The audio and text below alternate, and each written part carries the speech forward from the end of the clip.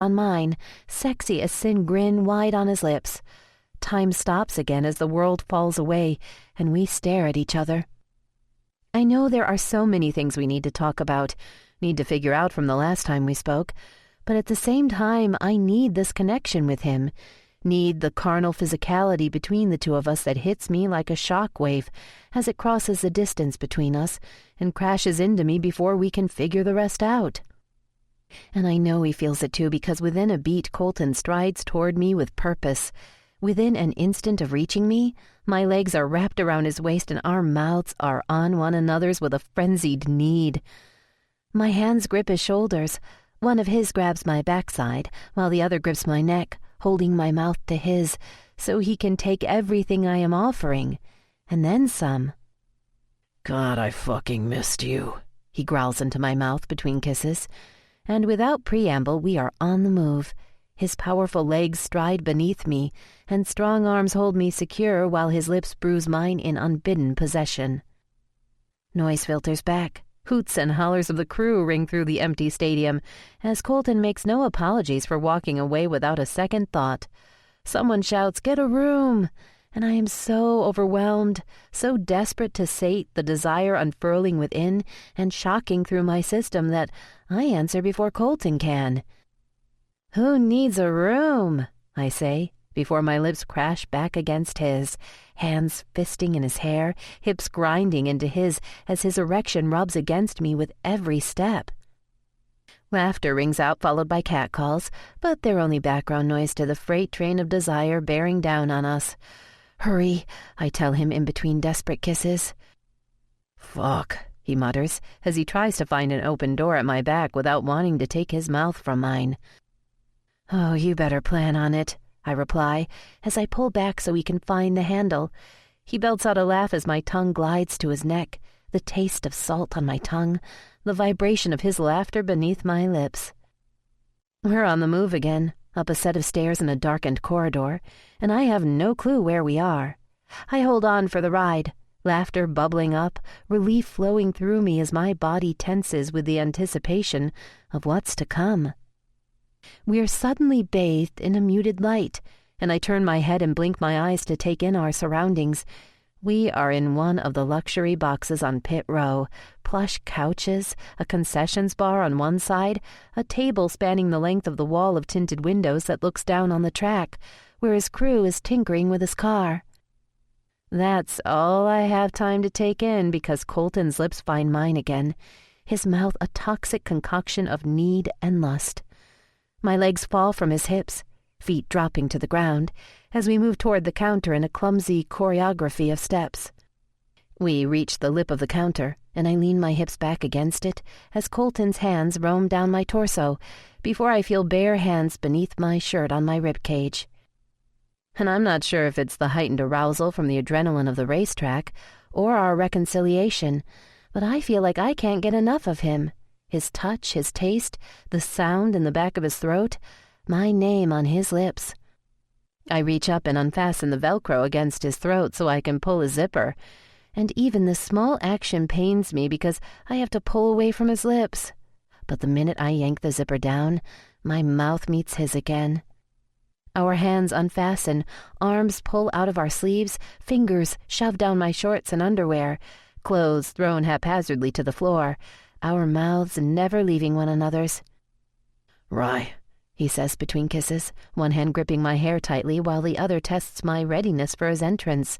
Foreplay isn't an option right now. We are so pent up, so desperate to right the wrongs of our last conversation, that without speaking, we both know we need this connection. Talking will come later, cuddling and niceties later. Right now, desire consumes, passion overwhelms, and love takes hold. "Fuck, I need you right now." "Take me." 2 simple words. They're out of my mouth without a second thought. But within a second of saying them, Colton has me flipped over, hands braced on the counter, his hands gripping my hips, his throbbing cock lined up at my entrance from behind. He rests the crest in between my folds and then slides it up and back, causing my body to tense and a moan to fall from between my lips. And there's something about this moment, about Colton on the precipice of taking me without asking, that has every part of me aching for release, begging for more of his touch. Please, now, I pant as my sex quivers with need, body so in tune to his every action that my body automatically responds, opens, invites. I rear back and try to take him on my own, trying to demonstrate the need spearing and spiraling throughout my every nerve, robbing my rationality and making my senses crave more. Behave, he chuckles out, a laugh of pure male appreciation, as one hand fists in my mane of hair, as his other lands smartly on the left side of my ass. The sting shocks my head back, but has nothing on the assault of sensation that occurs as he enters me in one slick, earth-shattering thrust. I can't help the hitched breath followed by a soft sigh that falls from my mouth as sensation ripples and my walls convulse around him. He pulls on my hair, angling my head back, so when he leans forward, his lips are at my ear. "That is the sexiest fucking sound in the world," he growls before his lips find my bare shoulder, stubbled beard tickling the usually forgotten erogenous zone on my back. His teeth nip my shoulder, followed by the press of his lips as his hips grind into me, and I moan in pure rapture as the scrape of his beard moves down my spine. And now it's my turn to enjoy the sounds he makes as we start to move in rhythm with each other. Goosebumps appear despite the heat spreading through my body. One hand grips the flesh on my hip, controlling every pleasure-inducing drive in, and subsequent withdrawal, tantalizing every single nerve. My body quickens, overtaken by the animalistic nature of his hold on my hair and my body. Oh God, I pant, needing, wanting, not being able to take any more all at the same time. My hands start to slide on the surface of the counter as they dampen with sweat. "Fuck," he grates out, his desire to control his tempo apparent in his voice. And call it a challenge, or me just channeling the inner vixen he's helped me find, but I want to break that control. I want to push him harder, faster, to take with reckless abandon, because my God, the guttural sound in his throat, the fullness as he seats himself to the hilt when he thrusts into me, the clockwise motion of his hips as he moves within me pushes me harder, faster than I've ever known. Makes me want to bring him an ounce of the pleasure that his body gives me. I reach a hand down between my legs, fingers sliding over the temptation to caress my own clit, and instead grab a hold of his balls as he grinds his hips into me again. Fingers caress, nails tease, and hands cradle as he pulls back tighter on my hair. I can hear the sounds he's making, know he's clenching his jaw, that he's riding that razor-thin edge of being controlled versus relinquishing to the carnal nature of the act. To take for himself without thought. And it eggs me on, tempts me to push him harder, force him over that edge that much quicker, because fuck if he's not driving me there in the process. I get lost in the feeling, the sounds of his body smacking against mine, the feel of his hand possessing my hip, the fall of my name from his lips, and without realizing it, I'm there, teetering on my own razor-thin edge. I crash into the endless free-fall of bliss as my climax overwhelms me, my body an inferno of warring sensations. "Colton!" I cry over and over as he slows his pace, sliding his tongue up the plane of my back to help draw out my orgasm. I can feel my muscles pulse around him still within me, moving slowly, and then a feral cry fills the air as he can't hold back any more. His hips thrust a few more times before his arms suddenly wrap around my torso and hold my weight as he pulls me to a standing position, his front still to my back. In an unexpected move of tenderness in complete contrast to the thorough dominance of my body, he squeezes me back into him and buries his face into the curve of my neck. We stand like this for some time, absorbing each other, accepting the silent apologies. Chapter 24. The silence descends around us as we pull our clothes back on. Now that we've had our way with each other physically, now that our bodies are no longer connected, My mind worries about how we're going to connect verbally. Because we can't leave things as is, and we can't ignore them. Hopefully the miserably lonely time apart has helped us so we can move forward. But even if we can, where exactly do we go from here? I steal a glance over at him as he zips up his fire suit and looks through the tinted window at the crew below, and I just can't get a read on him. I pull my shirt over my head and lick my lips as I try to figure out how to start this conversation. "We need to talk," I say softly, as if I'm afraid to disturb the blanket of silence smothering the room. "I'm putting the Palisades house up for sale." He speaks the words quietly, never once looking my way, and I'm so focused on him and his lack of emotion, it takes a moment for his words to sink in. Whoa, what? So that's how we're going to play this? Classic avoidance? Even though he's not looking at me, I know he's aware of me, so I try to visibly hide the shock from the words he's just hit me with, as well as the ones he hasn't said. "Colton?" I say his name like a question, one that asks so many different things. Are we going to address this? Are we going to ignore this? Why are you selling the house? "I don't use it." He answers my unasked question, sliding a glance over at me before he looks back at his guys down below. And the way he says it, almost apologetically, makes me feel like this is something he's doing to tell me he's sorry for everything that's happening. Tawny, a possible baby, the space he needs. When I don't respond and just watch him patiently, he turns and faces me. Our eyes lock and we stare at each other for a moment, asking unanswered questions without words. "I don't need it anymore," he explains as he watches me for a reaction. And as much as there is unresolved drama between us, what he's just said tells me he's really in this for the long haul, that even with everything thrown at us over the past week that might turn his world upside down, he's selling the one place I'd vowed never to return to. That I mean enough to him that he's willing to get rid of a place signifying his old way of life, full of stipulations and mitigations. Oh, it's all I can manage to say because I'm at a loss for words, so we just continue to stare at each other in this room that still smells like sex. I can see him thinking, trying to figure out what to say, how to go from here, so I begin. "What's on your mind, Colton?"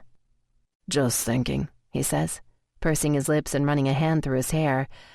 "About how I didn't realize how much I needed to hear your voice today out on the track, until you came through the headset."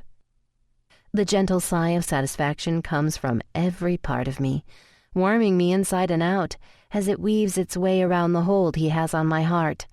And the old me would have rolled my eyes at his comment and said he's trying to get on my good side. But the old me didn't need and miss Colton as much as I do now. Didn't know all he had to offer. "All you had to do was call me," I say softly, reaching a hand out and placing it on top of his beside me. "I promised you I'd be here your first day back." He emits a self-deprecating chuckle with a shake of his head. "And say what? I've been an asshole, haven't called at all, but I need you on the track with me today?" The sarcasm is thick in his voice. I squeeze his hand. "It's a start," I tell him, my voice trailing off. "We agreed to figure our shit out, get our heads straight. But I would have been here in a heartbeat if you'd called me." He sighs, angling his head out toward the track beyond. "I'm sorry for what I said to you, the things I accused you of. I was an ass." Emotion causes his voice to waver, which makes what he's saying that much more endearing. I don't want to ruin the moment, but I have to let him know. You hurt me. I know you were upset and lashing out at the person nearest to you, but you hurt me when I was already torn apart. We struggle day to day with our pasts, and then something like this happens and I can't find the right words to say it, so I just don't finish my thought. Colton steps toward me and reaches out to grab my hand, pulling me gently toward him, so the only barrier between us is our clothes. "I know." He draws in a shaky breath before he continues. "I've never done this before, Rye. I'm trying to figure it out as I go, and fuck. I know the excuses are getting old and pretty soon aren't going to be excusable, but fucking A. I'm trying." He shrugs. I nod at him, words escaping me because he's doing something he's never been good at, communicating. And they may seem like baby steps to him, but they gain us massive ground in our relationship. He leans forward and brushes an unexpected kiss on my lips before murmuring, "Come here." He leans his butt against the ledge behind him, the same time he pulls me into him, so we stand with my back to his front, his legs surrounding mine. I lean my head against his chest and feel stupidly content as he brings his arms around me and holds me tight. He rests his chin on my shoulder. "Thank you for today. No one's ever done something like that for me before." His words kind of surprise me, but after a minute I understand his line of thinking and need to correct it. "Bex, your family, they do it all the time. You just don't allow yourself to see or accept it." "Yeah, but they're family. They have to." He pauses, and even though I can't see the look in his eyes, I can sense his mind working as I wonder what exactly he classifies me as. "And you? You're my fucking checkered flag." I angle my head to the side, just enough so I can see a diminutive smile spread on his lips, as a full-fledged one lights up mine. "It's a little hard to get used to the idea when I've never done this before. I have to get used to you being there for me and needing you. And fuck if that doesn't knock me back a few pit stop steps sometimes, because it scares the ever-loving shit out of me." Holy shit. I'm stunned to silence once again by his attempt to explain the trepidation I'm sure is tickling the outer edges of his psyche. I put my hands over his arms that are locked around me and squeeze them in a silent acknowledgement of the growth he is trying to show. "I'm not going to run, Colton," I say, my voice resolute. "I haven't yet, but you really hurt me. I know you're going through a lot of shit, but hell if you aren't a lot to take in. I'm going to need a pit stop sometimes too. I mean, between you, the limelight, the women still wanting you and hating me, the possibility of..." I can't finish the thought, can't force the word baby from my lips, or rid the sudden acrid taste from my mouth. "Hello, elephant in the fucking room." He lets out an audible sigh, and his jaw tenses on my shoulder. I don't want to ruin the moment, the heart-to-heart we need to have more of, but since I unexpectedly brought it up, I'd rather address it and get it over with. What's going on with that? I close my eyes and grip my teeth as I await the answer. "I don't care what she says about what I supposedly did or didn't do that I can't fucking remember. I know it's not mine, Riley." The simplicity of his statement and the vigor with which he delivers it causes my hope to soar, and then to fall. If he got the results back, then why didn't he call me? "You got the test results back already?" I say cautiously, trying to hide my wariness. "No." He shakes his head as the hope I have falls completely. "I took the test 2 days ago. Results will come any day now, but I know it's not mine." And from the sound of his voice, I can't tell who he's trying to convince more, himself or me. "How do you know, Colton, if you can't remember?" I say loudly, frustrated and needing this to just be over, needing more emotion from him than what I'm getting. I take a deep breath and try to calm myself. I mean, even if you and Tawny did... I stop, unable to finish the thought. "She said you didn't use a condom." My voice is so quiet when I speak, hating that we even have to have this discussion, hating that once again our moment of contentment is ruined by the outside world and the consequences of our pasts. "You're the only person, Rye. The only woman I've ever not used a condom with. I don't care if you think I slept with her, but I know, Riley. I know I would have used a condom." I can hear the pleading in his voice for me to believe him, for me to understand an iota of the fear he's feeling at the prospect of a child. When I don't respond, he pushes back away from me and starts to pace back and forth on the deck. The calm of 5 minutes ago is now replaced with pure agitation, a caged animal needing to escape its confines. "It's not mine," he says, raising his voice. "There's no fucking way it can be mine." "But what if it is?" I reiterate with full knowledge of the fire I'm lighting. "It's not," he shouts. "Fuck. All I know is that I don't know fucking anything. I hate the goddamn media following you and fucking harassing you." I hate the look on your face right now that says you're going to fucking lose it if it is my baby, even though you tell me you won't. I hate fucking Tawny and everything she represents. The bullshit lies she's fucking spewing about you that Chase says I can't respond to because they'll only hound you more. I hate that once again I'm fucking hurting you. That I'm going to fuck this up because my past is what it is. He closes his eyes and rolls his shoulders as he tries to rein in his anger. This is the kind of fighting I can handle. Him venting, me listening, and then hopefully a little bit of the pain in his eyes and the weight on his shoulders will be eased, even if just for a bit. You've got enough on your plate. You don't need to worry about me. I tell him this, and yet I love the fact that he's upset by the fallout affecting me. I don't, he says with incredulity. It's my fucking job to look out for you. And I can't even do that right now because everything's so fucked up. Colton, I swear to God, your life gets turned upside down by me, and you're more worried about me and the boys than yourself. He walks toward me with a shake of his head.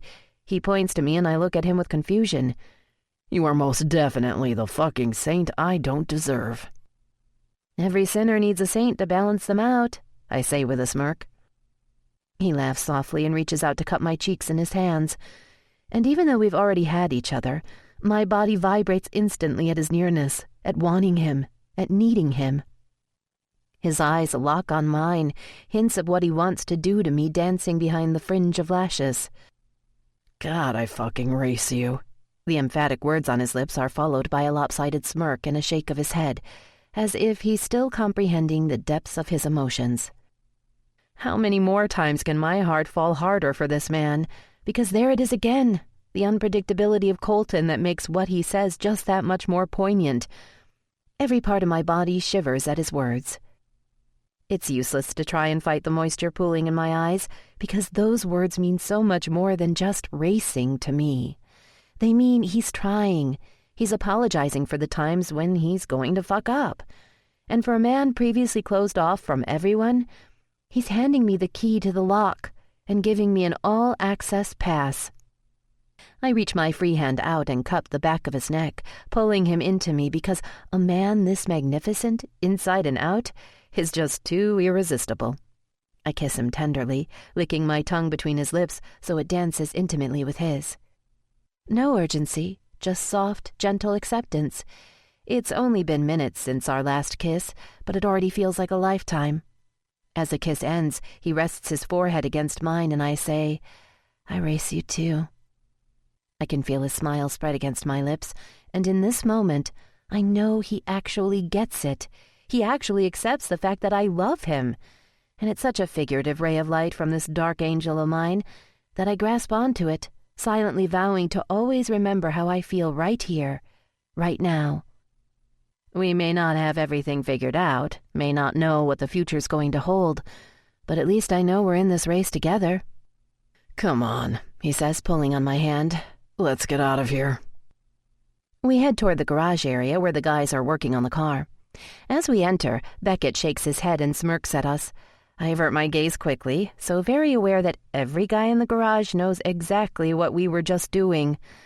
The walk of shame is one thing, but when you have an audience that knows you're doing it, well, that's a lot more embarrassing. Colton laughs beside me and squeezes my fingers laced with his. What's so funny? I mumble, still keeping my eyes trained on the ground. You're cute when you blush, he teases. I prefer the pink parts elsewhere on you more, though. My mouth shocks open, and before I can even recover, his mouth is on mine. The clang of tools surround us, and yet all I hear is the beat of my heart. The kiss is merely a tease of what we did earlier, but when he pulls back after kissing the tip of my nose, a smirk curls up one corner of his mouth. What was that for? Like I even care what the answer is. He can do that to me anytime, anywhere. You know me, sweetheart. If they're gonna stare, you might as well give them something good to stare at, right? Besides, if it wasn't clear enough earlier, I want everyone in here knowing you're mine. My heart swells at his words before the sarcasm is off my tongue. Staking a claim, are we? Baby, claim's already been made, he says, stopping to look at me with a smirk. No doubt about that. I roll my eyes and laugh at him as I keep walking. "Come on, Ace," I say over my shoulder. "Can't you keep up?" I feel his hand smack my butt. "You sure as hell know I can keep anything up," he says, wrapping an arm around my shoulders and leaning down so his mouth is near my ear. My dick, you pressed against the door, my stamina, and any other thing that can be considered up. But those are the most important ones, don't you think? He chuckles as I shake my head and make a sound of amusement. We sort out the fact that Sammy is going to take my car home for me, and then Colton leads me to a covered parking area where Sex sits. I can't deny that the sight of the sexiest sin car brings back a rush of more than memorable memories that put a smirk on my face. From my locked gaze on the hood, I stare over to Colton where a lascivious grin meets mine. He raises his eyebrows, mischief dancing in his eyes, his tongue darting out to wet his bottom lip as he opens the door for me. "Nice choice of car today," I tell him as I slide into the opulent interior. "This reminds me of you, and I needed you here today," he says before shutting my door so I can't respond. And maybe it's best that I can't, because his simple statement means so very much to me. Baby steps. Within seconds, we're on the freeway with the sounds of the Dave Matthews Band floating around us, the purr of the motor cocooning us, and the frenzied media following us. Colton looks in the rearview mirror before looking over at me from behind his sunglasses. "You buckled in?" he asks, and all of a sudden my stomach twists in knots, fearing what's going to happen next. I don't even have a chance to respond before the car surges forward, the motor revving, Colton laughing as the car flies faster than the press chasing us can go. I feel a surge of adrenaline, and for a split second I can understand the pull of his addiction. But then I look up as he weaves in and out of traffic, and my heart lodges in my throat as the world beyond blurs. Chapter 25. I square up the documents on the kitchen counter. I'm satisfied with the transcription of Xander's deposition to bring formal charges against his father. I tuck them in the manila folder and realize I've lost track of time. The clock reads 7:40, and the boys have to be at the field by 8. Oh, crap. I need to finish getting the stuff together for their games. I rise from the table and start filling sport bottles and putting them on the counter next to bags of sunflower seeds. I strain to hear the commotion in the bedrooms and can tell that Jackson has the boys on task and almost ready to leave. "Hey, Rye." "Yeah?" I look up to see Jackson leaning his shoulder against the wall with concern in his eyes. "Xander and Scoot are still asleep." He pauses for a minute and then continues. "Were you awake when Shane came in last night?"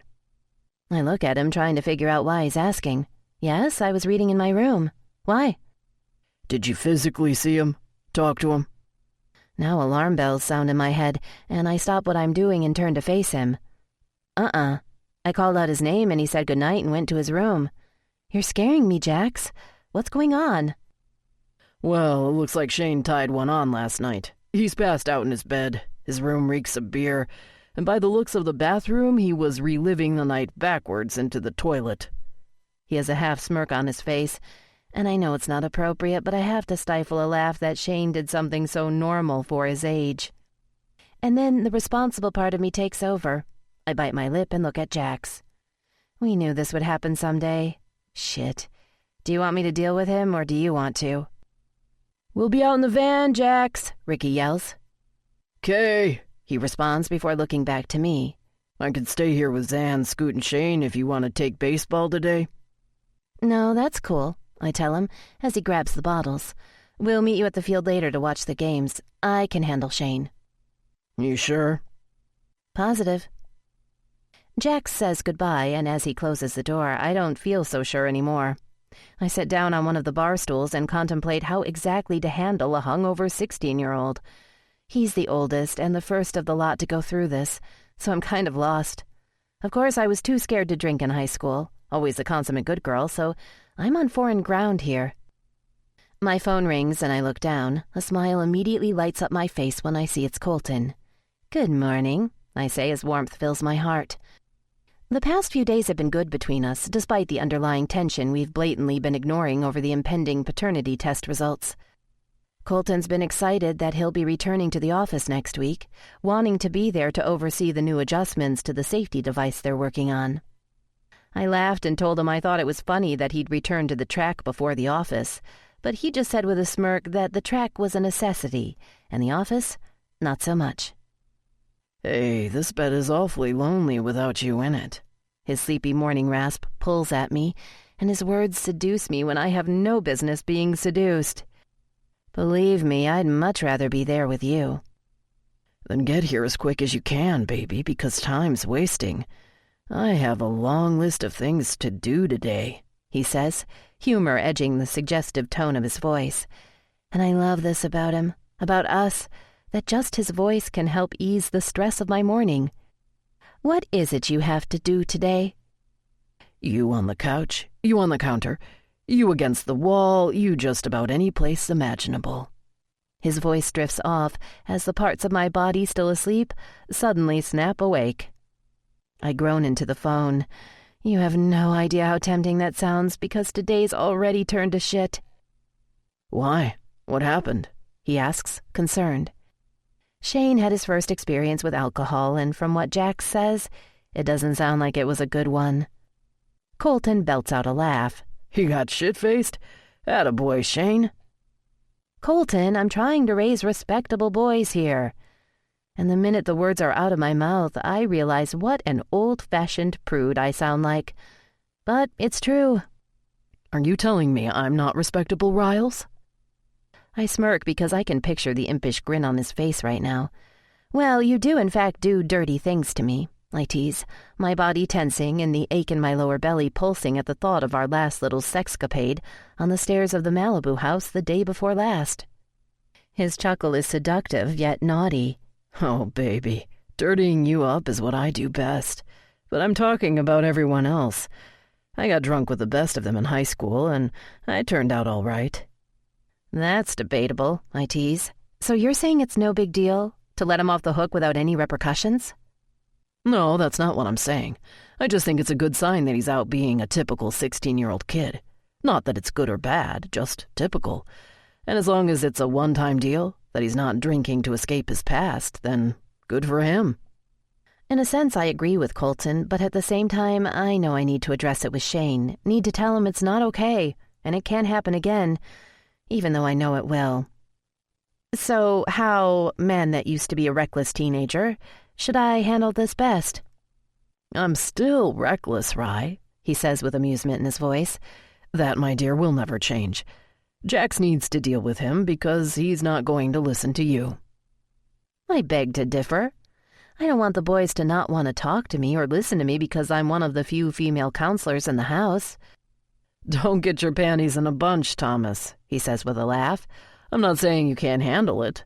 I'm just saying that he's going to listen better if it comes from a man. Well, Jax is at baseball, so it has to be me. You're at the house alone?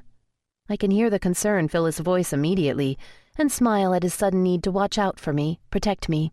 It's quite cute. Colton, I sigh, there are 50 photographers out front. I'm perfectly fine. Exactly. 50 photographers that have no fucking business being there except to harass you and the boys. Fucking Christ. He barks out to himself. I'm so sick of my goddamn bullshit being on your doorstep. Really, it's not a... I'll be there in 30 minutes, he says, and the line clicks dead. Okay, so he's coming to deal with the press, which will do no good, and I still have to figure out how to deal with Shane. Fuck. You can play for another hour or so, Scooter, and then we have to head to the field, okay? Yup, he yells to me as he hustles down the hallway toward the family room, where I'm sure Saturday morning cartoons will be in full swing momentarily. I continue down the hall and stop when I pass Xander and Aiden's room. Xander's on the bed, blanket wrapped around his shoulders, precious stuffed dog grasped to his chest, and he is rocking back and forth with his eyes closed. I angle my head, take a step into the room, and watch him for a moment so I can figure out if he's dreaming or awake. When I step closer, I hear the quiet keening within his chest, and then I move on instinct. Hey, Xander, you okay, buddy? I ask gently as I lower myself ever so slowly onto the mattress next to him. He just continues rocking but lifts his head up to look at me, tears staining his face and utter heartbreak reflected in his eyes.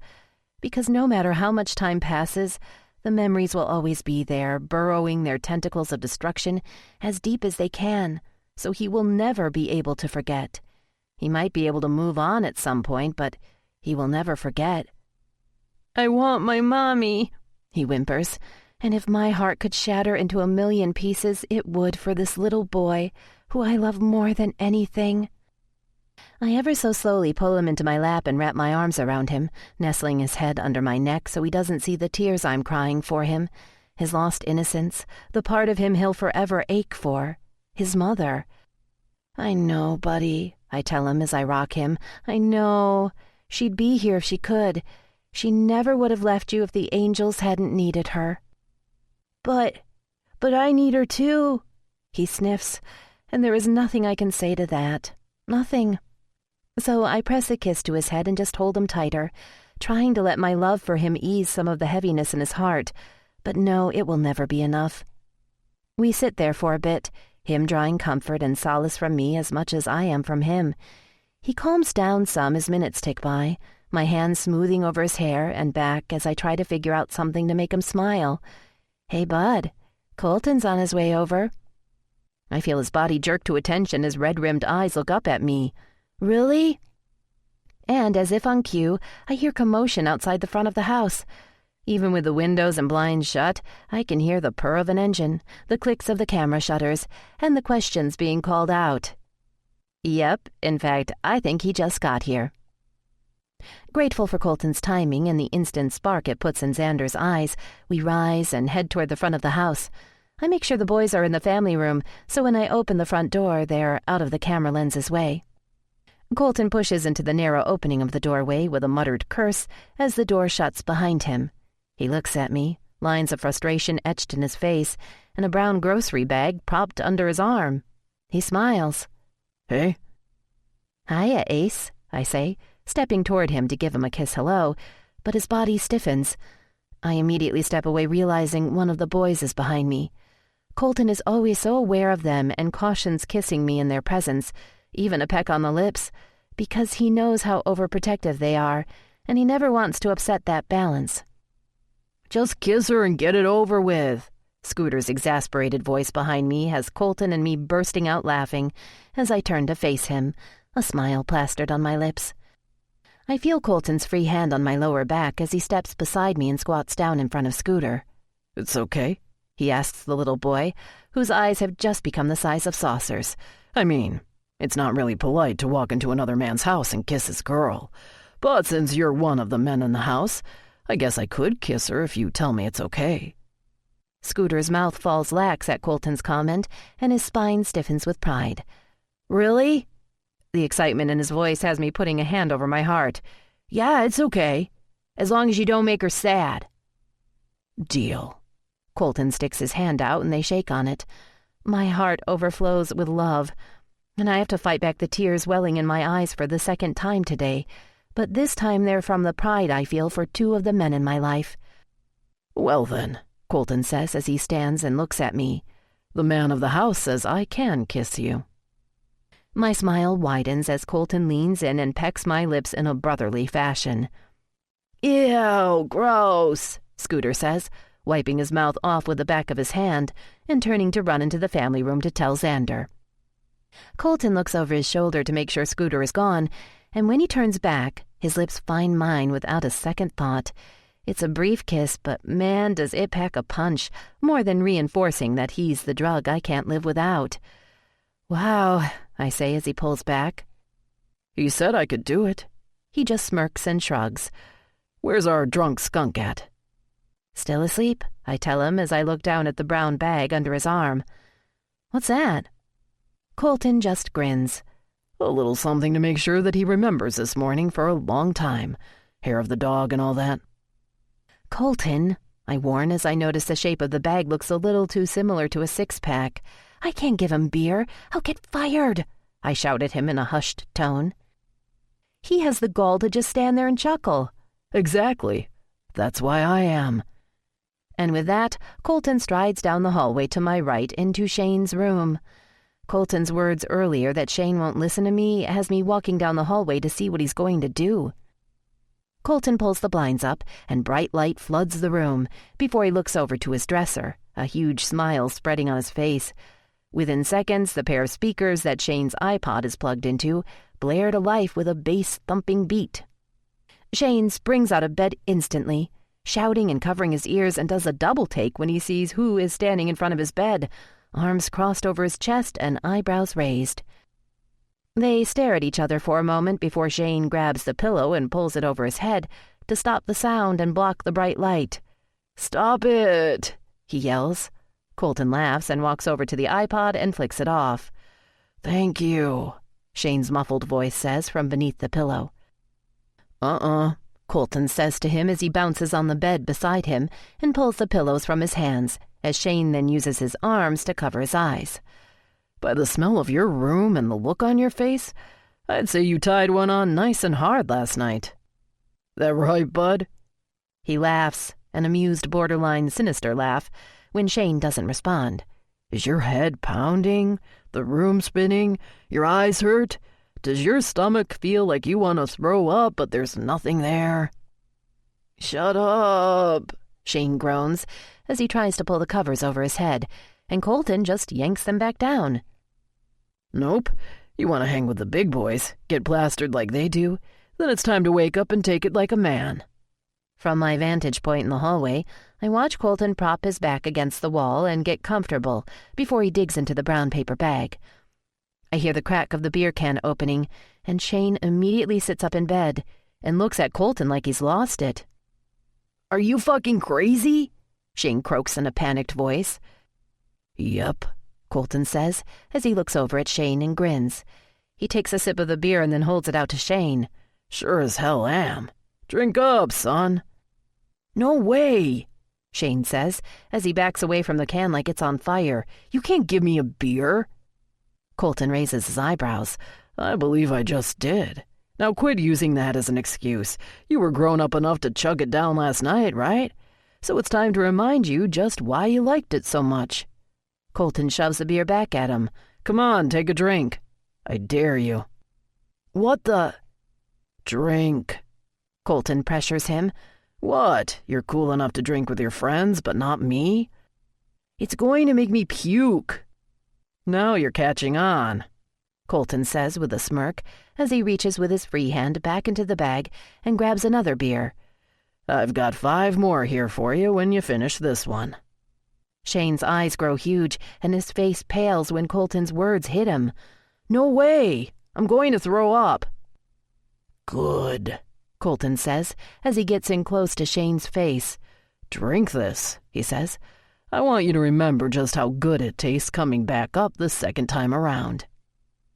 The next time your buddies push you to drink or you want a drink to look cool for the ladies, I want you to remember how fucking cool you look bent over the toilet throwing this back up, because I guarantee you from experience, it's not a pretty sight."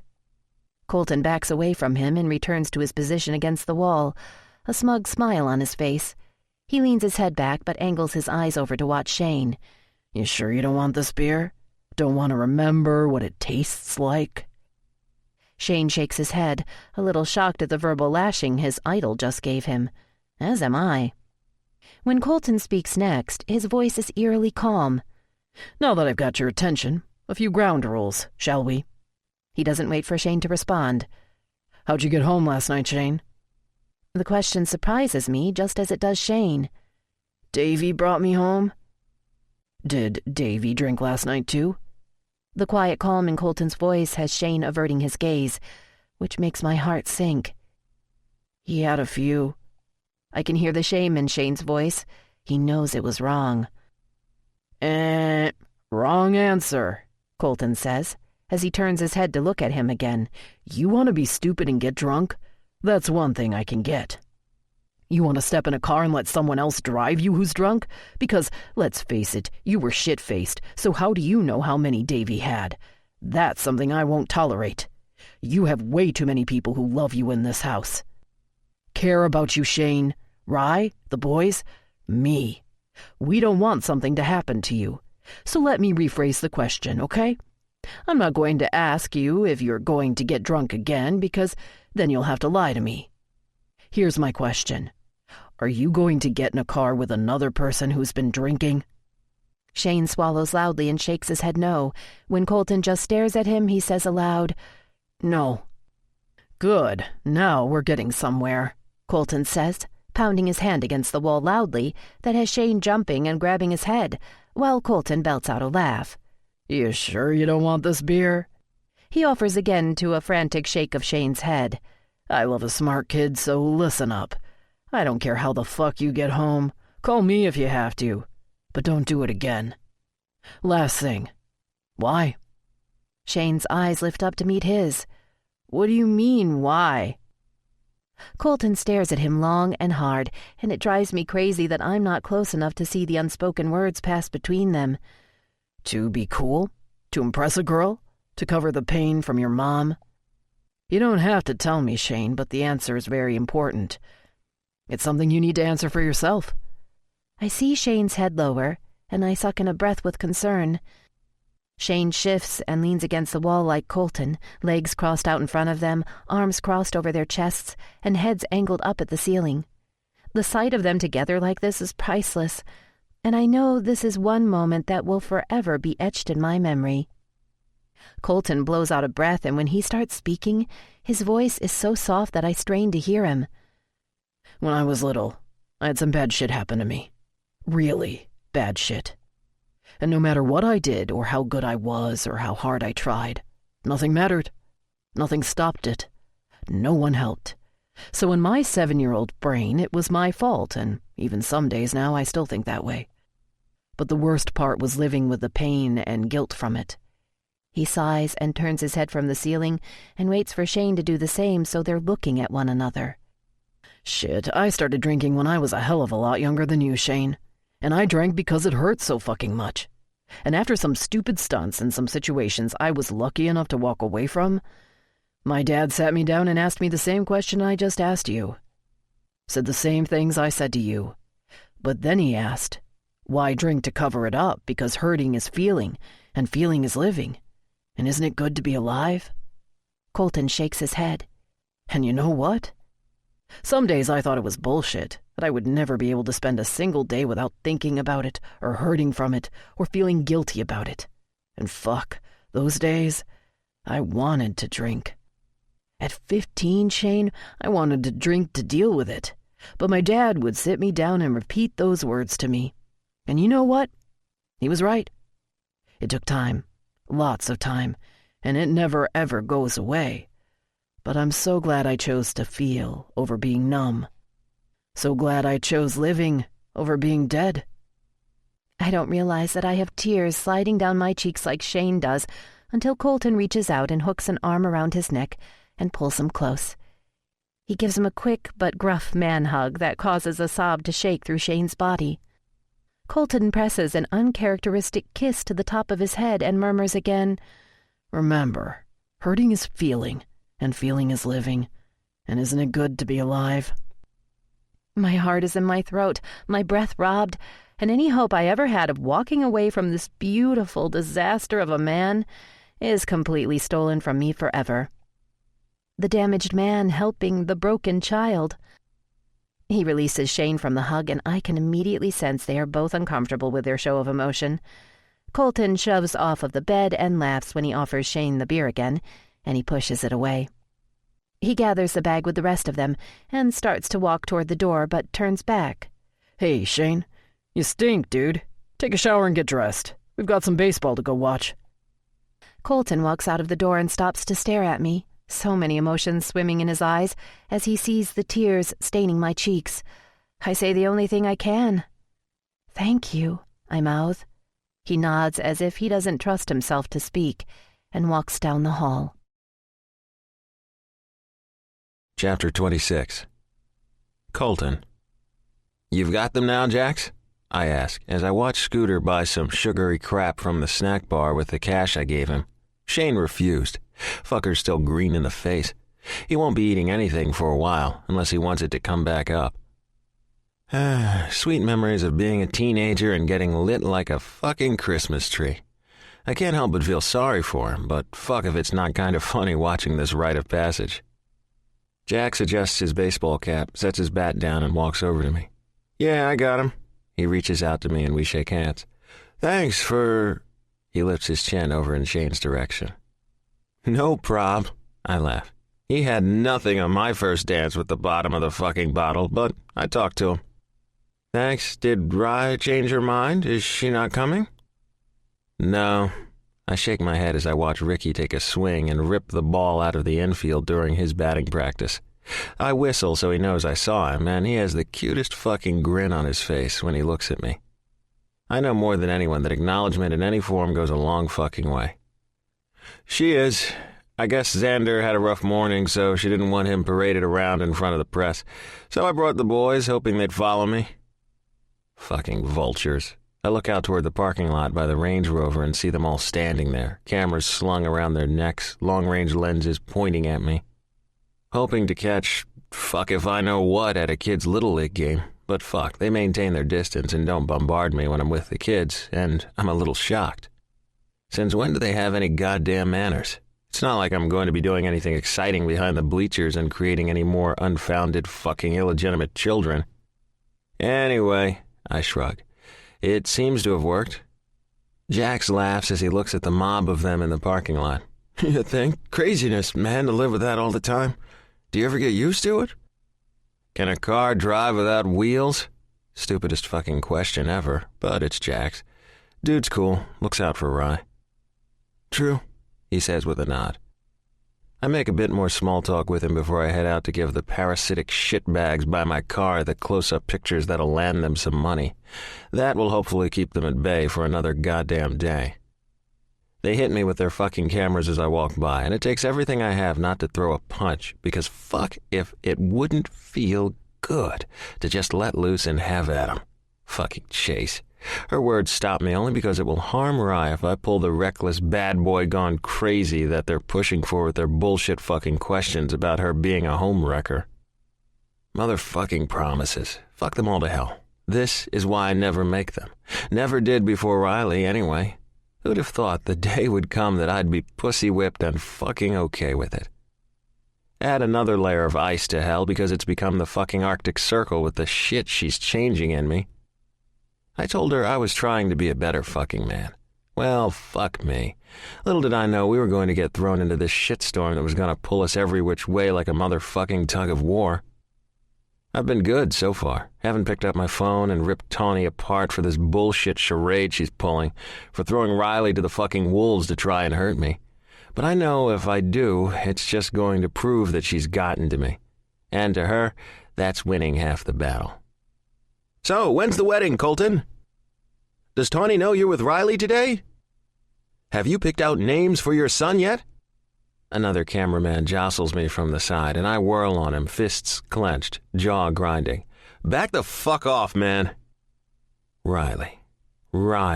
My fucking Riley. I have to repeat it over and over to help me ignore their bullshit lies and prevent myself from losing my shit. At least the guy backs off so I can open the fucking door to the car. Thank God for expensive-ass cars, because the minute I slam the door shut, the sound silences, and the tinted windows make it hard for the cameras to get their shot of me about to go apeshit.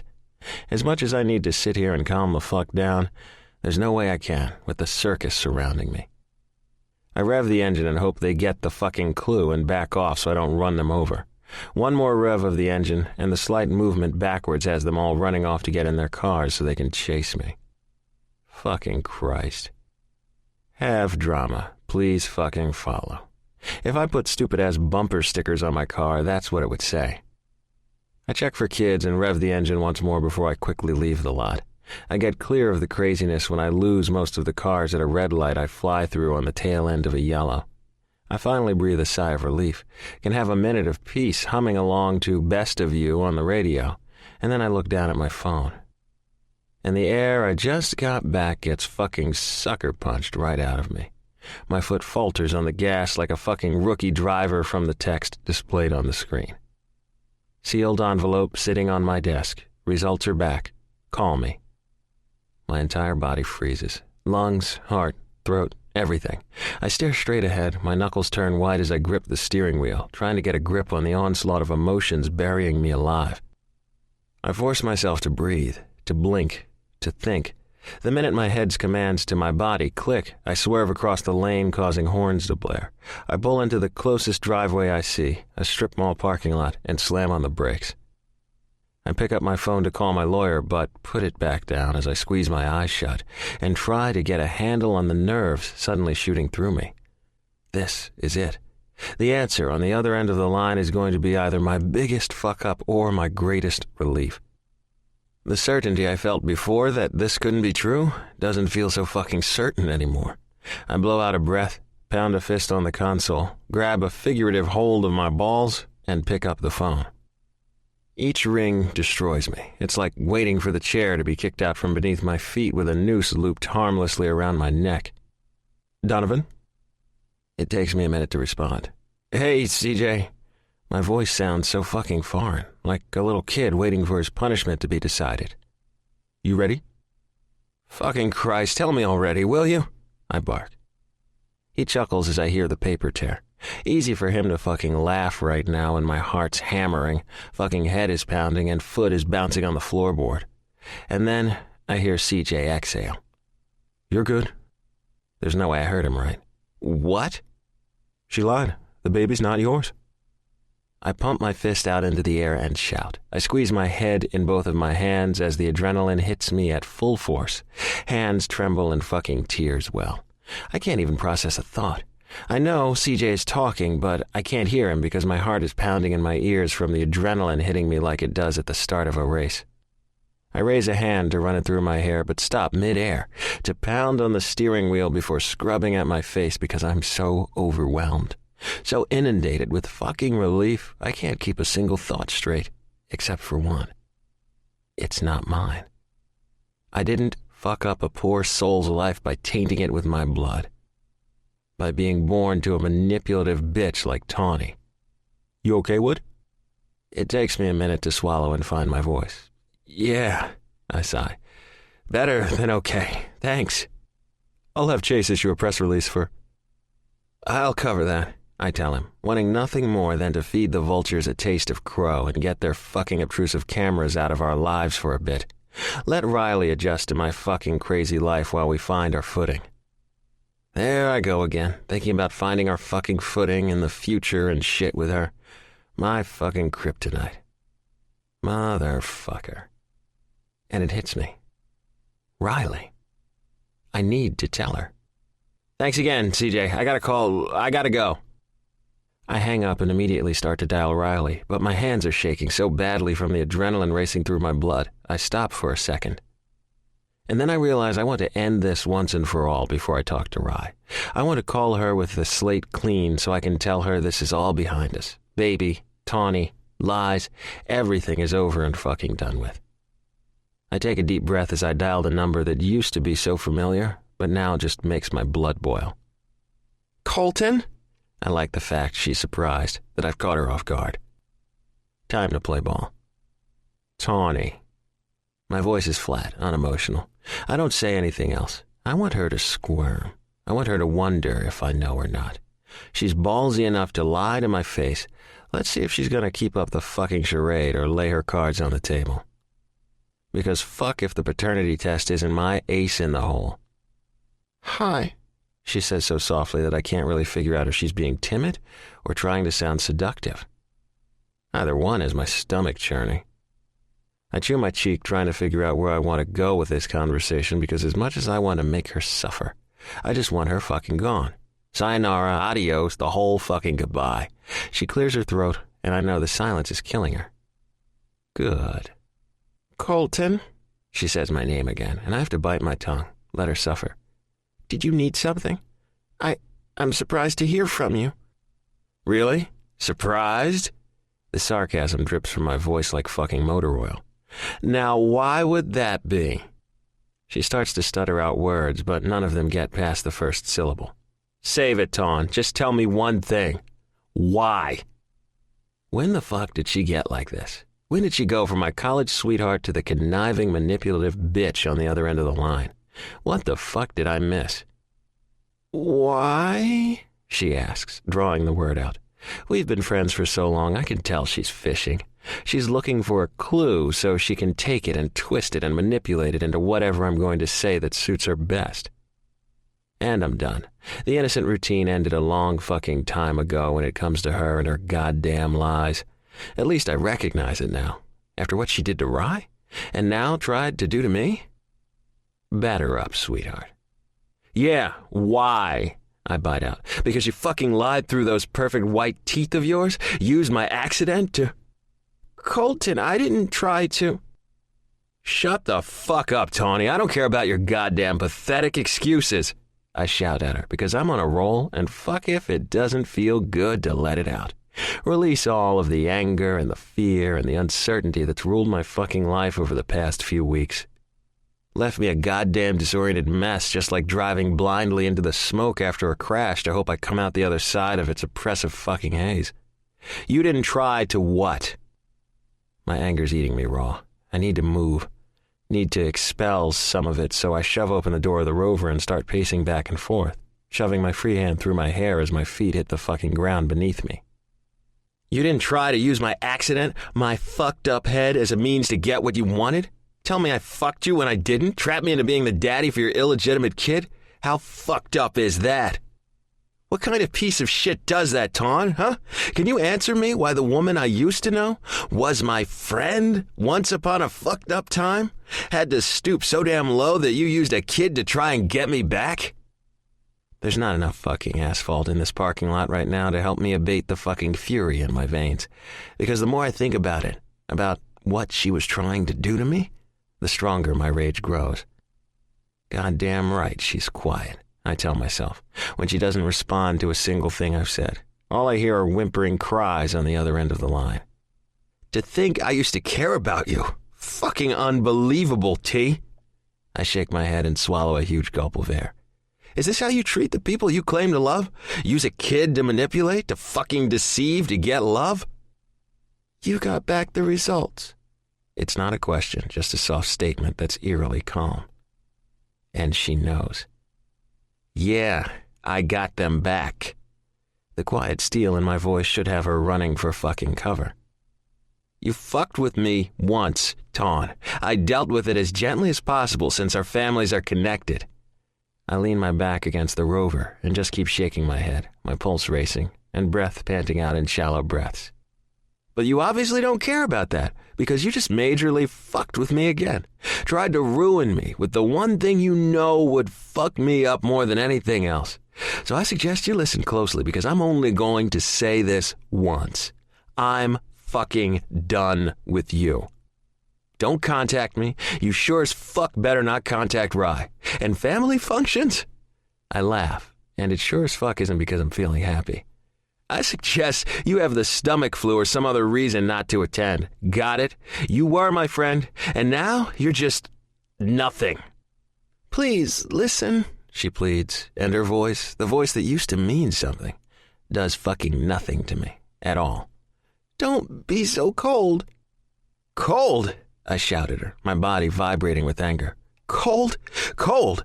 Get ready for the polar fucking ice cap because we're done. You're dead to me, Tawny. Nothing else left to say. And I hang up the phone, despite the sob I hear coming through the other end. I turn and brace my hands on the side of my car as I process everything, as I try to comprehend how a childhood friend could do that to me. And I realize it doesn't really fucking matter. The whys, the what-fors, any of it. Because I have Rye now. Holy shit. I'm so wrapped up in my head in what I just did that I forgot the whole reason I did it. Riley. I get in the car as I fumble with the phone in my hand, and it takes me a second to bring her up from my recent calls list. The phone rings, but I'm fucking impatient. Come on, Rye. I pound the steering wheel with my fist as the ringing filters through the speakers of the car. Hey, she laughs. The sound. My fucking God. That carefree sound in her voice grabs a hold of my fucking heart and just squeezes it so tight I feel like I can't breathe. It's like all of a sudden all of the bullshit is gone, with Tawny and the crash, and even though I can't take a breath, I feel like I can breathe for the first time in a long-ass time. Is this what it's supposed to feel like? Fucking clarity and shit. I start to speak, and I can't. What the fuck? It's like I want to say everything to her at once, and yet I can't think of how to start. I start laughing, like batshit crazy laughing, because I'm in the middle of some shitty strip mall, and it hits me now. "You okay?" she asks in that sexy tone of hers. "Yeah," I choke out through my laughter. The giggle comes through the speaker loud and clear, and I just stop talking. It's Xander's, and it's the first time I've ever heard it. The sound cuts me fucking open like a fillet knife. I swear to God, I couldn't be any more of a chick right now with my emotions all over the fucking place. "Go get your glove in the backyard and we'll get going, okay?" I hear him agree through the line. "Sorry, you were going to tell me what was so funny?" And I start to talk, begin to tell her about the test results when I hear a sound that is so horrifying, it reaches into my chest and tears into my hardened heart. "What the fuck is that?" I can't say it quickly enough because despite the high-pitched scream that sounds like a wounded animal fighting for his life, I can still hear Riley moving through the phone. My stomach churns at the fucking sound and her goddamn silence. "Rye, tell me what's going on, Rye!" No, she says, and there's something in her voice. Fear, disbelief, and shock mixed with defiance that has shivers dancing up my spine and has me immediately starting the car and throwing it into gear. "God damn it, Rye, talk to me. What the fuck is wrong?" I yell into the phone, panic overtaking me, but all I hear is her heavy breathing, and then whimpering. "Riley!" "You can't have him," she says in an eerily calm voice, which sounds far away, and has me cutting off some poor fucker in the lane next to me. "Who's there, Rye? Tell me, baby, please," I plead, fear like I've only ever known in my youth tasting like bile in my mouth. Fear in my every fucking nerve. I struggle with deciding whether to hang up and call 911. But that would mean I'd have to hang up on her, not hear her, not know she's okay. "You fucking bitch," is all I hear before she cries out in pain, and the phone goes dead. "No!" I scream and smash my hand into the steering wheel. My eyes blur as I try to push the numbers on my phone, but my fingers are shaking so fucking bad that I can't even manage 911 until after the third try. 911, what's your emergency?" the disembodied voice answers. "Please help them, they're screaming, I plead with her. "Who's screaming, sir?" "Riley and Zen." I can't fucking think straight. Ice floods my veins, and my only thought is I need to get to them so I don't even realize I'm not making any fucking sense. "Please, someone is there and—" "Sir, what's your name? What's the address?" Colton," I stutter out when I realize I don't even know the fucking address. Just the street. Switzerland Avenue. Oh, fuck. Hang on, baby. Hang on. I'm coming. It's all a repeat in my head, over and over as my body shakes. "What's the address, sir?" "I don't fucking know," I shout at the 911 operator. "The one with all the goddamn paparazzi out front. There's no one else in the house but her and a little boy. Please, quickly." And when I look up from ending the call, I have to slam on the brakes as I hit fucking road construction. "Fuck!" I yell, laying in on my horn like it's my fucking lifeline. Riley. She's my only thought. Riley. Please, God, no. Chapter 27. Spider-Man, Batman, Superman, Iron Man, Spider-Man, Batman. Xander repeats it over and over as he sits balled up in a corner behind me in the backyard. It's the only thing I can hear over the buzzing in my head right now from the force of the punch. Xander's hands are over his ears and he rocks back and forth as he chants, withdrawing into himself, into the world he wants to exist, where there are no bad men wielding guns or fathers holding knives cutting their wives apart. The problem is that in Xander's world, they are one and the same. I notice all of this in the split second after I'm punched in the face, my body flinging and twisting from the impact to see my sweet boy shrinking into himself. Time stands still, then begins to move in slow motion. The pain in my cheek and eye does nothing to abate the fear in my heart as I look up to meet the eyes of the man that's been a constant presence in my life over the past few weeks. His hat and dark glasses have been knocked off and it hits me. I know this man. I've seen him before. He's the man who gave me the creeps in the Target parking lot. He's the man from the dark blue sedan parked outside of the house. and my house, following me. Without his hat and sunglasses, I can see Xander in him. I know why he seemed so familiar in the parking lot that day. He has the same color eyes, the same features. His hair is longer and a bit darker, but the resemblance is unmistakable. My eyes skim over the matte black metal of the pistol he has pointed at me, and then to his eyes, dark pools of unemotional blackness that are flickering back and forth from me to Xander, and his incessant chanting of superheroes in the background. "What did you do to him?" He shouts at me, angling the gun over to Xander and then back to me. "Why is he doing that? Answer me." Stay calm, Riley. Stay calm, Riley. He's scared. You did this to him. I want to scream at him. You did this, you useless piece of murdering sack of shit. But all I do is repeat myself, trying to hide my fear and keep myself from stuttering. I try to focus on the pounding of my heart, counting the beats thumping in my ears to keep me calm. I can feel the rivulets of sweat trickle between my shoulder blades and breasts. I can smell the fear, and my stomach revolts, knowing it's mine that I smell, mixed with his. And I hold on to that thought. That he's scared too. Think, Riley, think. I need to keep him calm but protect Xander, and I have no clue how to do that. The unfettered fear I feel is scattering my thoughts, robbing me of coherency, of what in the hell I should do, because I know he's murdered before, murdered the mother of his child, his wife no less. What's going to stop him from murdering me? He has nothing to lose. And that, more than anything, scares the shit out of me. I force a swallow, my eyes flicking all over the backyard. I see his camera and fake press pass on the ground by the gate. I see my cell phone in the edge of the grass, where it scattered when he hit me, and I immediately think of Colton. I instantly grab onto the hope that he heard me, knows we're in trouble, will call for help, because if he didn't, I have no chance of protecting Xander against this madman, of protecting myself. My tears sting, and the swelling in my eye from where he ambushed me hurts like a bitch. My hands are shaking and my breath hitches in fear, while the increased volume of Xander's chant is adding a heightened level of stress to the whole situation.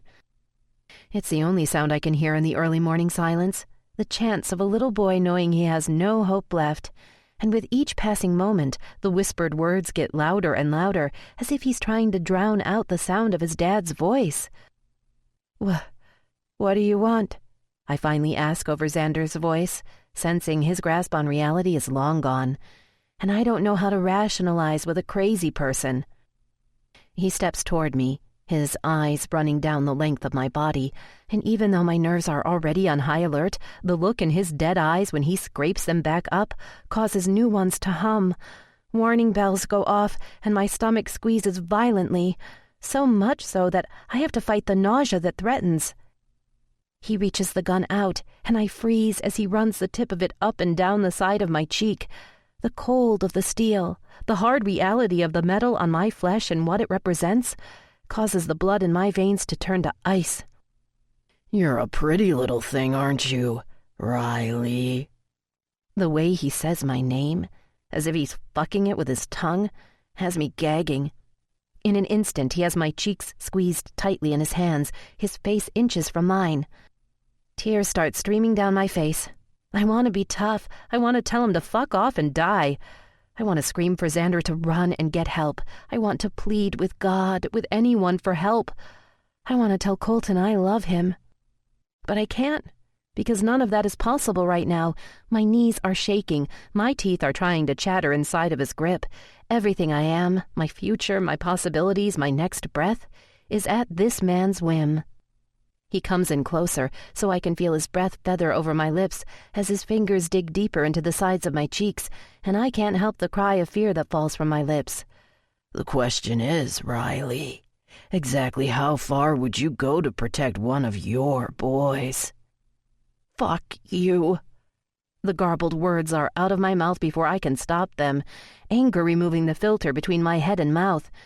And before I can blink, his fist slams into my abdomen, and I'm propelled backwards. I land with a thud against the concrete patio, my shoulders and head hitting the wood fence behind me. The terror consuming my body overshadows pain from the blow. I've landed near Xander, so I scramble as quickly as I can over to his side and pull him into me, trying to protect him in any way I can. I know he's behind me, can feel the heavy presence of the gun I know is pointed at me, but I rock Xander. "It's okay, Xand. He's not going to hurt you. I'm not going to let him hurt you," I tell him in a hushed voice. But Xander doesn't stop rocking, doesn't stop chanting, and I'm so petrified right now I start chanting for the superheroes with him as we sit in a backyard built on hope, and what I fear will soon be marred with violence. "I've come to take my son." If I thought his voice was cold before, his tone now matches the steel of his gun. "No," I tell him, the waver in my voice betraying the confidence of what I want to say. "Who the fuck do you think you're dealing with?" he growls, pointing the gun into my back, its hard nose digging deep between my shoulder blades. "It's time to step away from my son." I squeeze my hands into fists to quit their shaking so Xander doesn't know how scared I am. I don't want his father to realize it either. I force a swallow as Xander's sobs start racking through his body, and if I didn't already know, I know now with such clarity, with a cold sweat breaking over my skin and fear in my heart, that I can't let his father take him. That I'll protect him with everything I have, because no one else could before. The muzzle in my back digs deeper, and I bite back a yelp of pain as tears freely flow down my cheeks. I begin to worry my bottom lip between my teeth, because in a moment I'm going to stand up. And when I turn around, I have to show him I'm not scared of him. I have to put on the performance of a lifetime in order to save this little boy. "Now!" he shouts at me, my body jumping as his voice cuts through the constant hum of Xander's chanting. I lean my mouth down by Xander's ear and try to still him as he rocks, hoping that my words get to him, break through the world he's transported his mind to, in order to save himself from the fear and memories of his father. "Xander, listen to me," I tell him. "I'm not going to let him take you. I promise. The superheroes are coming. They're coming, okay? I'm gonna stand now, but when I say Batman, I want you to run as fast as you can into the house, okay? Batman." I just finish my words when I feel the gun leave my shoulder blades, but feel his boot connect with my left side. I groan in pain as I absorb the impact, tensing my arms around Xander as we push harder into the fence we're cornered against. "Get the fuck up, Riley." "Batman, okay?" I say again, gritting my teeth as I breathe through the pain and force myself to rise on wobbly legs. I take a deep breath and turn to face him. "You're a tough cookie," he sneers at me. "I like my women tough." I swallow the bile rising in my throat and force evenness in my tone that I hope I can maintain. "I'm not letting you take him." He laughs out loud, raises his face up to the sky before looking back at me, and I wonder if I just missed my one chance to tell Xander to go, to run. My heart twists at the thought. "Now, I really don't think you're in the position to be telling me what exactly I can and cannot be doing, right?" My head races for things to say, ways to calm down the nerves I can see are starting to overtake him with each passing second. But all the same, I need this time. The longer I have, the more likely help might be coming. There's a yard full of press out front. How are you going to leave with him? He laughs again, and I know the sound will haunt my dreams for the rest of my life. "That's where you're wrong. They all left with your hotshot boyfriend and followed him." He steps closer and raises the gun to my face. "It's just you and me, and Z-Man over there. So what do you have to say to that? Huh?" I swear all of the blood in my body drains to my feet, because I have to struggle to remain focused on standing as the dizziness assaults me. After a moment, I manage to steady myself, to see through the blackness clouding my vision, and try to figure out what to do next. The only thought I can come up with is to distract him somehow, lunge for the weapon, and scream at Xander to run. But how? When? We stand for what seems like forever, a silent standoff where it's more than evident who holds all the power in this forced relationship. As time stretches, I see his hands starting to shake, his facial muscles twitching, and the sweat beading, all while the sound of Xander's escalating chants continue to add more pressure to the unstable situation. "Shut him the fuck up!" he screams at me, as his eyes flicker all over the yard like a trapped animal unsure of its next move. I startle when I hear a noise behind Xander's dad. My heart leaps in my chest as the next-door neighbor's dog barks viciously through the fence. Xander's father twists at the sound, the gun moving with him. I act on instinct, not allowing myself to think of the consequences. "Batman!" I scream at the same time I lunge at Xander's father. I collide into him. The harsh impact of my athletic frame against his knocks all thoughts from my head, except for one. I hope Xander heard me, that I got through to him and he's running to save himself, because I just sealed my fate if I'm not successful. The sound is deafening. The crack of the gun going off. The jerk of his body from its recoil. My scream, a primal sound I hear but don't even recognize as my own. Then it stops. The wind is knocked out of me as we slam to the ground. I'm momentarily stunned. My body, my mind, my heart, as I land on top of him before I try to struggle to get away. I have to get the gun. I have to make sure Xander is gone. I push up off of the vile man beneath me, still struggling. My only thought is get the gun, get the gun, get the gun, and my hands slip in the slickness beneath me. I shove backward as panic and pain radiate through me. I land with a thud on my ass, the force jolting all the way up my spine and snapping my mind out of the shock it's in. I lose focus on the man as I look at the blood on my trembling hands. I take in the blood covering my T-shirt with Ricky's team's mascot printed on the front. My mind scrambles to think, frantically searches its recesses for what I'm supposed to be doing because the sight, so much blood, is making me dizzy. I'm confused. I'm scared. Dizzy. My world goes black. Chapter 28. "Please, baby, please wake up." Colton? My head is foggy as I hear his voice and smell him near. I try to figure out what exactly is going on. My eyelids feel so heavy, but I can't open them just yet. "Sir, you need to let me examine. I'm not going fucking anywhere." It's so warm and cozy here in the darkness, so safe. But why is Colton... Then it all hits me like a tidal wave of overwhelming emotions. I start to fight to sit up. Xander! His name is barely a croak as I struggle against arms, hands, not sure what else is holding me down. Shh, shh, shh. It's okay, Rye. It's okay. Colton. My whole body sags momentarily. Colton is here. My eyes open, tears already welling in them, and the first sight I see is him, my ace, a shining light in all of this darkness. His eyes meet mine, the lines around his deep with concern, and a forced smile on those devastating lips of his. "You're okay, baby." I blink rapidly as everything else comes into focus. The flurry of activity around us in the backyard. Policemen, medics. Xander. Gun. Dad. My mind is reeling, and I can't get the thoughts into words fast enough, my eyes flitting back and forth, focusing on a group of men hunched over something to the side of me. I keep repeating the words until Colton leans down and presses a kiss to my mouth. I taste salt on his lips, and my mind tries to grasp why he's been crying.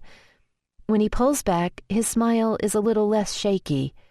"There's my girl," he says softly, his hands smoothing over my hair, my cheeks, my face. "You're okay, Rye. Xander's okay, Rye." He leans his forehead against mine. "But there was blood." "Not yours," he says, his lips curving into a relieved smile against mine. "Not yours," he repeats. "You were ridiculously stupid, and I'm so angry at you for it. But you went for the gun, and the police took their shot. His blood, baby. It was his blood. He's dead." I suck in a breath. Relief I didn't realize I hadn't released yet rushes out of my lungs. And the tears come now, hard, ragged, body-shaking sobs that release everything. He helps me sit up and pulls my body into his, so I'm sitting sideways across his lap. His arms hold me so tight, supporting me, ensuring my safety. He buries his nose in the side of my neck as we cling to one another. Xander's safe. He's inside. Jax is keeping the boys away so they don't see what happened. He called Avery to come be with Xander. His therapist is on the way to come help him if he needs it. He tells me, knowing all of the worries I'd have and assuaging them with every word he speaks. Where do you hurt? Sir, can we please? Not yet, Colton snaps at the voice at my back. Not just yet, he says so softly I can barely hear him before he pulls me in tighter, breathing me in. I'm completely alert now, can see the activity around Xander's father's body. I think I understand the risk I took until I feel Colton's body shake beneath mine, shudder as he holds in the quiet sobs racking his body. I'm lost. I don't know what to do for this strong man silently coming undone. I start to move so I can shift and turn into him, and he just squeezes me that much tighter. Please, he pleads in a gruff voice. I don't want to fucking let go yet. Just a minute longer. So I let him. I let him hold me in this backyard, on a plot of grass where violence tried to rob Xander of hope for the last time. Colton closes a car door for me and climbs into his side of the Range Rover before starting it. He pulls out of the police barricades and past the flashing lights of the awaiting media as we leave the house. 3 very long hours have passed. 3 hours of questions and retelling everything I could remember about the backyard exchange, about telling Xander to run on Batman, the constant looks from Colton sitting in the corner as I refused medical assistance or a checkup at the hospital. His growing anger as I replayed Xander's father's comments and physical attacks, signing statements and having photographs taken of the bruises on my body as evidence. I field phone calls from Hattie and my parents to reassure them that I'm okay, that I'll call them later to explain more. 3 hours of feeling helpless to comfort my boys, wanting to tell them I was okay. The therapist thought it was best they didn't see me with my bruised eye and swollen cheek, because it might dredge up their own histories. As much as it hurt not to see them, show them I'm okay, I kissed Xander and held on to him as long as I could, while I repeated my praise over and over to him that this time he didn't hide behind a couch. This time he helped save someone. I know I'm not his mom, but to ease the guilt and assuage the feeling of helplessness in his traumatized psyche was huge. We merge onto the freeway, and besides Rob Thomas's voice ironically singing Unwell through the speakers, the car is silent. Colton doesn't say a word despite his hands gripping the steering wheel so tight his knuckles are white. I can sense his anger, can feel it vibrating in waves off of him, and the only reason I can think of that he's mad is because I've put myself in danger. I lean my head back on the seat and close my eyes, but have to open them immediately, because all I see are his eyes. All I feel is the cold steel pressed against my cheek. All I hear is Xander chanting over and over. I want to ease the tension between Colton and me, because right now I just really need him. I don't need him closed off in Colton I'm pissed off land. I need his arms wrapped around me, the warmth of his breath on my neck, the security I always feel when I'm with him. He did what you told him to do. My voice is so soft I'm not sure he hears me tell him the one thing I didn't tell the police officers, the one thing I felt would violate a part of the trust Colton had instilled in me. After a few minutes, I hear him blow out a sigh and see him glance over at me, so I continue. When I went outside, Xander had curled up in a ball, and all I could hear the whole time we were out there was him calling to your superheroes. I yelp as Colton swerves abruptly across 2 lanes, car horns blaring, and slams the car into park on the side of the freeway. I don't even have a chance to catch my breath or for my seatbelt to unlock before he is out of the car and stalking toward the shoulder of the road to my side of the car. I dart my eyes back and forth trying to figure out what in the hell is going on. Is something wrong with the car? I watch him as he passes my door and paces to the end of the Rover and back up past the front. He keeps walking for about 10 feet, and with his back to me, I hear him yell something at the top of his lungs in a feral rage I've never heard from him before. If I'd thought about getting out of the car, I know for sure I'm not now. I can see the tension in his shoulders as they rise and fall with his labored breaths. His hands are fisted, as if he's ready to fight, him against the world. I watch him, can't take my eyes off of him, as I try to figure out what's going on inside his head. After some time, he turns back and walks to my car door and yanks it open. I turn instinctively toward him as I take in his grinding teeth, the strain in his neck, and then my eyes lock onto his.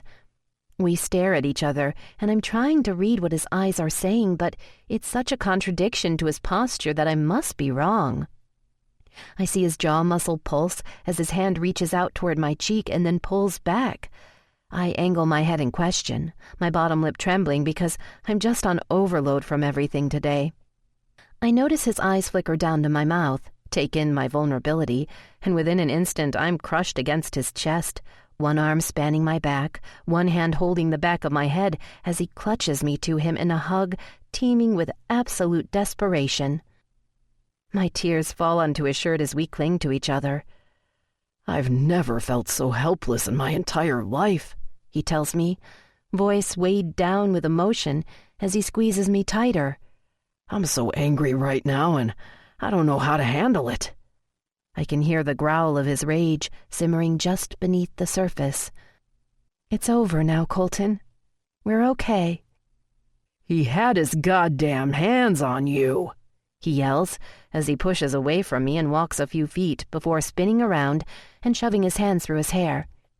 He just stares at me, his eyes pleading for forgiveness that isn't for him to ask because he didn't do anything wrong. "He put his hands on you when I wasn't there. I didn't protect you. And that's my fucking job, Riley. To protect you, to take care of you. And I couldn't. Fucking couldn't." He looks down at the gravel on the side of the road, and the anguish in his voice kills me, rips me to shreds, because there was nothing he could have done. But I know telling him that is useless. When he looks back up, I see the tears glisten in his eyes as he stares at me. "I fought the officer at the barricade.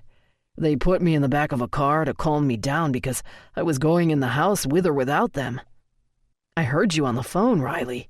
Heard your voice, and it just kept replaying over and over in my head, and I couldn't get to you." He shakes his head as a single heartbreaking tear slides down his face. "I couldn't get to you." His voice breaks, and I shift to get out of the car, and he just holds up his hand for me to stop, to let him finish. "The gun went off," he says, and I can see him fight to hold back the emotions overtaking him. "And I thought it was you. And those few moments waiting and then seeing Xander run out of the front of the house screaming, and waiting to see you, and you didn't come. Fucking Christ, Rye. I lost it. Fucking lost it." He takes a step closer to me, dashing away a tear with the back of his hand. I force a swallow over the emotion swelling in my throat. "I made sure Xander was okay before I pushed into the house. I had to get to you, see you, touch you. And I came into the family room and you were both on your backs on the grass. You both had blood all over your chests, and neither of you were moving." He steps between the V of my legs, making the physical connection I so desperately need, and cradles my cheek in his hand. "I thought I'd lost you. I was so fucking petrified, Rye. And then I got to you and fell to my knees to hold you, to help you, to... I don't know what the fuck I was going to do with you, but I had to touch you. And you were okay." His voice breaks again as he leans in and rests his forehead against mine. "You were okay," he repeats before pressing his lips to mine and holding them there as his shoulders shake and tears fall down his cheeks until I taste the salt of them mixed between our lips. "I'm right here, Colton. I'm okay," I reassure him as we press our foreheads together, our hands holding the back of each other's necks as the outside world whizzes past us at 80 miles per hour. But it's just him and me, feeling like we're the only two people in the world. Accepting that the emotions we're feeling are only getting stronger with the passage of time. Coping with the notion that we won't always be able to save the other. Loving one another like we never thought possible. We turn down Broad Beach Road, our hands linked between us, and drive into a media frenzy bigger than I have ever seen. Colton blows out a loud breath. Our emotions have been put through the ringer, and I fear how much more Colton can take before he snaps. And I pray this unruly crowd isn't going to be the straw that breaks the camel's back because, frankly, I just can't take any more. I bow my head and put my hand up to shield the swollen side of my face from the constant flashes and thumps on the car for us to look up. Within minutes, Colton drives slowly forward, and we edge into the opening gates as Sammy and the 2 other security guys on duty step forward to prevent the press from entering the property. We park, and within moments, Colton is opening my door. The sudden roar from the media over the gates hits me like a tidal wave. He helps me out of the car, and I wince in pain as my body starts to stiffen from everything it has been put through. Colton notices my grimace, and before I can object, he has me cradled in his arms and is walking us toward the front door. I lay my head under his neck, feel the vibration in his throat as he says, "Sammy," and nods his head in acknowledgement at him. And then he stops dead in his tracks. I'm not sure what he's heard or what sets him off, but he unexpectedly turns and is walking toward the gates at the front of the driveway. "Open the fucking gates, Sammy," he barks as we near them, and I immediately shrink into Colton as confusion and uncertainty fills me. I hear the clank of metal as the motors start moving, hear the reporters become even more frenzied at the sight of the gates opening, and then I hear them go absolutely ballistic when they see the 2 of us standing there. My heart is pounding, and I have no idea what in the hell he is doing. We stand there for a moment, him holding me burying my face into his neck, the incessant questions ringing out one after another, and the camera flashes so bright I can see them through my closed eyelids. Colton angles his face down and places his mouth close to my ear, and even though there is all this outside noise, I can hear him clear as day. "This is something I should have done when this first started. I'm sorry." He presses a chaste kiss to my cheek. "I'm gonna put you down now, okay?" I try to figure out what he's referring to, but I just nod my head. What is he doing? He lowers me to the ground. "You okay?" he asks, as he looks in my eyes like we are the only 2 people standing here. When I nod, he gets that little smirk on his face, and before I can read it, his lips are on mine in a soul-devouring, heart-thumping, thigh-clenching together kiss that leaves no questions about who Colton's heart and emotions belong to. His lips claim me, tasting like a needy man starving, and I am so lost in him, to him, just as needy for him, that I don't hear the people around us, the clicks of the cameras, because regardless of the outside world, it always comes back to us. He breaks a kiss with a gasp from me and gives me that smirk again. "If they're gonna stare, Riles," and shrugs his shoulders unapologetically as I mentally finish the phrase he said to me in Vegas. We might as well put on a good show. "Did y'all get a good picture?" he shouts to the crowd around us, and I look over at him confused. "Now this is what you can print with your goddamn picture. Riley isn't the homewrecker, folks. Tawny is. Just like Tawny is a fucking liar." He glances over at me as I stand there with my mouth agape over his comment. "Yep," he shouts, "paternity test is negative. So your story isn't really a story anymore." It takes a minute for the meaning of his words to sink in, and I just stare at him as he looks at me with the hugest grin on his face and shakes his head as he pulls me under his arm and tucks me against him. Why? How? I stutter as so many emotions flicker through me at a rapid pace. The most prominent one, relief. "Chase is going to kill me for that one," he mutters to himself with a smirk on his face that I don't quite understand. Before I can ask, Colton turns us around and starts walking back through the gates as questions are yelled out about what happened today at the house. He ignores them and waits for the gates to shut before turning and looking at me. "That's what I was calling to tell you. And then everything happened." I just stare at him. I can see the burden that's been heavy in his eyes is gone. has probably been gone all day. But then again, I've been a little preoccupied. I nod my head, unable to speak as he takes my hand and raises it to his lips. And it hits me harder than ever before. We can do this. All of these obstacles between us have been removed in one way or another. It's just this selfless girl and this healing boy, and we can really make this work.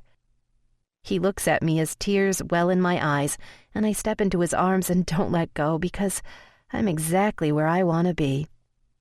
Exactly where I belong. Home.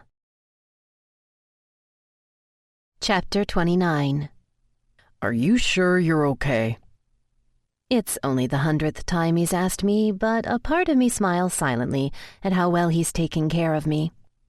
The day had just gotten longer and longer as I assured an adamant Hattie I was okay and that she didn't need to fly home from her job in San Francisco to physically see I was all right, and that I'd call her again in the morning. Next, it was my parents and the same reassurances, and then the boys, checking in on Xander and wishing I was there to speak to him face to face, as well as talk to the rest of the boys. Colton cut me off after that, telling the rest of the people who called, his parents, Quinlan, Beckett, Teddy, that I needed rest and I'd call them in the morning. I'm fine. I'm not feeling too well, but I think it's because I'm exhausted.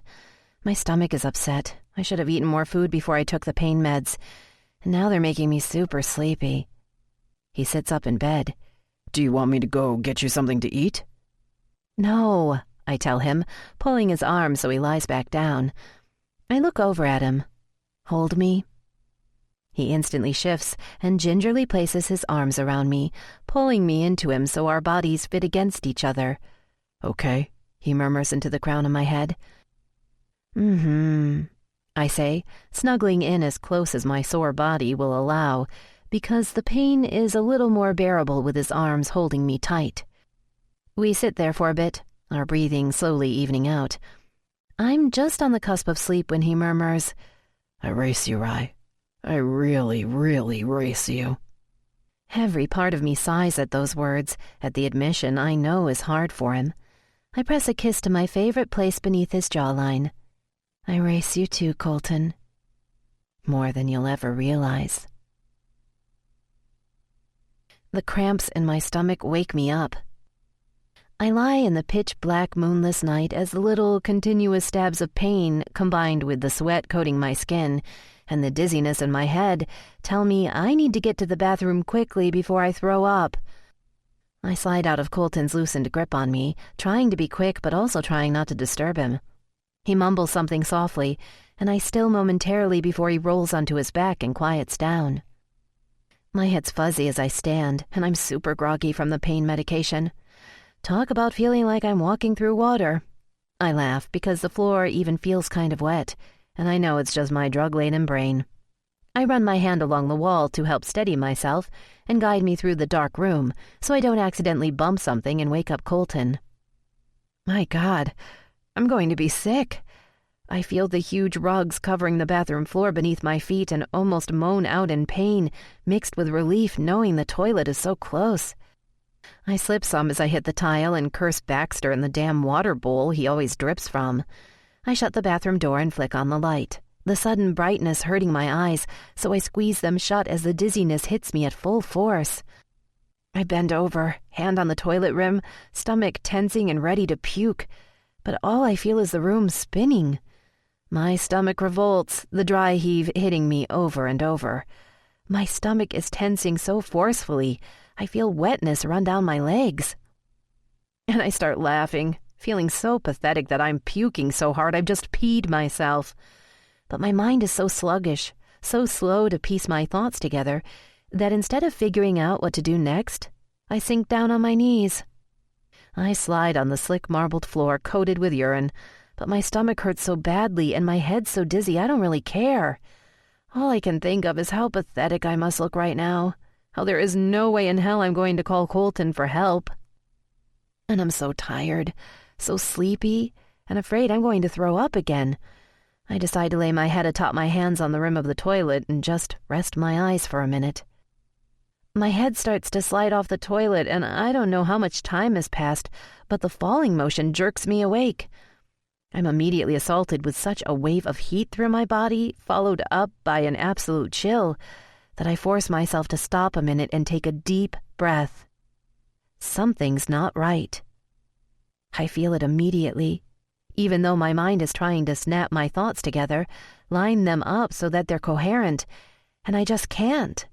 Nothing's making sense to me. My head is heavy and my arms feel like 1,000,000 pounds. I try to call out to Colton for help, not caring anymore if I'll be embarrassed about sitting in a pool of piss. Something's just not right.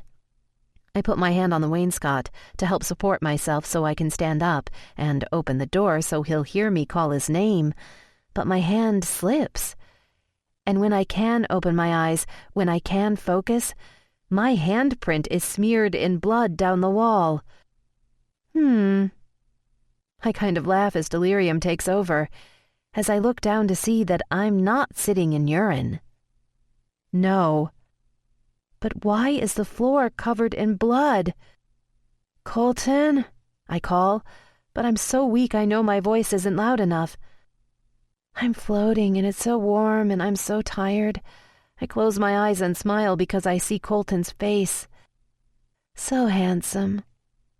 All mine. I feel sleep start to pull on me, my mind, my body, my soul, and I let its lethargic fingers begin to win the tug of war.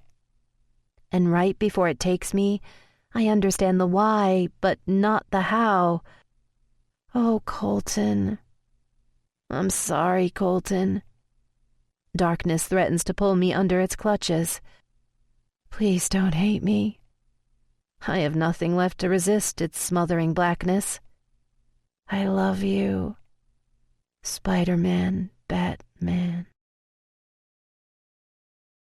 Chapter 30. Colton.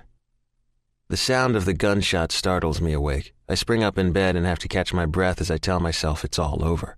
Just a goddamn nightmare. The fucking bastard is dead and got what he deserved. Xander is fine. Riley is fine. But something's off. Still not right. Say something, I'm giving up on you. I jolt from the panic I feel from hearing the lyrics as they pass through the overhead speakers. Shit, I forgot to turn them off last night. Is that what scared the fuck out of me? I scrub my hands over my face, trying to snap me from my sleep-induced haze. That had to have been it. I'm sorry that I couldn't get to you. I reach for the control on the nightstand to shut the music off, and then I hear it again, the sound that I'm sure was what woke me up. Bax? I call out into the room as I realize Rye's side of the bed is empty. He whimpers again. Fucking A, Bax? You really have to take a piss now? I say to him as I place my feet on the floor and stand, waiting for a second to steady myself and thank fucking God this is getting easier because I'm sick of feeling like an 80-year-old man every time I stand. I immediately look out toward the top of the stairs to see if any lights are on downstairs, and the hairs on the back of my fucking neck stand up when it's dark as fuck. Baxter whimpers again. Relax, dude, I'm coming. I take a few steps toward the bathroom and feel a bit of relief when I see the sliver of light around the closed door to the toilet room. Jesus, Donovan, chill the fuck out, she's fine.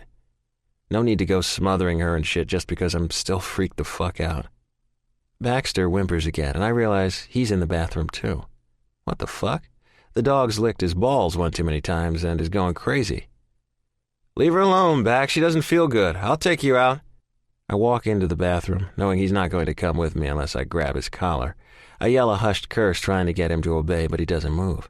I'm fucking beat and not in the mood to deal with his stubborn ass. I slip on the water on the floor and my temper ignites. Quit drinking the goddamn water and you won't have to go to the bathroom in the middle of the fucking night. I take another step and slip, and I'm fucking pissed. I've had it right now, and am having trouble keeping my cool. Baxter whimpers again at the bathroom door, and when I reach it, I rap my knuckle against it. You okay, Rye? Silence. What the fuck? Rye, you okay? It's a split fucking second of time between my last word and the door flinging open, but I swear to God it feels like a lifetime. So many thoughts, a fucking million of them, fly through my mind like at the start of a race, but the one I always block out, the one that I never let control me, owns every fucking part of me now. Fear. My mind tries to process what I see, but I can't comprehend it because the only thing I can focus on is the blood. So much blood, and sitting in the middle of it, shoulders slumped against the wall, eyes closed and face so pale it almost matches the light marble behind it, is Riley. My mind stutters, trying to grasp the sight, but not processing it all at once. And then time snaps forward and starts moving way too fucking fast. No! I don't even realize it's my voice screaming. Don't even feel the blood coat my knees as I drop to them and grab her. Riley! Riley! I'm shouting her name, trying to jostle her the fuck awake, but her head just hangs to the side. Oh God! Oh God! I repeat it over and over as I pull her into my arms, cradle her as I jolt her shoulders back and forth to try to wake her up. And then I freeze. I fucking freeze the one time in my life I need to move the most. I'm fucking paralyzed as I reach my hand up and stop before it presses to the little curve beneath her chin, so afraid that when I press my 2 fingers down, there isn't going to be a beat to meet them. God, she's so beautiful. The thought flickers and fades like my courage. Baxter's wet nose in my back snaps me to, and I suck in a breath I didn't even know I was holding. I get a little better grip on my fucking reality, my fucking sanity, and it's not very strong, but at least it's there. I press down and let out a shout in relief when I feel the weak pulse of her heart. All I want to do is bury my face in her neck and hold her, tell her it's going to be okay. But I know the 30 seconds I've fucking wasted sitting here have been more than too much. I tell myself that I need to think, that I need to concentrate, but my thoughts are so fucking scattered I can't focus on just one. Call 911. Carry her downstairs. So much fucking blood. I can't lose her. Stay with me, baby. Please, stay with me. I plead and beg, but I don't know what else I can do. I'm lost, scared, fucking beside myself. My mind fucking whirls out of control with what I need to do and what's most important. But the one thing I know more than anything else is I can't leave her. But I have to. I pull her out of the small room housing the toilet, my feet slipping on the blood all over the floor, and the sight of it smearing, dark, marring the light floor as I drag her to the rug causes new panic to arise. I lay her gently down. Phone, I'll be right back, I tell her before I run, slipping again to the nightstand where my phone is. It's ringing in my ear as I reach her, and immediately bring my fingers to her neck as it rings again. 911? 5462 Broad Beach Road. Hurry, please. Sir, I need to... There's fucking blood everywhere and I'm not sure... Sir, calm down. Calm down! I scream at the lady. I need help. Please hurry! I drop the phone. I need to get her downstairs. Need to get her closer to where the ambulance can get to her faster. I pick her up, cradle her, and I can't help the fucking sob that overtakes me as I run as fast as I can through my bedroom to the stairs and down them. Panic laced with confusion and mind-numbing fear runs through me. Sammy! I'm screaming. I'm a fucking madman, and I don't fucking care because all I can see is her blood coating the bathroom. All I can think of is being a little kid and that fucking doll Quinn used to have, Raggedy Ann or some shit like that. How her head and arms and legs lolled to the fucking side regardless of how she held her. How she'd cried when I'd tease her over and over that her doll was dead. And all I keep thinking of is that fucking doll because that's what Riley looks like right now. Her head hangs back over my bicep, completely lifeless, and her arms and legs dangle. Oh, God, I sob as I hit the bottom of the stairs, the fucking image of that doll stuck in my head. Sammy! I scream again, worried that I told him to go home last night like usual rather than sleep in the guest room because the press were so out of control. Colt, what's wrong? He runs around the corner and I see his eyes widen as he sees me carrying her. He freezes, and for the odd moment, I think how mad Riley would be at me right now for letting him see her like this, in just a tank top and panties. And I hear her voice chastising me. And the sound of her voice in my head is my undoing. I drop to my knees with her. I need help, Sammy. Call 911 back. Call my dad. Help me. Help her. I plead with him as I sink my face into her neck, rocking her, telling her to hold on. That it's going to be okay, that she's going to be okay. I know Sammy's on the phone, can hear him talking, but my shocked brain can't process anything other than the fact that I need to fix her, that she can't leave me, that she's broken. Colton! Sammy's voice pulls me from my hypnotic panic. I look up at him, the phone held up to one ear as I'm sure he's getting instructions from the 911 operator, and am not even sure if I speak or not. "Where's she bleeding from?" "What?" "Look at me," he shouts, snapping me somewhat out of my fog. "Where is she bleeding from? We need to try and stop the bleeding." Holy fuck, what is wrong with me? I open my mouth to speak to him, to tell him, and I realize that I'm so panicked I have no fucking clue. Sammy's eyes lock on mine as if to tell me I can do this, that she needs me, and he's able to break through my slow-motion mental state. I immediately lay her down, as much as it fucking kills me to, because I feel like she's so cold that I need to keep her warm. I start running my hands over her body, and I start shaking. I'm so fucking mad at myself for not thinking of this, so fucking scared at what I'm going to find. I cry out in fear as I realize blood is still running down her legs, and I can't even begin to process why.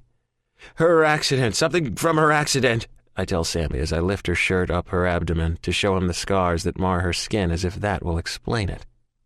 And then I grab her and pull her onto me again, her cold body against my warm skin, as Sammy starts talking again to whomever's on the other end of the phone.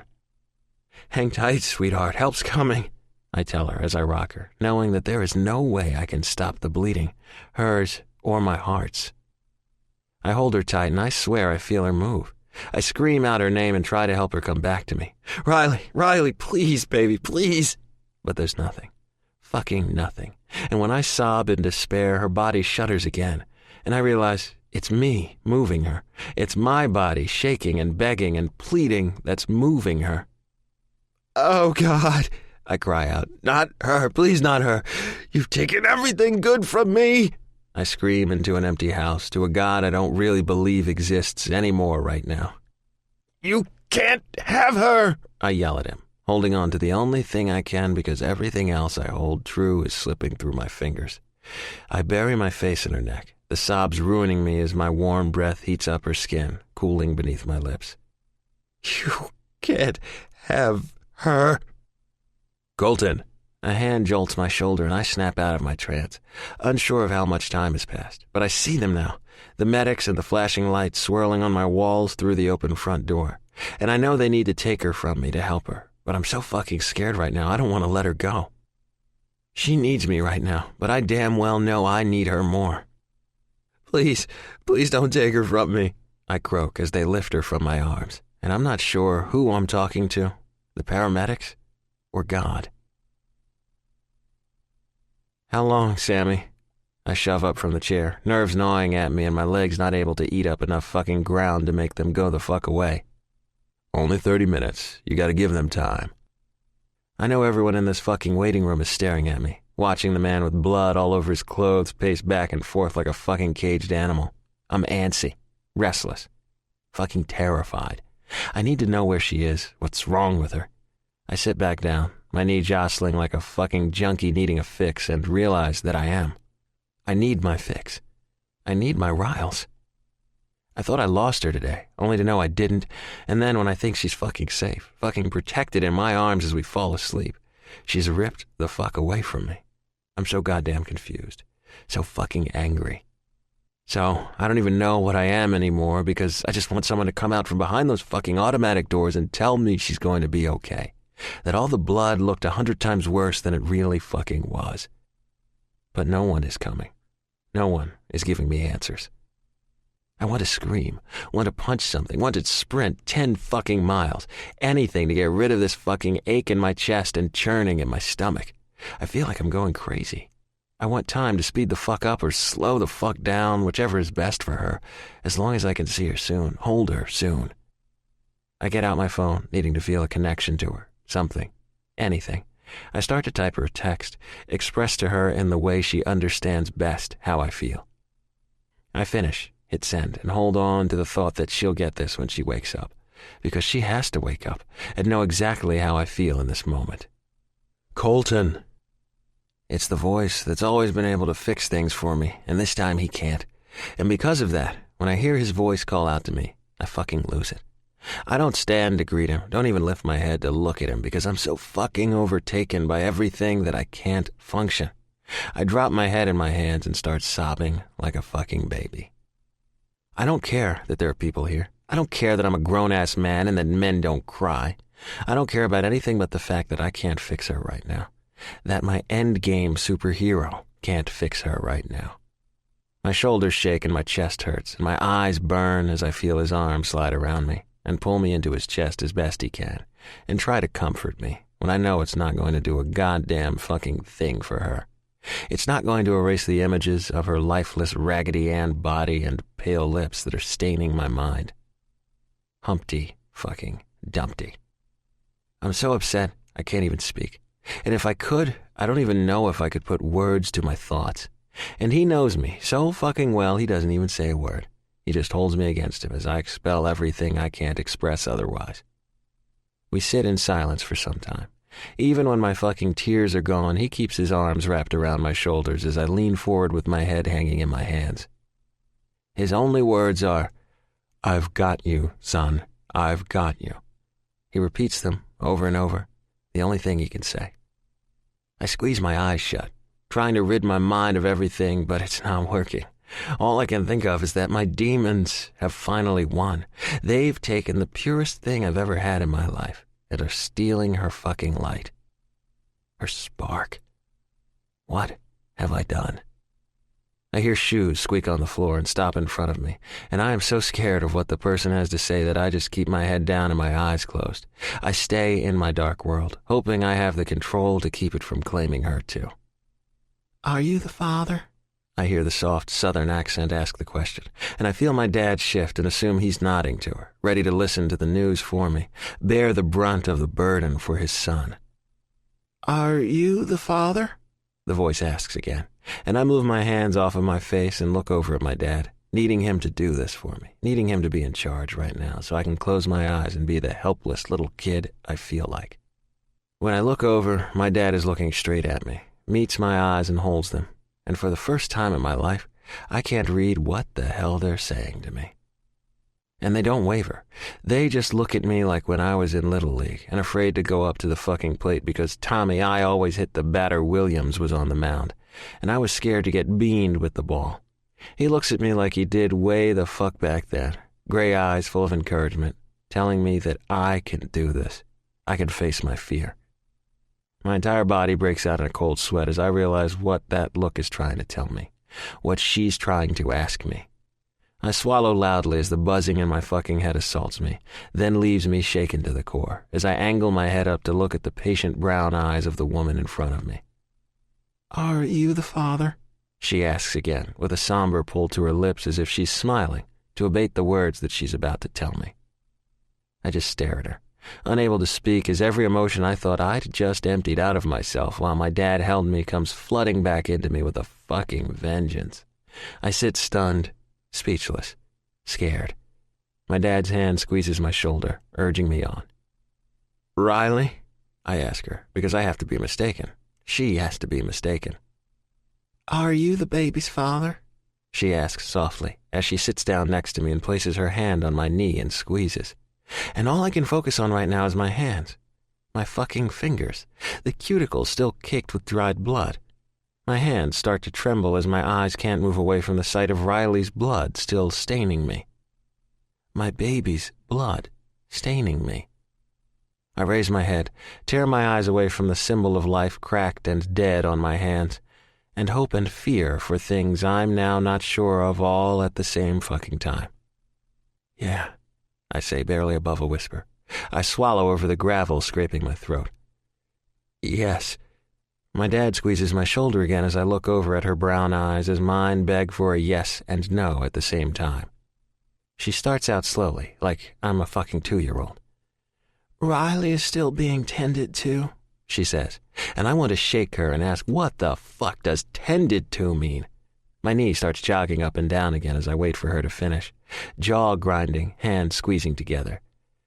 "She suffered from either a placental abruption or a complete previa and—" "Stop," I say, not understanding a fucking word she's saying, and I just look at her like a goddamn deer in the headlights. "The vessels attaching her to the baby severed somehow. They're trying to determine everything right now, but she lost a lot of blood. She's getting transfusions now to help with—" "Is she awake?" My mind can't process what she just said. I hear baby, blood, transfusion. I didn't hear you say she's going to be okay, because I need to hear you say she's going to be fucking okay. I shout at her as everything in my life comes crashing down around me, like I'm back in the fucking race car. But this time I'm not sure what parts I'm going to be able to piece back together. And that, more than anything, scares the fuck out of me. Yes, she said softly. That soothing voice of hers makes me want to shake her like an Etch-a-Sketch until I get a little more assurance. Until I erase what's there and create the perfect fucking picture that I want.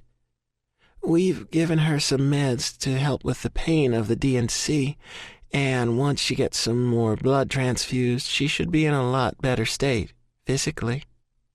I have no fucking clue what she just said, but I cling on to the words I understand. She's going to be okay.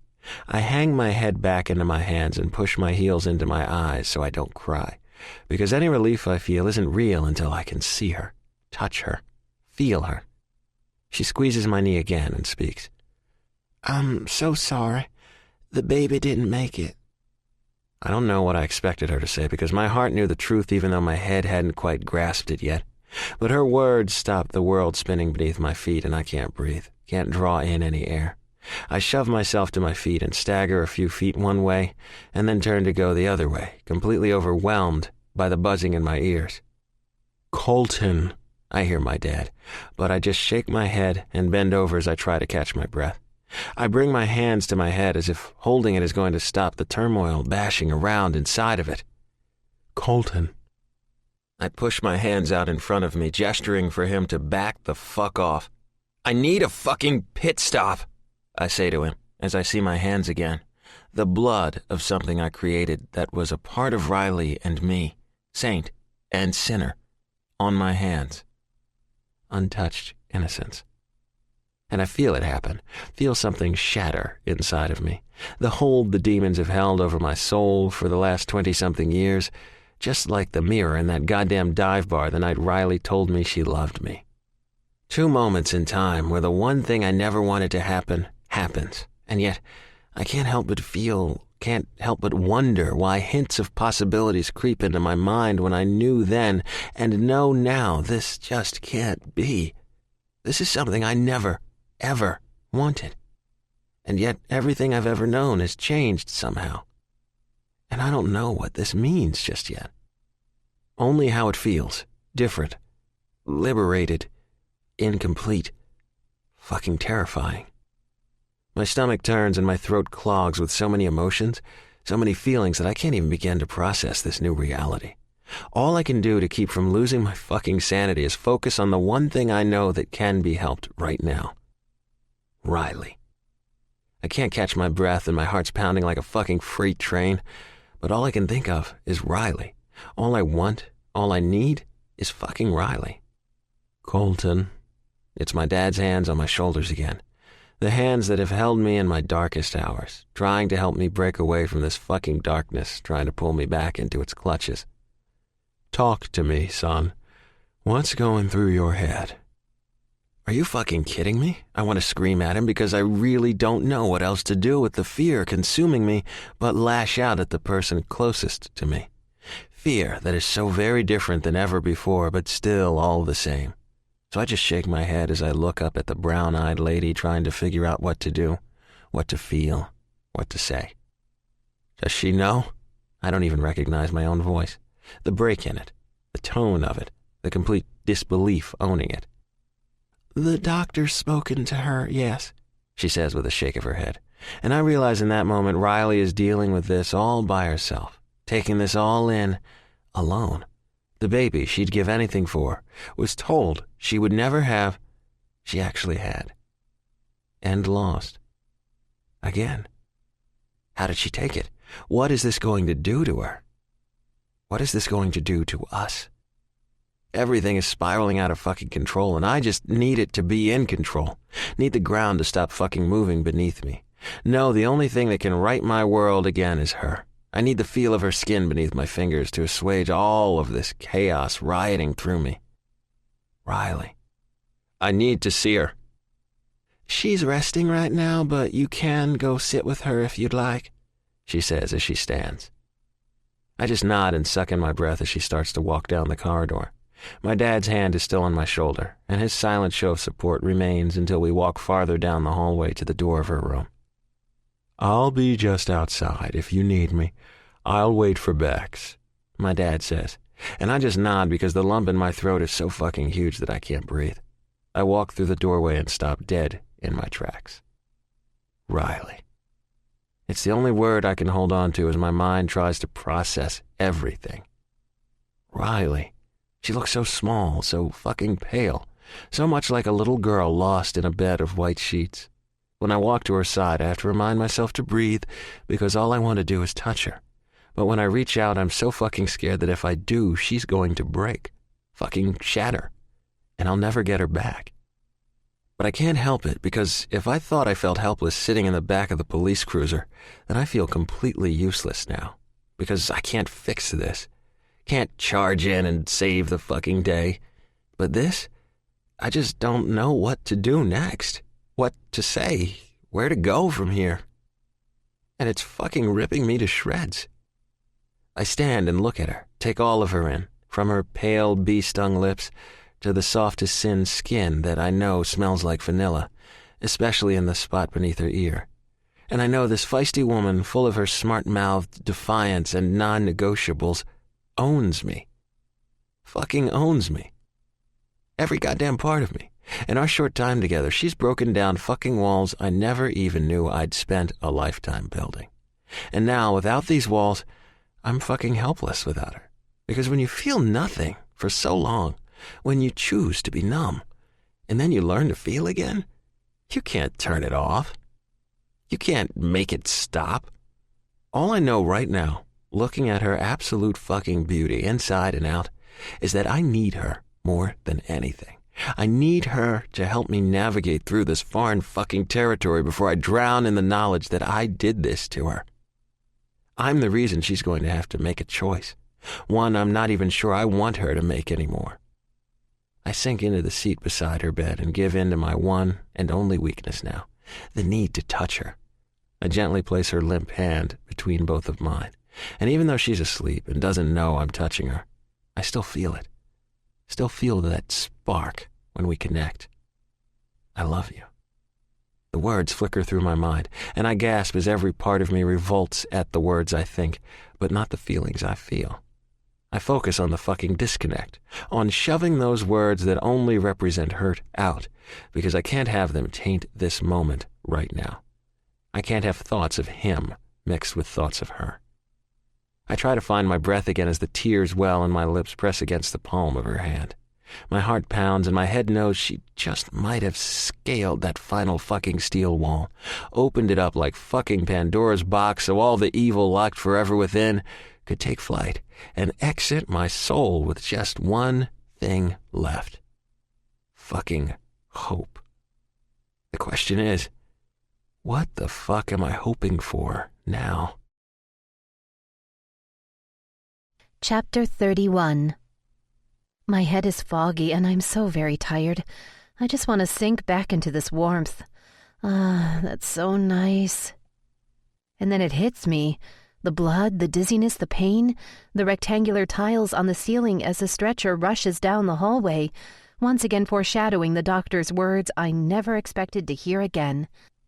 I open my eyes, hoping to be at home and hoping this is just a bad dream. But then I see the machines and feel the cold drip of the IV.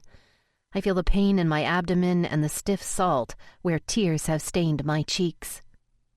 The tears I'd sobbed when I heard the words confirming what I'd already known, and even though I'd felt the life slipping out of me, it was still heartbreaking when the doctor confirmed it.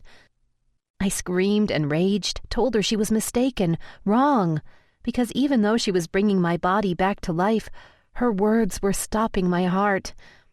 And then hands held me down as I fought the reality, the pain, the devastation, until the needle was pressed into my IV and darkness claimed me once again. I keep my eyes closed, trying to feel past the emptiness echoing around inside of me, trying to push through the haze of disbelief, the unending grief I can't even comprehend, trying to silence the imaginary cries I hear now but couldn't hear last night as my baby died. A tear trickles down my cheek. I'm so lost to everything I feel, so I focus on every single feeling as it makes the slow descent, because I feel just the same. Alone, fading, running away without any certainty but the unknown. And she's back with us now, a voice to my right says, and I look over to a lady with kind eyes and a white coat, the same lady that broke the news to me earlier. You've been out for a while now. I manage a weak smile, my only apology for my reaction, because the one person I wanted to see, the one person I need more than anyone, isn't here. And I'm devastated. Does he know about the life we'd created? Part him, part me? Could he not handle it, so he left? The panic starts to strangle me right away. The tears start to well as I shake my head, unable to speak.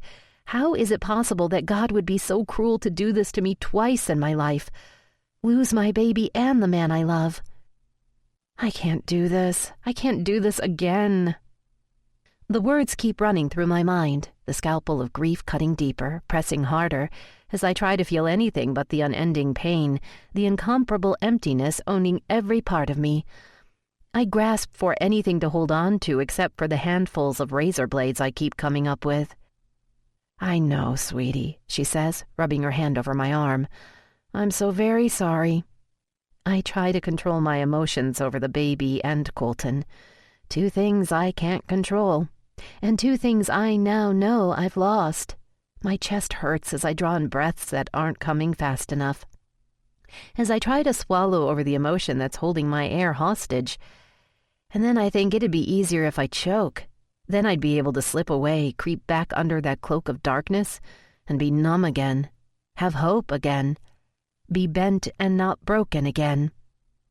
Riley, she says in that questioning way to see if I'm okay, or if I'm going to freak out on her like I did when she told me about the miscarriage. But I just shake my head at her because there's nothing I can say. I focus on my hands clasped in my lap, and I try to get a hold of myself, try to get used to the loneliness again, the emptiness. When I finally calm down some, she smiles. I'm Dr. Andrews. I told you that before, but understandably, you probably don't remember. How are you feeling? I shrug. The discomfort in my empty womb is no match for the deep ache in my heart. I'm sure you have questions. Should we start, or do you want to wait for Colton to come back first? He didn't leave me? I gasp in a huge breath of air as the lump in my throat loosens, lets air in, and her words help the slice of the proverbial scalpel hurt a little less. She just angles her head and looks at me with sadness, and I feel like she's telling me something without telling me. But what? Colton's reaction to the news? I'm so scared of facing him, of having to speak to him about this on the heels of knowing how he reacted with Tawny's bombshell. But at the same time, a flicker of relief shudders through me that he's still here. He's here? I ask, my voice barely audible. He just left for the first time since you've been here, she explains, sensing my fears. He's been beside himself, and his father was finally able to get him to go stretch his legs for a minute. The words fill me with such a sense of relief, shivers dancing over my arms as it hits me that he didn't leave me. He didn't leave me. Silly, really, to even think he would, but we've been overloaded with so many things lately, and every person has a breaking point. And mine passed a long time ago.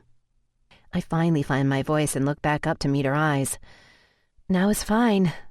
I have so many questions that need explanations, so many answers that I fear Colton is not going to want to hear.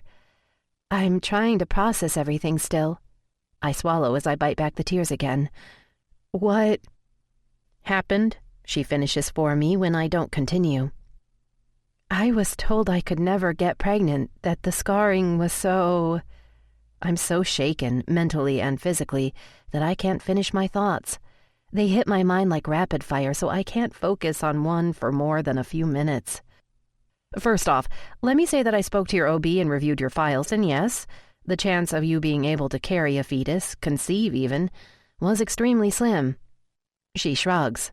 But sometimes a human body is resilient. Miracles can happen. Nature prevails. I smile softly, although I know it doesn't reach my eyes. How was I carrying a life?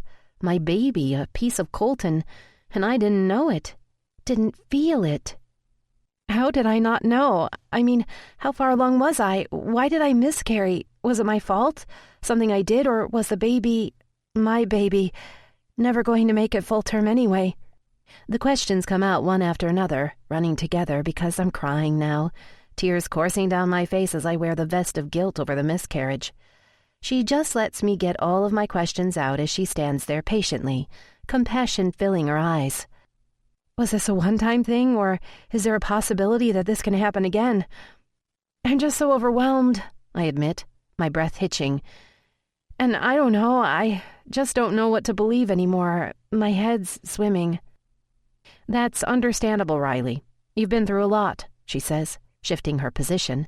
And when she does, he's right there leaning against the door jamb, hands shoved in his pockets, shirt stained with blood. My blood. The baby's. Our baby's blood. And if I thought the floodgates had burst before, they completely disintegrate at the sight of him. He's at my side in an instant, face etched with pain and eyes a war of unfathomable emotions. He reaches out to comfort me and hesitates when he sees my gaze flicker down and focus through my tear-blurred vision on the stains of his shirt. Within a flash, he has his jacket off and his shirt over his head, throwing them into the chair before wrapping his arms around me, pulling me into him. The ugly tears start now, huge, ragged, hitching sobs that rack through my body as he holds on to me, completely at a loss for what to do to make it better, and lets me cry. His hands move up and down my back as he whispers hushed words that don't really break through my haze of disbelieved grief. And there are so many things I feel all at once that I can't pick a single one out to hold on to. I'm confused, scared, devastated, hollow, shocked, safe, and I feel like so many things have been forever altered. For me. Between us. Hopes, dreams, wants that were ripped away from me and predetermined by a fate that I never got a say in. And the tears continue to fall as I realize what I've lost again. What hopes might just be a possibility I never expected to be able to get back. And all the while Colton laces my tear-stained face with kisses, over and over, trying to replace the pain with compassion, grief with love. He leans his head back and his eyes fuse with mine. We sit there for a moment, I saying so many things and lips saying nothing. But the worst part is, besides utter relief, I can't get a read on what his are telling me. The only thing I know for sure is that he's just as lost and confused as I am. But deep down, I fear he feels this way for the exact opposite reason I do. Hey, he says softly, as a soft smile tugs up the corner of his mouth. I can feel his hands tremble slightly. You scared the shit out of me, Riles. Sorry. Are you okay? My voice sounds sleepy, sluggish. Colton looks down and shakes his head with a stilted laugh. You're the one in the hospital bed and you ask me if I'm okay? When he looks up, I see the tears welling in his eyes. Riley, He stops and blows out a breath, his voice swamped with emotion. And before he can say anything further, there is a knock on the door jamb. It's Dr. Andrews asking if it's okay for her to return. Neither of us even realized she had left because we were so absorbed in one another. Are you ready for your answers? I nod at her, hesitant and yet needing to know. Colton releases me momentarily, the loss of his touch startling to me, as he puts his arms through his sweatshirt. He comes back to take my hand in his as she walks back over to the side of the bed and sighs. Well, unfortunately, nothing I can tell you is concrete because we only had the aftermath of everything to try and piece together. Now that you're a little more coherent than when we first met, do you mind telling me what you remember? My head feels like I'm swimming underwater, but I go through everything I remember, up to sitting on the bathroom floor and then nothing until I was here. She nods and makes some notes on her iPad. You're very lucky Colton found you when he did. You'd lost quite a lot of blood, and by the time you reached us, you were going into hypovolemic shock. There are so many questions I want to ask her, so many unknowns my mind is still processing. I glance over at Colton and hesitate to ask the question I want answered the most because of everything we went through with Tawny. So I opt for another one that's been nagging at my mind. How far along was I? My voice is soft and Colton holds my hand tight. The idea that I'd ever even get to ask those words strikes me to the core. I was carrying a baby. A baby. My chin quivers as I try desperately not to cry again. "We're guessing around 12 to 14 weeks, she says, and I squeeze my eyes shut, trying to comprehend what she's telling me. Colton's fingers tense around mine, and I hear him exhale a controlled but uneven breath. She waits a beat to let everything sink in before continuing. "From what we can tell, you either experienced a placental abruption or a complete previa where the vessels burst." "And what does that mean?" "By the time you were admitted, the bleeding was so extensive and so far advanced, we can only guess as to the cause.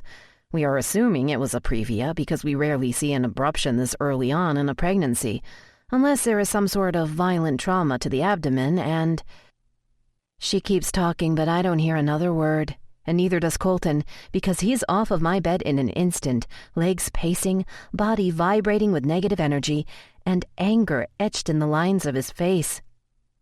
And it's so much easier for me to focus on him and the explosion of emotions on his face than my own.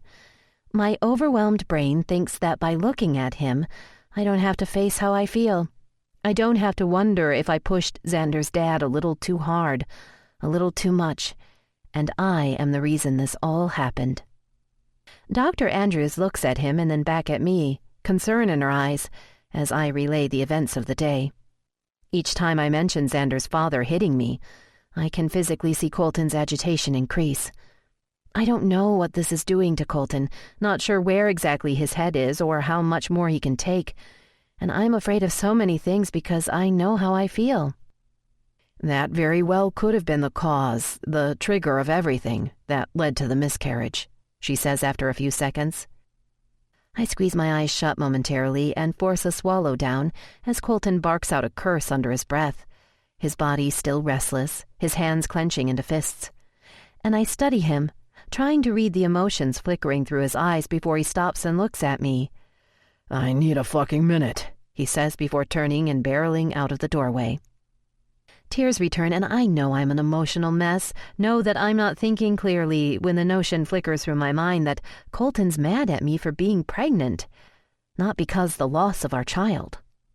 I immediately push the thought away, hate myself for even thinking it, but on the heels of the past few weeks and everything we've been through, I can't help it.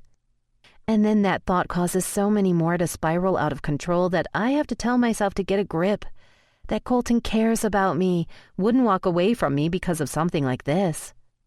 I force myself to focus on answers and not the unknown. And without another thought, the next question is off of my tongue and hanging in the air, still vibrating with Colton's anger. Is it possible for... Can I get pregnant again? Would I be able to carry to term? She looks at me, sympathy flashing over her stoic face, a sigh on her lips and tears welling in her eyes. Possible? She repeats the word back to me and closes her eyes for a moment as she gently shakes her head back and forth. She reaches out and grabs my hands in hers and just stares at me for a moment. This wasn't supposed to be possible, Riley. Her voice breaks, my grief and disbelief obviously affecting her. I'd hope fate wouldn't be cruel enough to do this to you 2 times and not give you another chance. She quickly dashes away a tear that falls and sniffles. Sometimes hope is the most powerful medicine of all. I can feel him before I even open my eyes. No, he is sitting beside me. The man who waits for no one is waiting patiently for me. My body sighs softly into the thought, and then my heart rings at the thought of a little boy lost forever to me. Dark hair, green eyes, freckled nose, mischievous grin. And when I open my eyes, the same eyes in my imagination meet mine. But his eyes look tired, battle-weary, and concerned. He leans forward and takes the hand I'm reaching out. "Hey," I croak as I shift from the discomfort in my abdomen. "Hey," he says softly, scooting forward to the edge of his seat, and I notice his shirt has been replaced with a pair of hospital scrubs. "How are you feeling?" He presses a kiss to my hand as my tears well again. "No." He rises, sitting his hip on the edge of my bed. "Please don't cry, baby," he says, as he pulls me against his chest and wraps his arms around me. I shake my head, feelings running a rampant race of highs and lows through me. Devastated at the loss of a child, a chance that I might not ever get again despite the dash of possibility this whole situation presented. And at the same time guilty, feeling relief, because if I had been pregnant, where would that leave Colton and I? I'm okay, I tell him, pressing a kiss to the underside of his jaw, drawing strength from the steady pulse beating beneath my lips, before leaning back on my propped-up pillows so I can look at him. I blow out a breath to get my hair out of my face, not wanting to use my hand and break our connection. The look in his eyes is so intense, jaw muscle clenching, lips strained with emotion, that I look down at our joined hands to mentally prepare myself for the things I need to say to him, but fear his responses. I take a deep breath and begin. We need to talk about this. My voice is barely a whisper as I raise my eyes back up to meet his. He shakes his head, a surefire sign of the argument that's about to fall from his lips. No. He squeezes my hand. The only thing that matters is that you're okay. Colton. I just say his name, but I know he can hear my pleading in it. No, Rye. He shoves up off the bed and paces the small space beside it, making me think of him on the side of the freeway yesterday, overwhelmed with guilt. Was it just yesterday? It feels like a lifetime has passed since then. You don't get it, do you? He shouts at me, making me cringe from the vehemence in his voice. I found you, he says, his eyes angled to the ground, the break in his voice nearly destroying me. There was blood everywhere. He looks up and meets my eyes. Everywhere, and you were lying in the middle of it, covered in it. He walks to the edge of my bed and grabs both of my hands. I thought I'd lost you for the second time in one fucking day. In an instant, his hand is holding the back of my neck tightly, and he's pressing his lips possessively against mine. I can taste the raw and palpable angst and need on his tongue before he pulls back and rests his forehead against mine, hand still tight on the back of my neck, while his other one comes up and cups the side of my cheek. Give me a minute, he whispers, his breath feathering over my lips. Let me have this, okay? I just need this, you, right now. To hold you like this because I've been going out of my fucking mind waiting for you to wake up. Waiting for you to come the fuck back to me because, Rye, now that you're here, now that you're in my life, become a part of me, I can't fucking breathe without knowing you're all right. That you're coming back to me. I'll always come back to you. The words are out of my mouth before I can think, because when the heart wants to speak, it does so without premeditation. I hear him breathe in a shaky breath, feel his fingers flex on my neck, and know how hard the man who's never needed anybody is desperately trying to figure out what to do now that the one thing he's never wanted, he suddenly can't do without. We sit like this for a moment, and as he leans back to press a kiss on the tip of my nose, I hear the commotion before I see her barrel into the room. Christ on a crutch, woman! Do you enjoy giving me heart attacks? Hattie is through the door and at my side in an instant. Get your hands off of her, Donovan, and let me at her, she says, and I can feel Colton's lips form into a smile as he presses them against my cheek. Within seconds, I am engulfed in the whirlwind that is Hattie, held tight as we both start crying. Let me look at you, she says, leaning back, smiling through the tears. You look like shit, but are still beautiful as ever. You okay? The sincerity in her voice makes the tears well again, and I have to bite my lip to prevent them from falling. I nod, and Hattie looks up and over my bed and meets Colton's eyes. They hold each other's gaze for a few moments, emotion swimming in both of their eyes. Thank you, she tells him softly, and I close my eyes for a moment as the enormity of everything hits me. No tears, okay?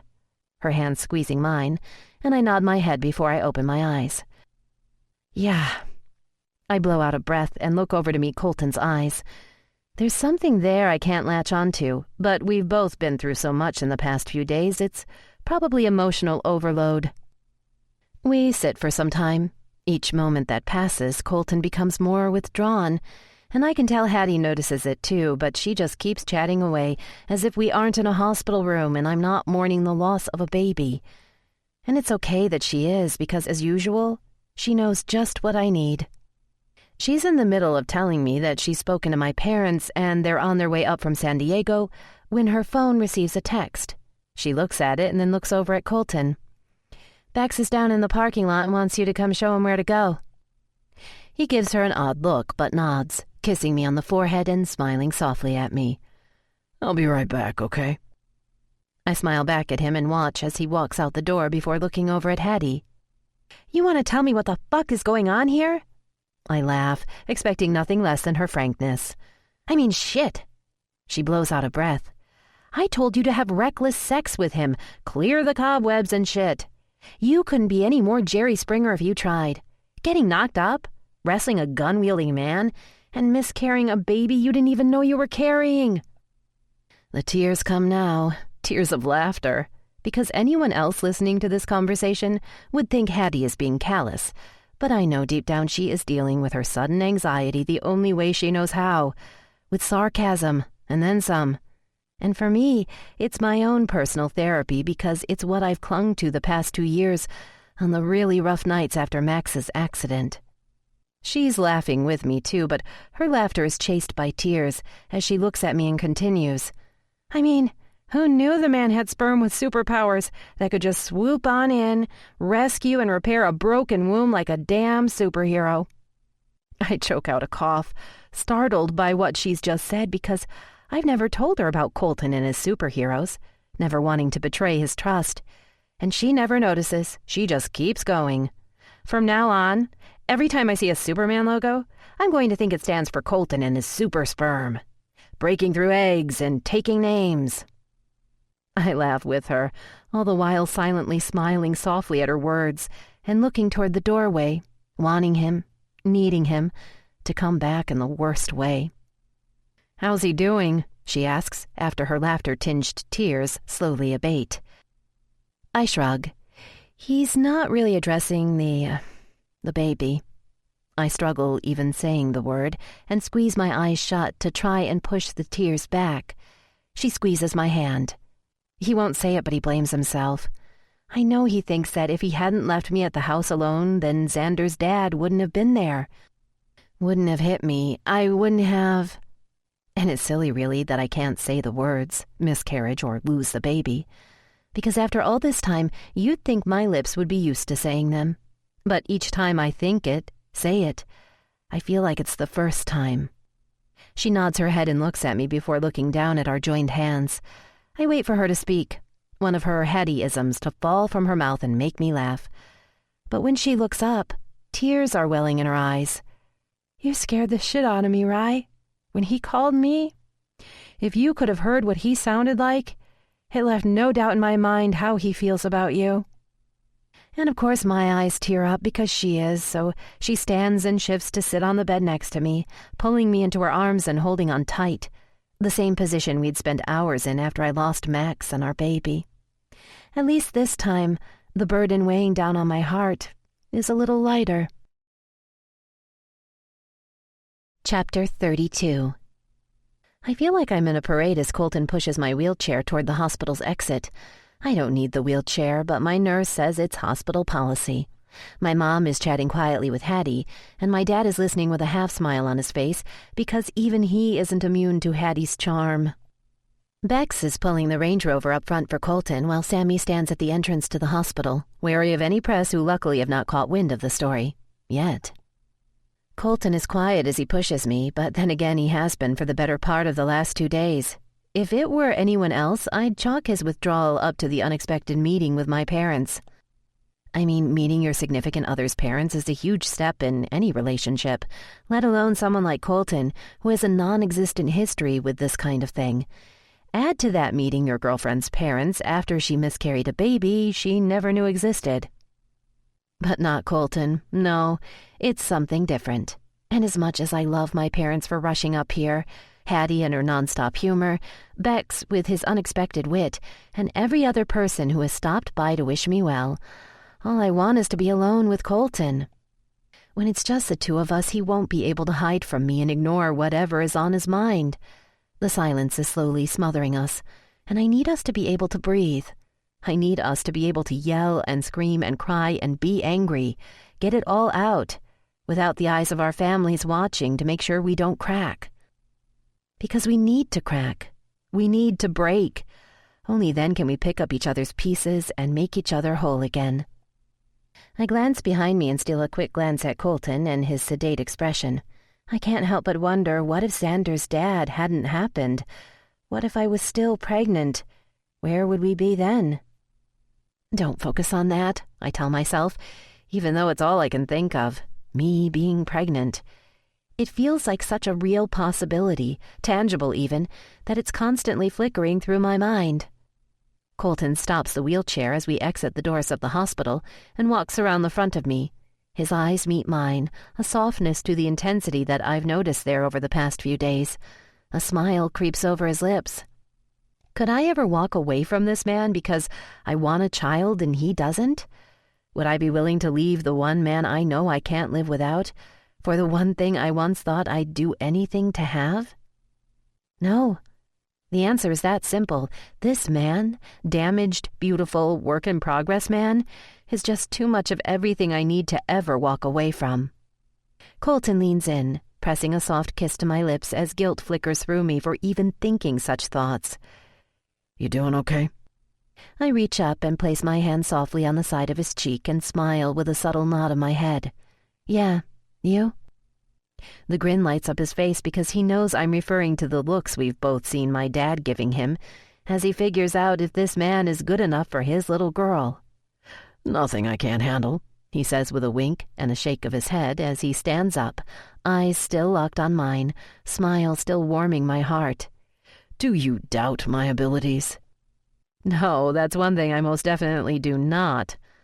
I laugh and stop when he tilts his head to the side and stares at me. What?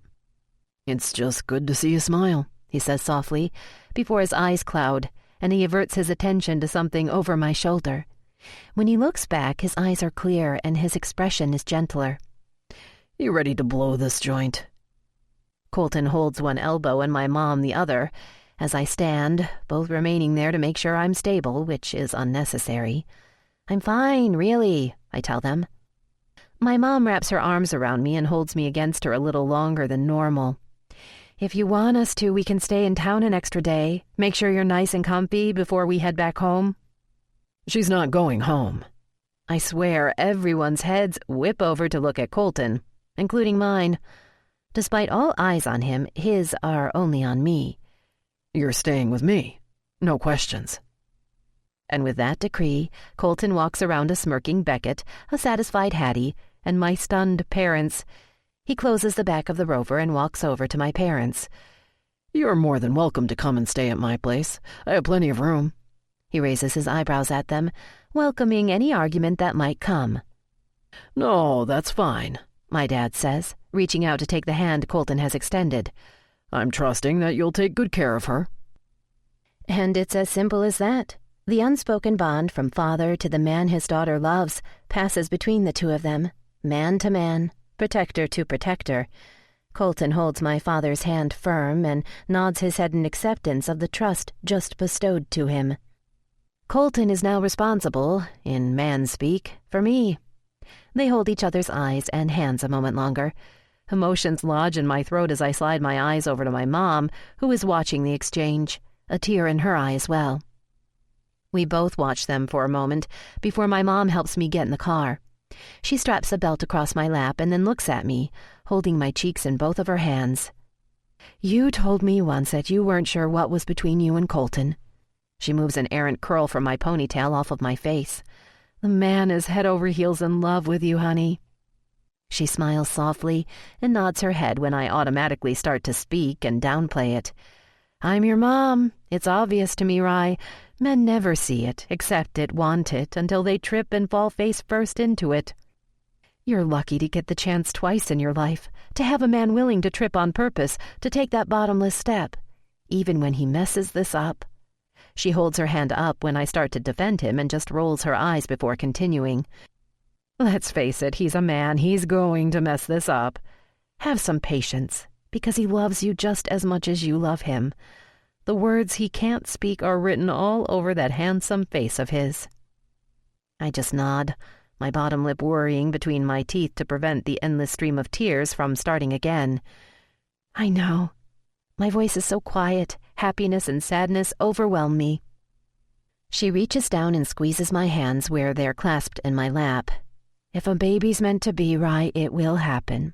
I know it doesn't make you feel better to hear me say it, but in the middle of the night when you're sad, you'll be able to hear my voice telling you. Remember, life isn't about how you survive the storm, but rather how you dance in the rain. She leans in and presses a kiss to my cheek. I love you. I love you too, Mom. I reach out and wrap my arms around her, her words of wisdom dancing in my head. Thank you. Goodbyes are said quickly with everyone else since the car's in the loading zone. Beckett is last to say goodbye. He reaches into the car and gives me a quick hug while Colton talks to Sammy about something outside of the car. He starts to close the car door and then stops a moment and looks at me with a shake of his head. That lifeline thing goes both ways, you know? Use it. Use him. He won't break if you do. But you just might if you don't. Thanks, Bex. You're a really good friend to him.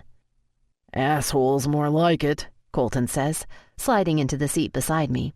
He'd be an even better friend if he got his hand off of my girl and let me take her the fuck home.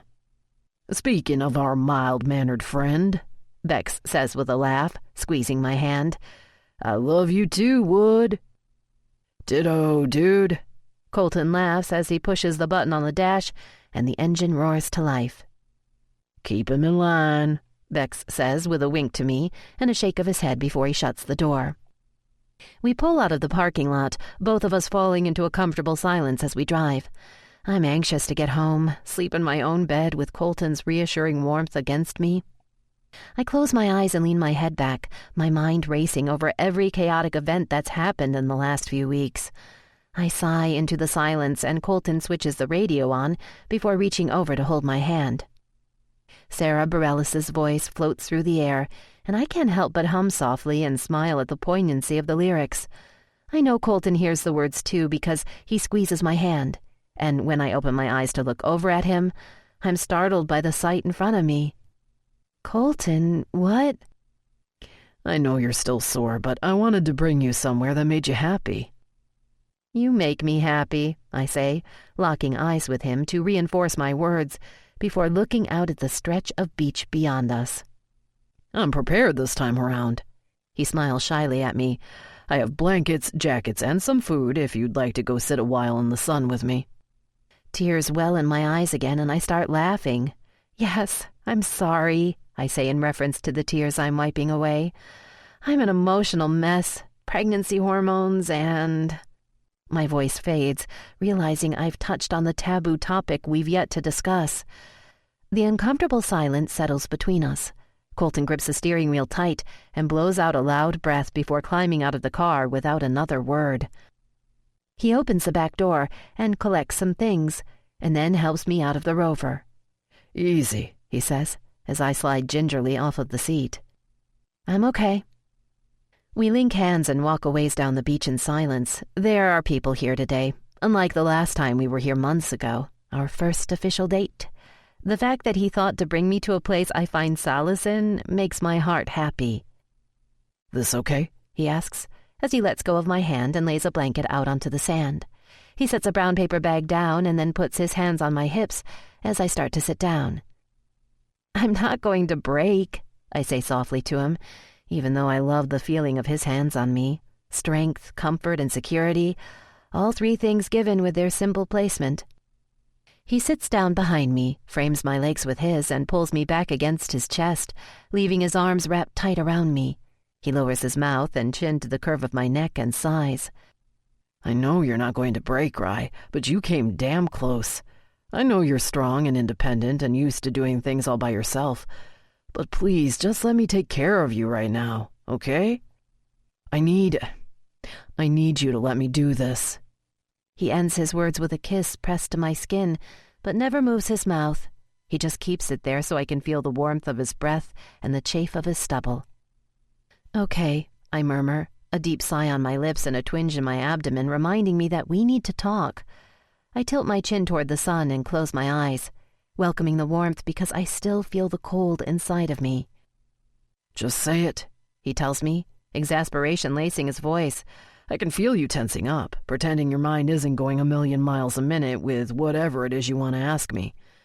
You're not going to relax like you need to until you say it. He chuckles, his chest vibrating against my back, but I can sense he's not too thrilled. I close my eyes a moment, not wanting to ruin the peace between us, but at the same time needing to address the underlying tension. We need to talk about the baby. And I finally manage and am proud of myself that my voice didn't waver like it has over the past few days every time I try to bring this up. You're not talking to me, and I don't know what you're thinking, what you're feeling. And I need to know. Why? The single word snaps out, a knee-jerk reaction, I'm sure, since I can't see his face, but can feel his body tense up. Why does it matter? He finally asks again, with a little more control in his voice. Because that's what you do when you're in a relationship, I want to tell him, but exhale softly instead. Colton, something major happened to us, to me at least. To us, he corrects, and his comment throws me for a moment. It's the first time he's really acknowledged the baby we lost. Something we created together that linked us together indefinitely. To us. But I don't know how you feel. I know my world has been rocked and I'm reeling with everything. You're here and going through this with me, but at the same time I feel like you're closing yourself off, not talking to me. I sigh, knowing I'm rambling, but not sure how to break through to him. I give it one last try. You tell me you need me to let you take care of me. I understand that. Can you understand that I need you to talk to me? That you can't shut me out right now? The last thing I need to be right now is worried about where we stand. I force myself to stop rambling because I can hear the desperation in my voice, and he still hasn't responded, so now we're surrounded by an awkward silence. Colton starts to pull away from me, and I immediately prepare myself for the emptiness of him distancing himself when I need him the most. Then I feel his nose nuzzle into the back of my hair and just breathe me in. I close my eyes as chills dance over my skin because I know he's not going to push me away, but rather is taking his Colton way of taking a minute to gather his thoughts. Riley. He sighs my name in that way that makes me hold my breath because there's so much emotion packed in it. He rests his forehead against the back of my head as his hands squeeze my arms. I can't talk about it. I just can't. And the way he says it tells me that he's referring to the baby. I can only deal with one thing at a fucking time, and right now, I'm still trying to wrap my head around the fact that I almost lost you. He rocks his forehead back and forth against my head. I'm not used to feeling, Rye. I'm used to being numb, running the first time shit gets too real, and you? Us, this? He sighs. It's as fucking real can get. I feel like I've been sucker punched by what happened when I was just getting used to the new fucking normal. I'm shaken up. I don't know which goddamn way is up, but I'm dealing with it the best way I know how right now, and that means dealing with getting the image of you looking like a lifeless Raggedy Ann doll out of my head. His words reach into the depths of my soul and give me back the tiny pieces of hope I lost with the miscarriage and the fears that ate at me from his silence. So he doesn't want to, can't deal with the baby. At least he's told me. And as much as I want and need to speak to him about it, reassure him that he's what I need and everything else can be figured out later, I keep quiet and let him deal with what happened to me. I shift between his legs so I'm sitting sideways in his lap, my legs resting over the top of one of his. I need to see his face, need to show him I'm okay. I look into his eyes brimming with confusion and reach a hand up to rest on his cheek with a soft smile on my lips. I'm okay, Colton. You saved me. I lean in and brush a tender kiss on his lips that I can't seem to ever get enough of. Thank you for saving me. I think I should thank you. He subtly shakes his head. You're the one who's saving me. His words rob all thoughts from my head except for the words I can't tell him. I love you. I love you more than you'll ever know or I'll ever be able to express. Doesn't he realize the only way I could possibly save him was because he finally let me in? When is he going to accept that he is worth saving? Our eyes are locked onto one another's as unspoken words are exchanged. I'm surprised by the tears pooling in the corners of his eyes and the shuddered inhale of his breath. We're fine, Rye. I just need a minor pit stop to work through all the crap in my head I'm not used to. Okay? I'm not asking for space or time apart. Just a little patience as I try to figure it all out. I nod my head, bottom lip between my teeth, because I can't speak. Physically can't speak. Because he's just rendered me speechless. He gets my biggest fear and wants to assuage it before my mind can overthink and overanalyze everything, as I typically do. We sit for a bit, the silence settling around us into an easy comfort. You hungry? He asks after a while. I just shrug, enjoying my head nuzzled under his chin and his arms wrapped around me. The first time we came here, you threw me for a loop. Why? My voice is sleepy and content. There is nowhere else I'd rather be right now. I can feel his shoulders shrug against me. I don't know. I was expecting you to get pissed that I brought you to a beach and fed you salami and cheese and wine out of Dixie cups. He chuckles. Little did I know you were going to rock my fucking world. Warmth floods through me. Images flicker through my mind of sitting here months ago with this achingly handsome man, wondering what in the hell he saw in me. And I get it now. He saw the pieces of me that could make a whole. Accepted the jagged edges that needed to be healed because he too had the same thing. And here we sit again, in parts and pieces, needing to be put back together. But this time we have each other to lean on, to look to for help. God, you were cocky as hell, but I just couldn't resist you, Ace. Oh, baby, I've still got all of the arrogance and definitely a whole lot of cock. I roll my eyes and giggle. My God! I can't stop laughing as he presses a kiss to the top of my head. The man has arrogance in spades. Nope, he says. Just in aces. Lame, I say, enjoying the light-hearted banter between us and leaning back to look at his face. Seriously? That's all you can give me? You can't come up with anything better than that? Oh, Rye. He smirks at me, a salacious look in his eyes as he leans in and presses a quick kiss to my lips. No worries about the coming or the getting it up part, because you'd be hard-pressed to find any man that can give a fucking better than I can. Before I can even respond, his lips are on mine, his hands winding around my back, and our hearts entwining in a way I never thought possible. We've loved.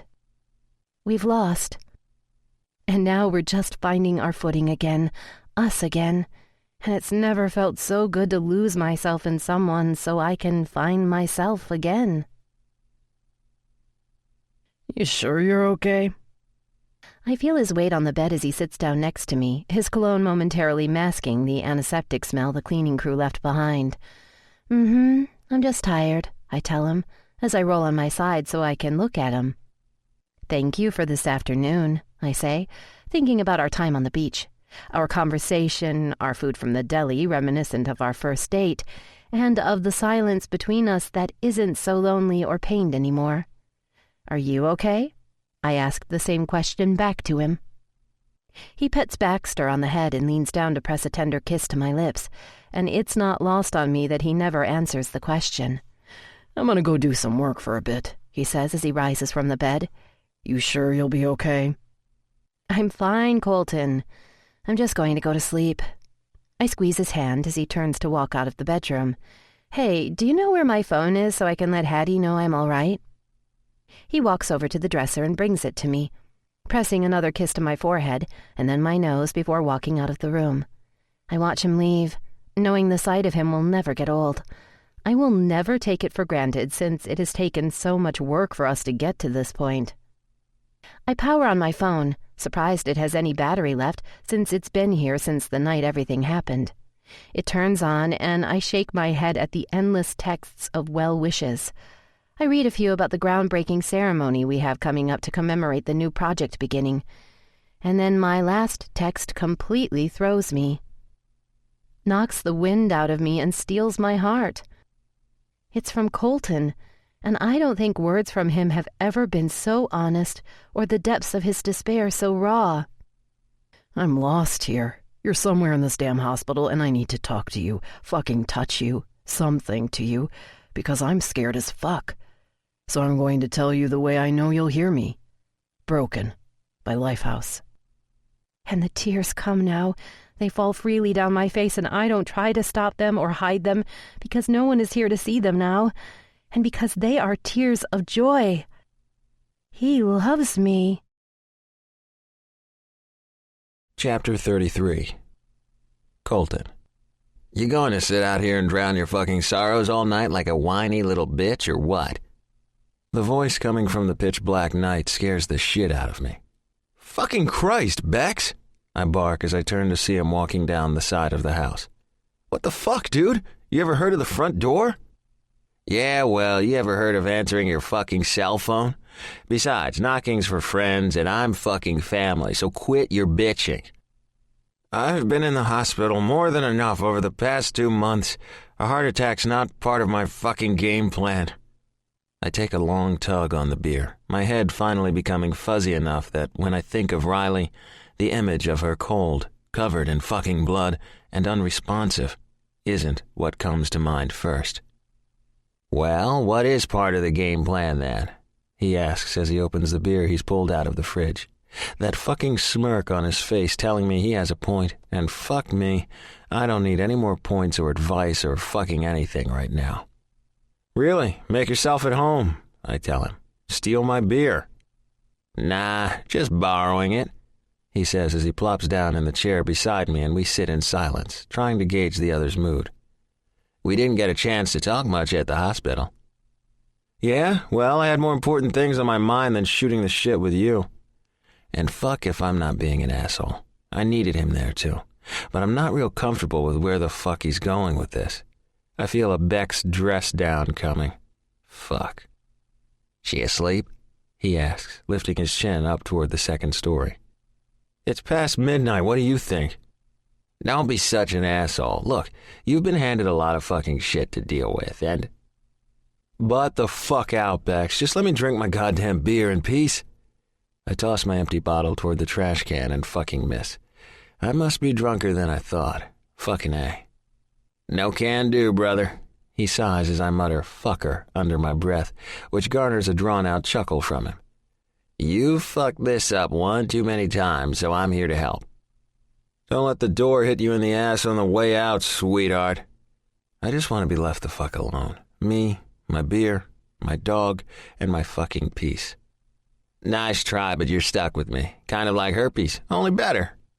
What the fuck? Dude, did you just actually compare yourself to fucking herpes? I lean my head back and look at the stars in the sky before angling it over to stare at him and shake my head. Because at least with herpes, my dick gets serviced first. With you, it's more like being bent over without any fucking lube. He laughs that laugh of his that tugs a smile up at the corner of my mouth. The stubborn fucker is getting to me when all I want is to be left the fuck alone. Well, at least it's nice to know you'll let me in somehow, he says, winking and staring at me until I can't take it. I let out the laugh I've been holding in. You're a sick fuck, you know that? I say, uncapping another bottle of beer. You wouldn't want me any other way. Uh-huh, I say, as I down half of the bottle, letting the night's silence settle around us. As much as I want to be left alone, to deal with the fucked up shit in my head that's telling me a decision's going to have to come sooner than later, it's nice that Bex is here, even if he's a fucking pain in my ass. I drum my thumbs to Seether playing through the speakers as he gives me a couple of minutes before he starts playing Shrink to the fucking poisonous shit in my head. Remember that girl, Roxy Tomlin? He asks finally, throwing me for a loop. Hoover? I laugh, curious as to why he's bringing up the blowjob queen from our past, the one who sucked Bex off just to get to me. And normally I'd be shoving that shit out the fucking door with a stunt like that, but after he'd bragged she gave the best head he'd ever had, I took advantage of the more than willing offer.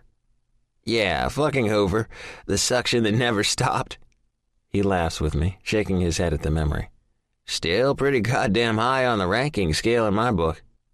No fucking Riley, but yeah, I shrug. She was decent. Decent?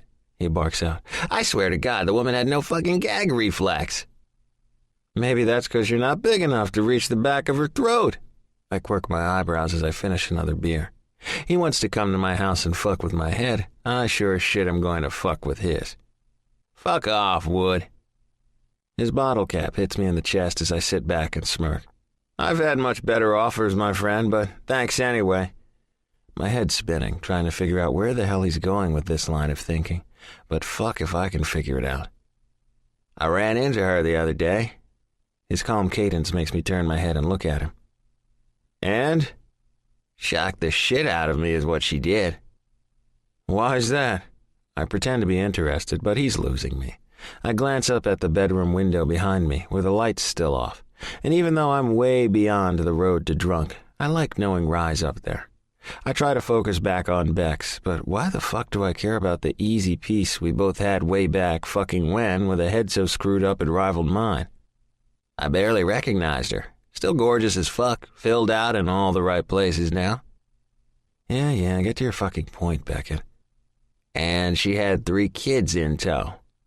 Look, dude, I know there's some kind of 6 degrees of Kevin Bacon fucking happening here right now, but I'm not fucking following you, so just spit out your goddamn point. Then it hits me. Oh, shit. They're not your kids, are they, Bex? Jesus Christ, Donovan, you're fucking drunker than I thought.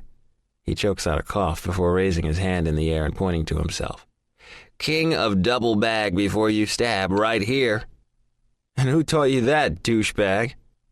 Apparently not you, since you obviously didn't practice what you fucking preach. His unexpected words cause a twinge in my gut that I fucking hate. The same fucking twinge I get every time I think of Riley, lying there on the goddamn floor all by herself, for who knows how long, and every time I think of the small piece of me dying inside of her. I gulp down the beer, pushing the thoughts from my fucking head and force myself to breathe. Where the fuck are you going with this, Daniels? Because I'm drunk, have no fucking patience, and kind of think you're trying to push my buttons to get me to react to whatever fucking point you're taking your sweet-ass time getting to. So just fucking get to it. Remember that one night we all got plastered at Jimmy's bonfire? Beckett! I growl at him, because my tolerance ran out like 5 fucking minutes ago. Chill out, shut the fuck up and listen. I snap my head over to look at him because I'm in no fucking mood. We were wasted and she started talking about the shit that had happened to her. Bad shit, you remember? I gave him a measured nod, still not following the fucking roadmap he's lost himself on, but recall the story of abuse in all forms, a conversation I took no part in. And she said she never wanted kids, that life's too fucked up and she didn't want them to go through the shit she did. And now she has 3 kids, is married, and seems genuinely happy. The fucking point? I growl at him. Quit being so goddamn stubborn, Donovan, and connect the fucking dots, will you? I'm not a fucking constellation. Your dots aren't drawing a picture, so help me the fuck out. You look like the Little Dipper to me. He smirks. I pick up the pillow next to me and chuck it at him. Fuck off. Big Dipper's more like it. I take a long tug on my beer. Fuck. It's empty. They're disappearing faster than I can count them. Usually I'd just crash right here, but fuck Rye's up there. No way I'm sleeping without her next to me. I sigh, Bex's words running circles in my head, hinting at his point but never really landing on the fucking bullseye. Seriously, Bex, what are you trying to tell me here? Just spit it out. Things fucking change, dude. Life changes. Priorities change. Pre-fucking conceived notions change. You have to adjust and change with them, or your ass gets left behind. He shoves up out of his chair and walks to the railing and looks out into the blackness beyond. When he turns back around, he is dead serious. We've been best friends for what, almost 20 years. I love you, man. I never interfere with the shit you've got going on, which woman's warming the sheets. But fucking A, Wood? I'm not liking where this conversation is going. Deflection is my only thought. I thought you told me I needed to fuck a bee instead, I say, trying to add some humor to this serious conversation. And fuck all if I can follow how we went from Hoover Tomlin to Bex sticking his goddamn nose where it doesn't fucking belong. He laughs, has the balls to fucking mock me, before walking over to me and shaking his head at me. You don't get it, do you? Fuck the A or the B. You have the whole goddamn alphabet upstairs, and she's asleep in your fucking bed right now.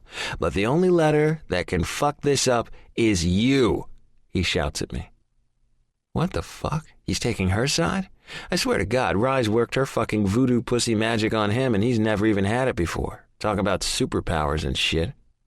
Bex, how am I going to fuck this up? She's here, isn't she? I want her here. Brought her here. So what the hell else do you want from me? And how the fuck does Hoover factor into this shit? Jesus fucking Christ, he swears as he paces in front of me and takes a long pull on his beer. She's here for now. She's here until you start thinking too fucking much about how, now that she might be able to have a baby, she just might not want you anymore because you've never wanted one. Until you start pushing her the fuck away and trying to hurt her so she makes the decision for you so you don't have to fucking make it for yourself. But things fucking change, Colton. Look at Roxy Hoover Tomlin. She never wanted kids because of the shit that happened to her as a kid, and now her kids, they're her whole goddamn world. Fuck you. The ice in my voice rivals the chill of the fucking polar ice cap. No, fuck you, Colton. You sat in that goddamn hospital room when she needed you the most, and sure as fuck you were there.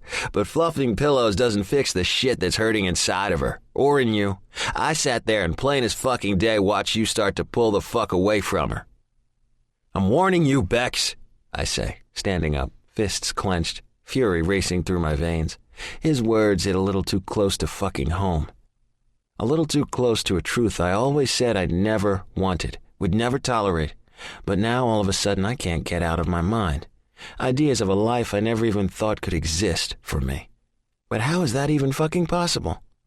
The broken merry-go-round in my head keeps whirling.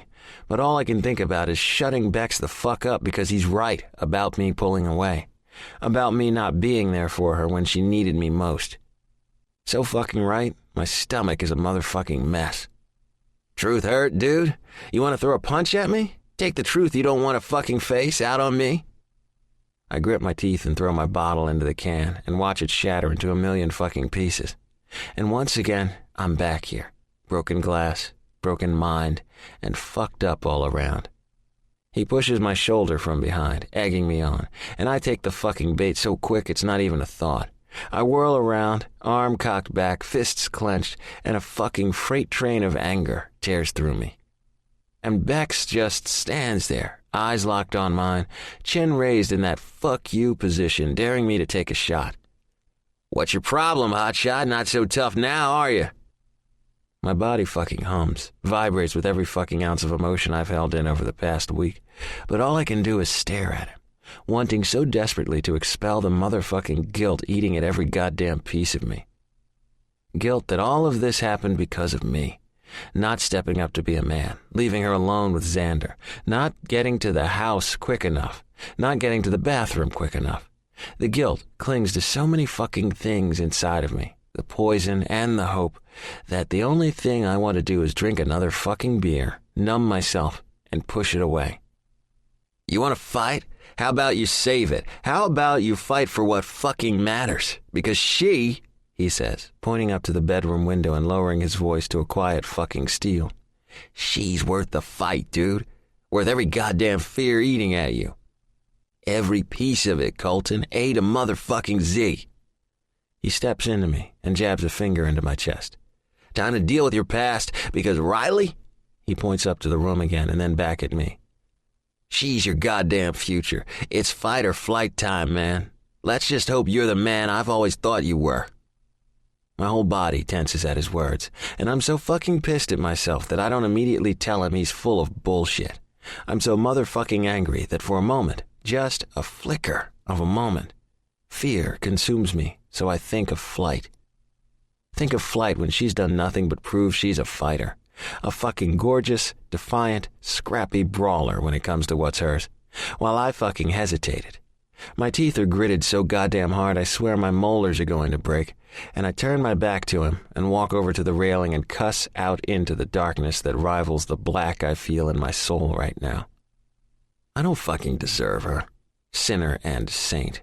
My caution to her motherfucking checkered flag. And as much as I know this, as much as my fucking chest hurts with each breath because of this, she's the only thing I see. The only one I want. My fucking Riley. Cat got your tongue, Colt? He taunts from behind me. Are you that fucking stupid you're going to walk away because she got pregnant? Because of some shit that happened? And I'm done. Temper snapped. Gas added to my fucking fire. You have no fucking clue about what happened, I yell at him, my voice breaking as I turn to face him. Not a fucking clue. Beckett's in my face in 5 strides. You're right, I don't have a fucking clue. He grabs my shoulders so I can't turn away from him, and as hard as I try, I can't shrug them the fuck off of me. But Colton, brother, I've watched you struggle for years with whatever the fuck that bitch of a mother did to you as a kid, but that's not you anymore. You're not that kid. Never again. And dude, Riley accepts that, accepts you, fucking loves you. Figure out how to accept it and the rest will figure itself out. He reaches out and cuffs the side of my face with a hand before stepping back and shaking his head. It's time to man the fuck up and realize you fucking love her too, before it's too goddamn late and you lose the one person who's made you whole again. Figure out how to deal with your past so you don't lose your fucking future. And with that, the fucker nods his head and walks toward the house as if he didn't just fuck with me. He stops as he opens the door and turns back to face me. When we were younger, I didn't get it. But what your dad used to tell you about hurting is feeling and some shit like that? I just nod. Yeah, I think you need to remember that now. He turns back around and disappears into the house, leaving me all alone with nothing but an empty night and haunting memories. Hurting is feeling, and feeling is living, and isn't it good to be alive? My dad's mantra passes through my mind as I walk into my room and see Rye asleep. Fuck me. She still takes my breath away, still makes me want and need and fucking ache like no one ever has. And fuck, I still want to corrupt her. That part will never go away. I laugh at my fucked up mind, but I know deep down corruption doesn't matter anymore, because she's what matters now. Riley, motherfucking checkered flags and shit. I walked toward the bed knowing I could sit and stare at her for hours. Dark curls fanned across my pillow, tank top covering those perfect fucking tits and riding up on her abdomen so the moonlight shows the scars of her past. The scars that robbed her of a future she thought was impossible, until 3 fucking days ago. I rub my hand down my side as I watch her, slide it over my inked scars that remind me of a future I never imagined was a possibility, until 3 fucking days ago. And my fingers linger over the last one, uncolored and empty. The one thing left I have to figure out before I know for sure if I can do what my head and heart agree on. Because baggage can be a powerful thing. It can contain you, prevent you from moving on, kill you. And sometimes feelings aren't enough to break its hold, to allow you to move on. But right as fucking rain, standing here, watching her chest rise and fall, it's time my 747, baggage and all, takes fucking flight. Because I chose fight. My breath catches in my throat as I come to the realization that I want this. I fucking want her. In my life, day, night, now, later. And the thought staggers me, breaks and mends me, tames the unfucking tameable. Fucking A. I shake my head and laugh softly. I guess I should say A to fucking Z. And I can't resist anymore. I sink down softly into the bed next to her and push away images of what happened the last night we lay there together. I give in to the necessity coursing through me like the adrenaline I crave. I reach out and pull her in tight against me. When I do, she rolls over in my arms so her face is nestled under my chin, her arms pressed between our chests, and the heat of her breath tickling my skin as she murmurs, "I love you, Colton." It's so soft I almost didn't hear it. So quiet and sluggish that I realize she's still asleep, but it doesn't matter. My breath stops. My pulse races and my heart constricts. I open my mouth, but then close it to swallow because I feel like I just ate a mouthful of cotton. I do the only thing I possibly can. I press a kiss to the top of her head. I want to blame it on the fucking alcohol. And I want to think that someday it might be possible to actually say those words without feeling like I'm opening old wounds just to reinfect them. I want to have hope that normal might just be a possibility for me, that this woman curled up beside me really is my cure. So I settled for the only words that will come, the ones I know she knows matters. I race you, Rye. I press a kiss to her shoulder. Night, baby. Chapter 34. The ceremony starts at 4. You'll be there, right?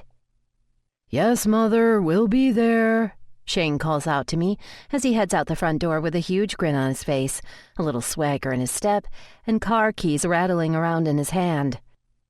I fear we're creating a monster. I laugh as I look over at Colton, who has one shoulder leaned against the wall and is staring at me with a quiet intensity. I notice the dark circles still under his eyes that have been there for the last few weeks, and it saddens me he's having nightmares again and isn't talking to me about them. Then again, he isn't really talking to me at all about anything, other than work or the boys or the ribbon-cutting ceremony later today to kick off the project. And it's weird. It's not as if anything is off between us. Actually, it's the opposite. He's more attentive and physical than ever before, but it feels like this is his way to make up for the fact we still haven't talked about the miscarriage. He asked for space, and I've given it to him, not talking about the loss or how I'm feeling, how I'm coping. I even went so far as to not tell him about my follow-up appointment yesterday. I get that we're both dealing with this in our own ways. His way is to wall himself off, figure it out alone, when mine is to hold on a little tighter, need him a little more. The momentary distance between us I can handle. I know it's temporary, but at the same time it's killing me to know he's hurting, to be hurting myself when I need him and can't ask for any more from him. Needing the connection that's always been a constant between us. To give him the space he asked for when all I want to do is fix. Late at night, when I wake from dreams filled with car crashes and floors filled with blood, I watch him sleep, and my mind wanders to those deep, dark thoughts that I can hide from in broad daylight. I wonder if he's not addressing or dealing with a miscarriage because he's worried that maybe a baby is what I want now, that maybe we're doomed because he never will. But if I can't talk to him, if he changes the subject any time I try to bring it up, I can't tell him otherwise. And yes, while thoughts of a baby have crossed my mind, I can't hang my hat on the idea. I can't let myself think that I'll be granted that post-accident miraculous chance more than once in my lifetime.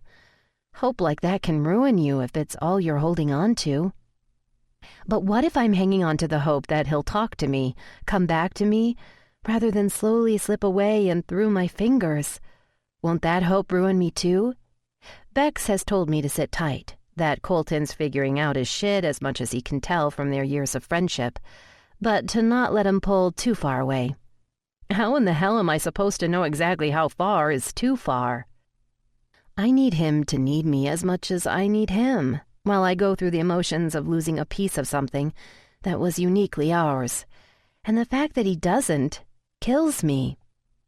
Yes, his arms are wrapped around me at night while we sleep, but his mind is elsewhere. Lost perhaps in his endless texts and hushed conversations as of late. The ones that unnerve me, despite knowing deep down he's not cheating on me. But he's hiding something, dealing with something, and it's without me when I need him to help me deal with this. I try to tell myself it's the lack of our physical connection that's making me read into everything way too much, overanalyzing everything. While I lie in his arms every night, pulled tight against his chest exactly where I long to be, we've yet to make love since coming back from the hospital. We kiss, and when I try to deepen it, move my hands down his body and entice him to want me like I crave him, he'll cuff my wrists and tell me to wait until I feel better, despite me telling him that I'm not hurt and that I'm perfectly fine. That I want to feel him in me, connecting with me, taking me again. The rejection stings something fierce because I know Colton, know the virile physicality he needs when he's hurting. So why isn't he taking it, taking me, if he's in the pain I see rampant in his eyes? I shake myself from my thoughts and focus on the emerald eyes locked onto mine. The man I love. The man I fear like hell is slipping away from me. A monster? No, he says with a shake of his head and a smile tilting up the left corner of his mouth so his dimple deepens. A teenager on the loose? Most definitely. I smile at him as he closes the distance between us, free to touch me, since the rest of the boys are at baseball practice, and will meet us at the ribbon cutting afterward. You okay? I ask him, probably for the umpteenth time in the past week. Yeah, I'm fine. You? Mm-hmm. And so goes our usual thrice daily conversation, at least. Our affirmation that everything is all right, even though everything feels so very different. Colton... My voice fades as I lose the courage to ask him more. He senses my hesitation and reaches out to cup the side of my face, his thumb rubbing gently over my cheek. I close my eyes and absorb the resonance of his touch because it's so much more than just skin to skin. It vibrates through me and delves into every fiber of my being, seeping into places unknown and forever stamping them with his presence, ruining me for anyone else ever again with invisible tattoos. When I open my eyes, his are front and center in my line of sight. Hey, quit worrying. Everything's going to be okay. We're okay. He swallows and lowers his eyes before bringing them back up to mine. I'm just trying to figure out my shit so it doesn't affect us. But... My question is cut off when his lips meet mine. It's a soft sigh of a kiss that he slowly deepens when he slips his tongue between my lips to dance in a slow entanglement with mine. I taste need laced with desire, but all my head can think about is why won't he act on it? I move my hands up so my fingers can twist in the hair curling over his collar and tell my mind to shut up. Tell it to quiet down so I can enjoy this moment. Enjoy him. I feel the tears well as the tenderness behind his touch overwhelms me, as if I'm fragile and will break.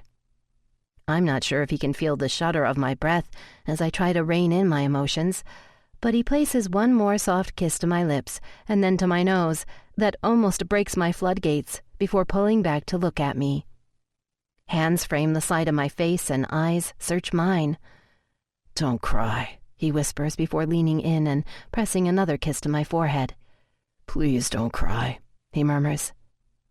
I sigh, words escaping me on how to express what I feel and need and want from him without pushing him too hard. I know, baby, I know. Me too. He presses a kiss to my lips that causes another tear to slide down my cheek. Me too. The crowd is clapping as I finish my speech and step down from the podium, my eyes sweeping over the audience. I see Shane sitting next to Jackson, clapping like the rest of the boys, but I don't see Colton. I scramble to come up with a valid excuse for why the biggest sponsor of the project is going to be AWOL at the ribbon-cutting ceremony and press photo session, taking place in less than 10 minutes. Where in the hell is he? He would never purposefully miss something for the boys or the project he was so instrumental in making a reality. I look down at my phone as I head toward Shane to ask him where Colton is, and there's nothing. No missed call, no text, no anything. The clapping subsides as Teddy takes the podium again to wind the press conference down. "Shane," I whisper loudly as I motion him over to me. "Shane!" Jax nudges him so that he stands and walks toward me. I turn my back and start walking away from the crowd, assuming he's following me. We turn a corner so we're away from the press, and I force myself to take a breath. "Where's Colton?" I ask without trying to sound like I'm anxious. "Well," he says, shuffling his feet before looking back up to meet my eyes. "When we were on our way here, he got a phone call from someone named Kelly, and he made me pull over to the side of the road so we could get out and talk to her privately." My heart skips and lodges in my throat despite telling myself that there has to be a perfectly logical explanation for this. Telling myself and convincing myself are two very different things, though. "Are you okay?" he asks me, blue eyes looking over my face and meeting my eyes. I mentally chastise myself and have to remember that Shane is no longer a 12-year-old, but rather a teenager on the verge of manhood who notices things. "Yeah, I'm good. Fine. Just surprised he's not here. That's all." Well, he got back in the car and told the lady he'd call her back in a couple of minutes because he had to get us here on time. We parked right before the speeches started, and he told me to head on in and he'd be right there. He got out and watched me sit next to Jackson. I saw him talking on the phone as he waved goodbye to me. Why? Is something wrong, Rye? No, not at all. I just missed his call. I lied to Shane, and most likely myself to soften the blow. I wanted to see if he told you when he'd be back because I'd hate for him to miss the ribbon-cutting ceremony. Yeah, well, I'm sure something pretty important came up for him to not be here. He knows how much it means to you and stuff, he says, twisting his lips, trying to comfort me in that awkward prepubescent way that makes my heart swell with pride. It must have been very important. I smile at him. You guys mean the world to him. I put my arm around his shoulder and start walking back toward the crowd, hoping he misses what I'm not saying, that maybe I don't mean the world to him anymore. We make it back in time for the ribbon-cutting ceremony, and I can't stop my eyes from frantically searching the crowd for him. My mind repeats Shane's words over and over. It must be something very important, something huge, but the question is, what? And then, of course, doubt creeps in and nibbles at my resolve. Did something come up with Tawny? With his family? But if it had, he would have called me, texted me. Something, right? By the time the ceremony is over and I've said goodbye to the boys, my nerves are frayed. I've gone from concerned to pissed to uneasy to angry, and as I speed up Pacific Coast Highway toward Broad Beach Road, his voicemail answering every time I hit dial, I'm sick to my stomach with worry. By the time I reach the gates and pull into an empty driveway, I'm a freaking mess. I unlock and fling open the front door, his name a shout of my lips. But before I even make it past the kitchen, I know he's not home. It's not just the frantically excited Baxter that tells me, but also the eerie silence in the house. I open the sliding glass door to let Baxter out as a new thought hits me. What if something happened to his head? What if he's injured somewhere and needs help and no one knows? I run back to the kitchen counter and dial Hattie. Hey, has Colton called the house? No, what's wrong? Concern floods Hattie's voice, but I don't have time to go into details. I'll explain later. Thanks. I hang up on her while she's still talking, telling myself I'll apologize later while the phone's already ringing for the next person. Riley. Bex, where's Colton? No clue. Why? I hear a female giggle in the background, and I don't even give a second thought about interrupting whatever it is I'm interrupting. He didn't show up at the ceremony. Shane said he got a call, and that's the last anyone's seen of him. I hear Bex tell the woman to be quiet. He didn't show? Apprehension laces his voice as I hear shuffling on the other end of the line. No. Who's Kelly? Who? He asks, before the line goes silent for a moment. I've no clue, Rye. His silence makes me question his honesty, and the scattered thoughts in my mind reach my mouth. I don't give a fuck about man code and all that, Beckett, so if you know, I don't care if it's going to hurt me. You have to tell me because I'm worried fucking sick and... I'm rambling frantically, and I force myself to stop because I'm starting to get hysterical, and I really have no reason to be, except for the intuition that tells me something isn't right. Calm down, take a breath, okay? I squeeze my eyes shut and get a grip. Last I talked to him, he was taking Shane out driving and then heading to the ceremony. You know... Why is he not answering his phone then?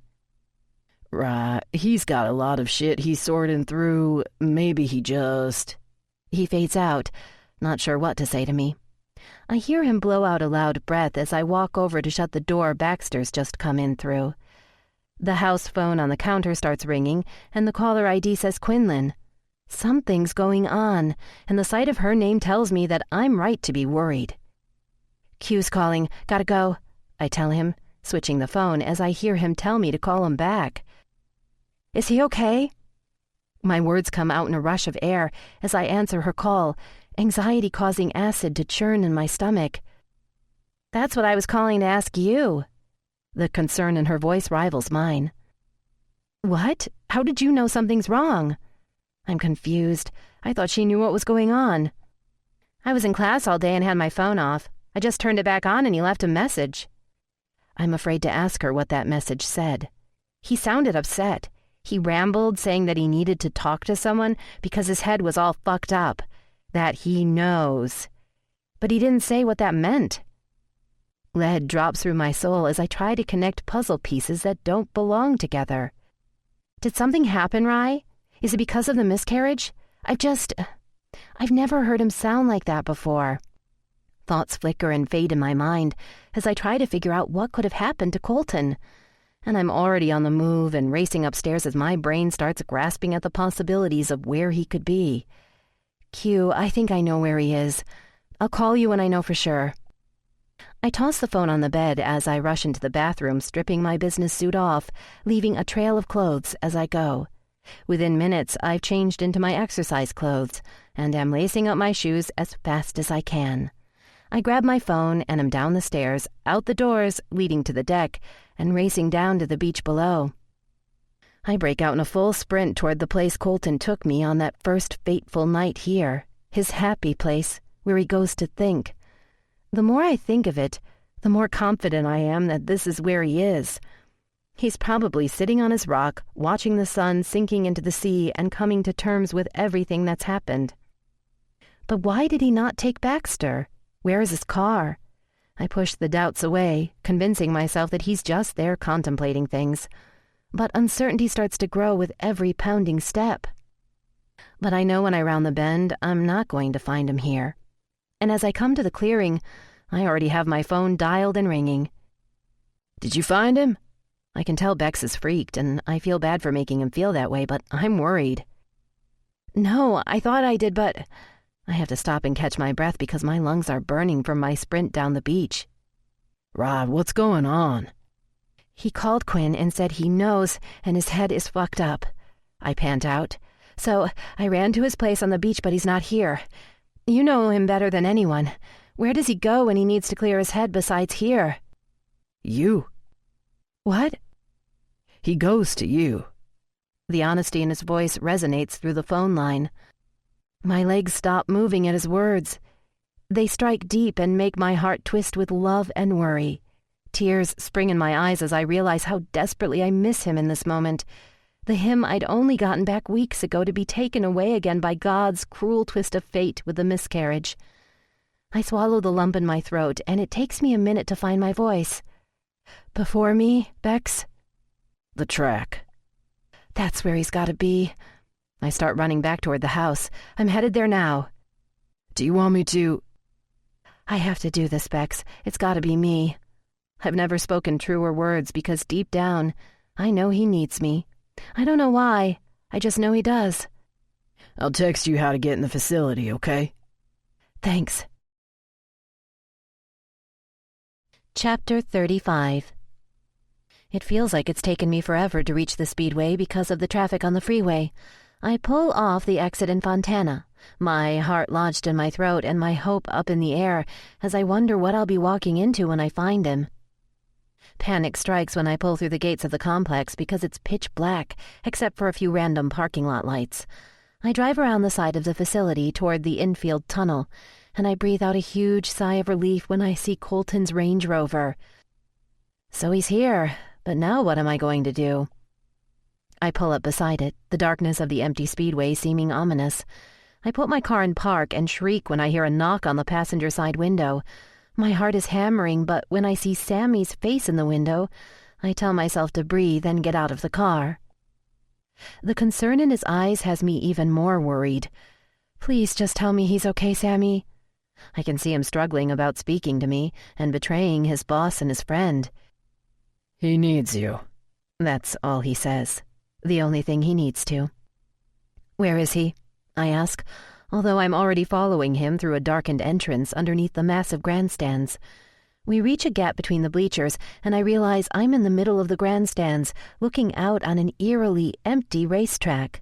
I meet Sammy's eyes through the darkness, and he signals over my left shoulder. I turn around instantly, and I see him. There is a single light on in a section of the grandstands, and just in its fringes, I see a lone shadow sitting in the darkness. My feet move without thinking and start climbing the stairs one by one to him. I can't see his face in the darkness, but I know his eyes are on me, can feel the weight of his stare. I reach the row of bleachers he's sitting on, and I start walking toward him, anxious and calm, all at the same time. I try to think of what to say, but my thoughts are so jumbled with worry I can't focus. But once I'm able to see his shadowed face, everything vanishes but heart-wrenching, unconditional love. His posture says it all. He sits leaned over, elbows on his knees, shoulders sagging, and face stained with tears. And his eyes, the ones always so intense but dancing with mischief or mirth, are filled with absolute despair. They lock onto mine, begging, pleading, asking so much of me, but I'm not sure how to respond. When I finally reach him, his grief crashes into me like a tidal wave. Before I can say a single thing, he strangles out a sob, the same time he reaches out and pulls me into him. He buries his face into the curve of my neck and just hangs on like I'm his lifeline, the only thing keeping him from slipping under and drowning. I wrap my arms around him and cling to him, trying to give him what he needs. Because there is nothing more unsettling than watching a strong, confident man come completely undone. My mind races as his muffled sobs fill the silence and the trembling of his body ricochets through mine. What happened to reduce my arrogant rogue to this distraught man? He continues to hold on as I shush him and rock subtly back and forth. Anything I can to quiet the storm that's obviously raging inside of him. I'm here.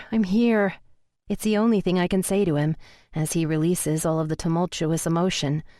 And so I hold him in the dark, in a place where he made his dreams come true, hoping that just maybe he's coming to terms, stopping and facing head-on the demons he usually uses this track to outrun. Time passes. The sounds of traffic on the highway beyond the empty parking lot lessen, and the moon moves slowly across the sky. And yet Colton still holds on, still draws whatever he needs from me, while I revel in the fact that he still needs me when I thought he didn't anymore. My mind jockeys back and forth from memories of a shower bench and him clinging to me then like he is now, of what could figuratively knock this man of mine to his knees.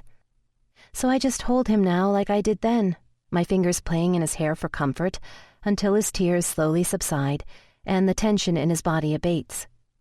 I don't know what to say, what to think, so I just say the first thing that comes to my mind. Are you okay? Do you want to talk about it? He loosens his grip and presses the palms of his hands into my back, pulling me tighter against him, if that's even possible, while drawing in a shaky breath. He's scaring me, not in a bad way, but in the sense that something huge had to have happened to draw this kind of reaction out of him. He leans back and squeezes his eyes shut before I have a chance to look into them, scrubbing his hands over his face before blowing out a loud breath. He hangs his head back down and shakes it, and I hate that I can't see his face right now. I did. He blows out another breath, and I reach out and place a hand on his knee. He just nods his head as if he's talking to himself, and then his body tenses up again before he speaks. I did what you said I should do. What? I tried to figure out what exactly I told him to do. I did what you said, and now my head is just so fucked up over it. I'm a goddamn mess. The raw grief breaking his voice has me sitting beside him and waiting for him to look up into my eyes. What did you do? He reaches out and grabs my hand, lacing our fingers together and squeezing tightly. I found my mom. The breath catches in my throat because when I made that comment, never in a million years would I have thought he'd actually do it. And now I don't know what to say, because I'm the catalyst for all of this pain. Colton. It's all I can say, all I can offer besides lifting our hands and pressing a kiss to the back of his. Kelly called me while I was... Oh, fuck, I missed the ceremony. I stood you up. And I can tell by the absolute disbelief in his voice that he really, truly forgot. No. I shush him, trying to tell him that it doesn't matter. That only facing his fears is what matters. It's okay. I squeeze our hands again. I'm so sorry, Rye. I can't even fucking think straight right now. He breaks his eyes from mine and averts them in shame, as he uses his other hand to wipe the tears from his cheeks. You know, he shakes his head as he looks out at the darkened track in front of us. It's kind of funny that this is a place I come to forget everything, and tonight it's the first place I thought to go in order to come to terms with it all. I follow his eyes and look out at the track, taking in the enormity of it all, the track and his actions. We sit in silence as the importance behind his words hit me. He's trying to face things, to move on, to begin to heal, and I've never been more proud of him. I asked my dad a couple of months ago if he knew what had happened to her. He got me in touch with a PI, Kelly is his name, that he'd hired when I was younger, who kept tabs on her for 10 years to make sure she didn't come back for me. His voice is even, flat, such a contrast to the hiccuping despair from moments ago, and yet I can feel the extremity of the emotion vibrating just beneath the surface. He called me today. He found her. He looks over at me, and the forlorn look in his eyes, a lost little boy trying to find his way, undoes me, breaks the hold on the emotion I'm trying to hold in so I can be strong for him. Be the rock while he crumbles. My first tear falls as I reach out and place my hand on his cheek, a simple touch that relays so very much about what I think, how I feel, what I know he needs from me. I lean in, his jaw clenching beneath my palm, his eyes fused with mine, and place a feather-soft kiss to his lips. "I'm so proud of you," I whisper the words to him. I don't ask him about what he found or who she is. I focus on him, on the now, because I know his head is desperately trying to reconcile the past while trying to figure out the future. So I focus on the here, the now, and hope he understands that I'll be here for every single step of the way, if he lets me. We sit like this, the silence reinforcing the reassurance of my touch and the understanding behind my kiss. And for once, the silence is comforting, accepting of his tortured soul. He works a swallow in his throat and blinks his eyes rapidly, as if he too is trying to understand everything, and yet he has so many more pieces of the puzzle than I do, so I sit and wait patiently for him to continue. He breaks our eye contact and leans back, eyes drawn back to the track. "My mom is dead." He says the words without any emotion, and even though they float out into the night, I can sense them suffocating him. I stare at him, take in his moonlit profile against the night sky, and I choose to say nothing, to let him lead this conversation. Restless, he shoves up out of his seat and paces to the end of the aisle and then stops, his figure haloed by the single light beyond him. "She never changed. I guess I shouldn't have expected to find anything different," he says so quietly, but I can still hear every single inflection in his tone, every break in his voice. He turns to face me and walks a few feet toward me and stops. My head is such a fucking mess right now. He scrubs his hands over his face and through his hair before emitting a self-deprecating laugh that sends shivers up my spine. I don't even have any positive memories of her. None. 8 years of my fucking life, and I don't remember a single thing that makes me smile. I know he's struggling, and I so desperately want to cross the distance between us and touch him, hold him, comfort him.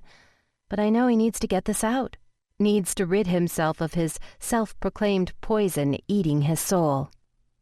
My mom was a drugged-out whore, lived by the sword and died by the sword.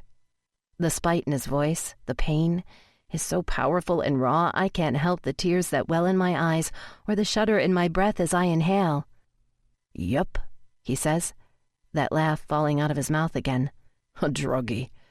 She wasn't discriminate, though. She'd take anything to get that rush because it was what was important. Fucking more important than her little boy sitting scared as fuck in the corner." He rolls his shoulder and clears his throat as if he's trying to choke back the emotion. "So I just don't get it." His voice fades, and I try to follow what he is saying, but I can't. "Don't get what, Colton?" "I don't get why I fucking care that she's dead," he shouts, his voice echoing through the empty stadium. "Why does it bug me? Why am I fucking upset over it? Why does it make me feel anything other than relief?" His voice cracks again, his words ricocheting off the concrete.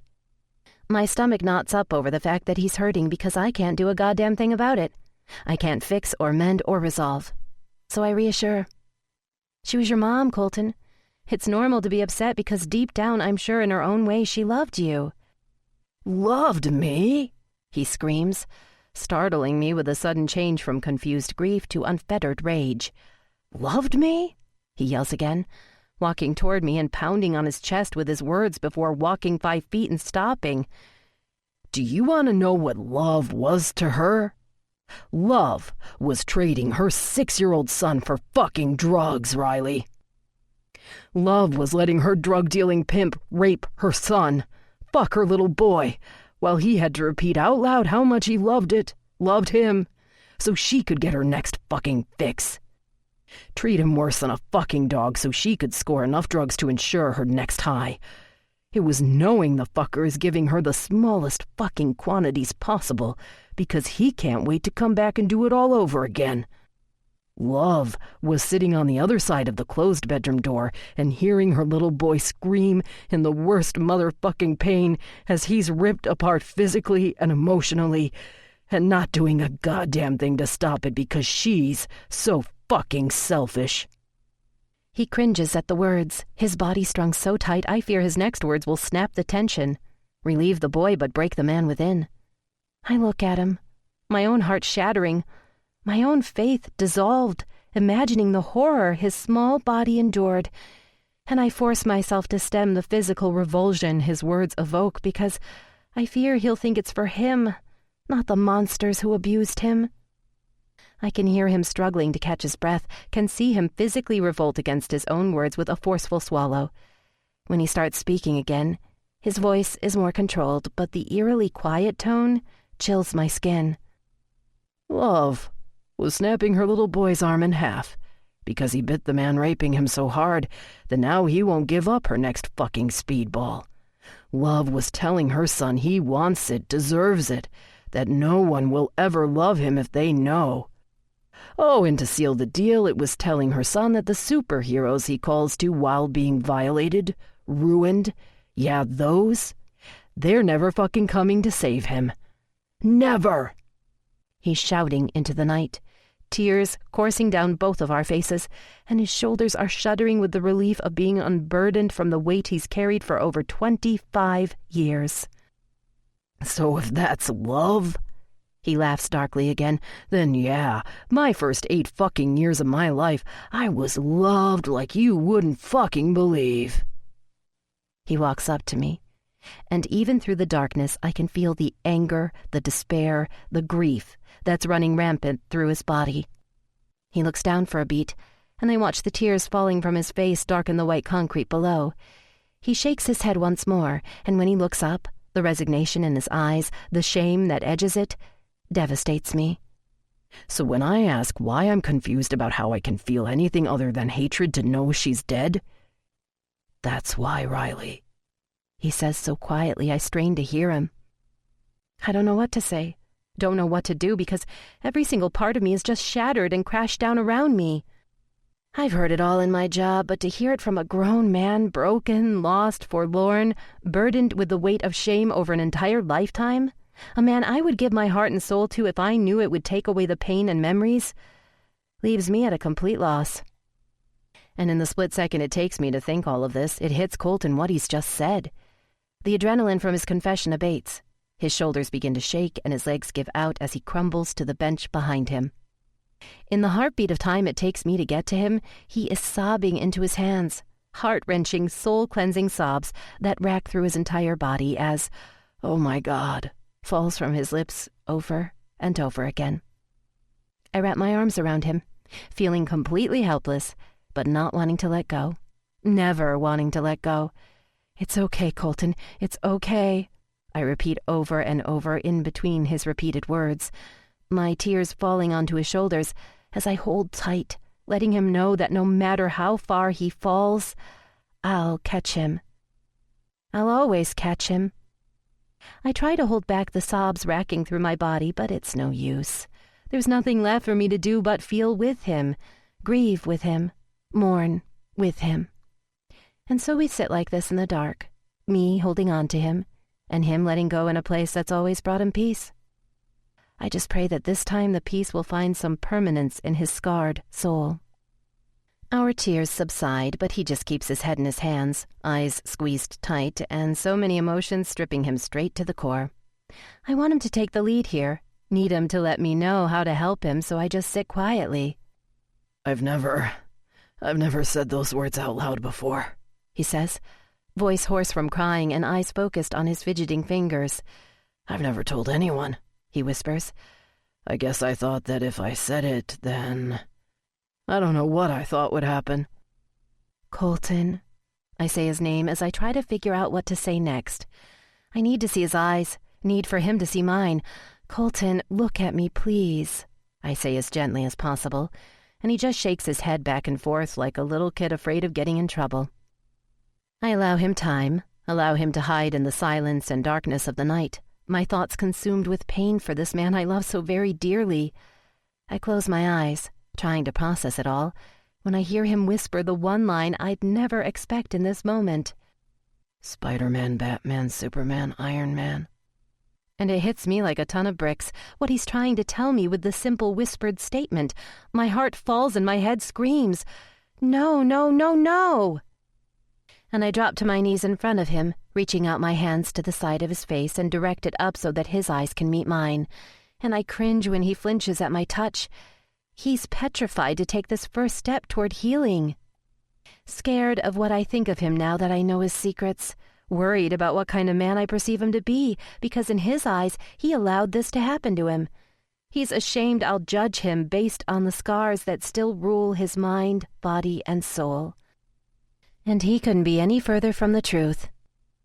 I sit and wait patiently, my fingers trembling on his cheeks for some time until green eyes flicker up and look at me with a pain I can't imagine reflected in them. There are so many things I want and need to say to you right now. So many things, I say, allowing my voice to tremble, my tears to fall, and goosebumps to blanket my entire body. That I want to say to the little boy that you were and to the incredible man you are. He forces a swallow as his muscle in his jaw ticks, trying to rein back the tears pooling in his eyes. I see fear mixed with disbelief in them. And I also see hope. It's just beneath the surface waiting for the chance to feel safe, to feel protected, to feel loved for it to spring to life. But it's there. I am in awe of the vulnerability he is entrusting me with, because I can't imagine how hard it is to open yourself up when all you've ever known is pain. I rub my thumb over his cheek and bottom lip as he stares at me, and I find the words I need to convey the truth he needs to hear. Colton Donovan, this is not your fault. If you hear one thing I tell you, please let it be this. You've carried this around with you for so long, and I need you to hear me tell you that nothing you did as a child or as a man deserved what happened to you. His eyes widen and he turns his body some, opens up his protective posture, and I'm hoping it's a reflection of how he feels with me, that he's listening, understanding, hearing, because there are so many things I've wanted to say to him for so long about things I'd assumed, and now I know. Now I can express them. You have nothing to be ashamed of then, now, or ever. I am in awe of your strength. He starts to argue with me, and I just put a finger to his lips to quiet him before I repeat what I was saying. I am in awe of your strength to keep this bottled up for all this time and not self-destruct. You are not damaged or fucked up or hopeless, but rather resilient and brave and honorable. My voice breaks with the last word, and I can feel his chin quiver beneath my hand because my words are so hard to hear after thinking the opposite for so very long. But he keeps his eyes on mine. And that alone signals that he's opening himself up to the notion of healing. You came from a place of unfathomable pain, and yet you're this incredible light who has helped to heal me, has helped to heal my boys. I shake my head, trying to find the words to relay how I feel, so he understands there is so much light in him when all he's seen for so long is darkness. Right. He sighs, and I can see him struggling with accepting the truth in my words. No, Colton, it's true, baby. I can't imagine how hard it was to ask your dad for the help to find your mother. I can't imagine how you felt taking that call today. I can't fathom how hard it was for you to just confess a secret that has weighed so heavy on your soul for so very long. But please know this. Your secret is safe with me." He sniffles back a sob, his eyes blinking rapidly, his expression pained, and I lean forward and press a soft kiss to his lips, a touch of physicality to reassure the both of us. I press a kiss to his nose and then rest my forehead against his, trying to take a moment to absorb all of this. "Thank you for trusting enough to share with me," I whisper to him, my words feathering over his lips. And he doesn't respond, but I don't need him to. We sit like this, forehead to forehead, accepting and comforting each other and the boundaries that have been crossed. I don't expect him to share any more, so when he starts to speak, I'm startled. "Growing up, I didn't know how to deal with it all, how to cope." The absolute shame in his voice washes over me, my mind reeling from the loneliness he must have endured as a teenager. I rub my thumb back and forth over his cheek so that he knows I'm here, knows I'm listening. He sighs softly, his breath heating my lips as he finishes his confession. "I tried quickly to prove that I wasn't damned to hell, even though he did those things to me. I ran through the gamut of girls in high school to prove to myself otherwise. It made me feel good to be wanted and desired by females, because it took that fear away. But then it also became my way of coping, my mechanism, pleasure, to bury the pain." I whisper at the same time he does. The line he said to me in the Florida hotel room that stuck with me, ate at me because I wanted to understand why he felt that way. And I get it now. I get the sleeping around, the fuck 'em and chuck 'em, all of them a way to prove to himself that he was not scarred by his past, a way to place a temporary Band-Aid over the open wounds that never healed. I squeeze my eyes shut, my mind and heart aching for this man, when his voice interrupts the silence.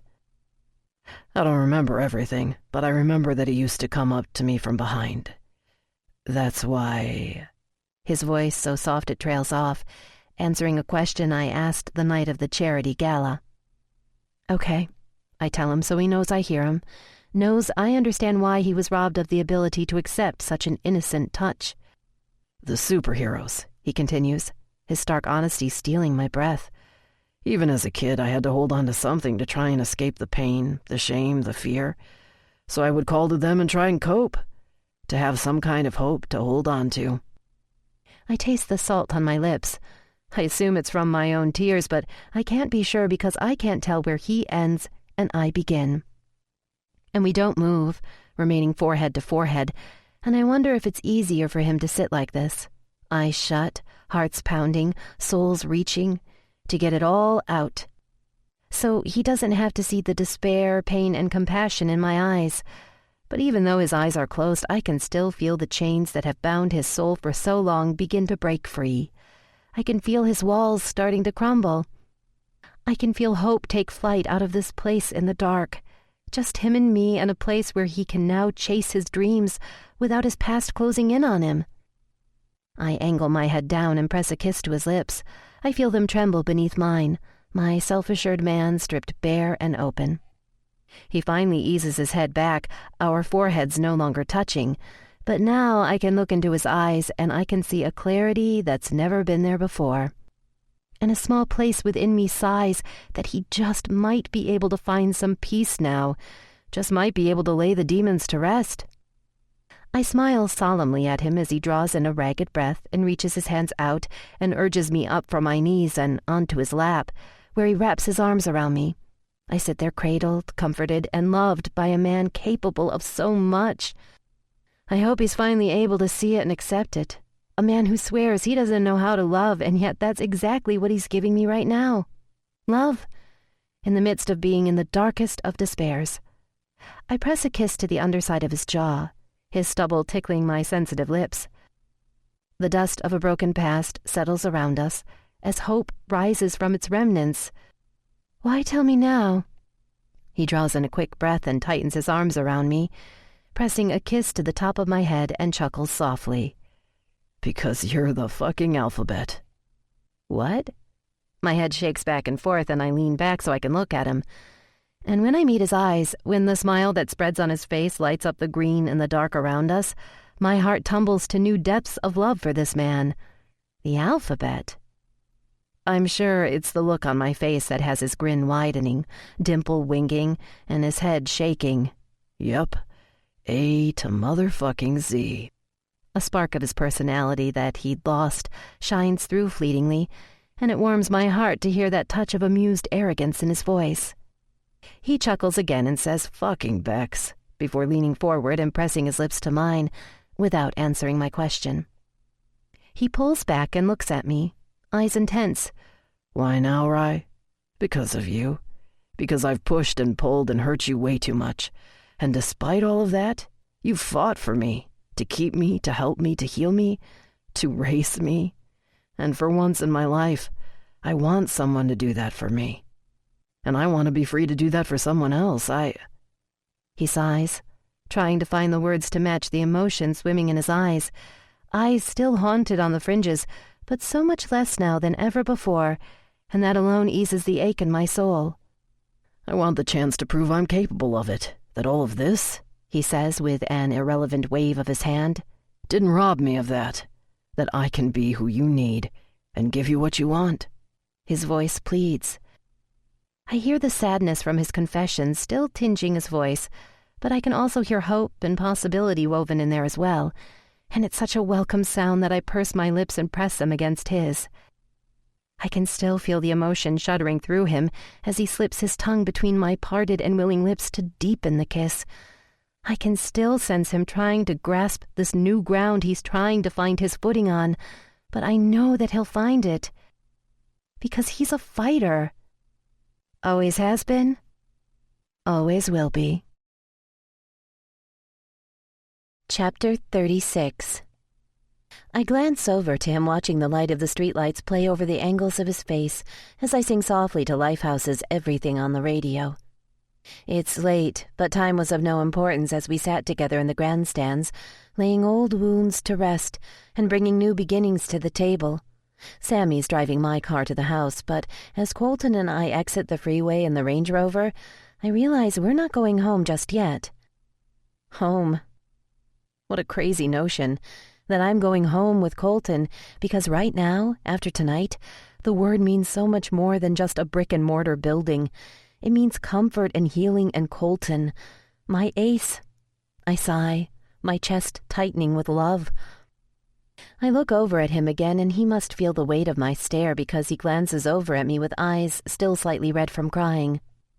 They lock on mine momentarily as he smiles softly and then shakes his head subtly, as if he's still trying to process the events of the past few hours before looking back at the road.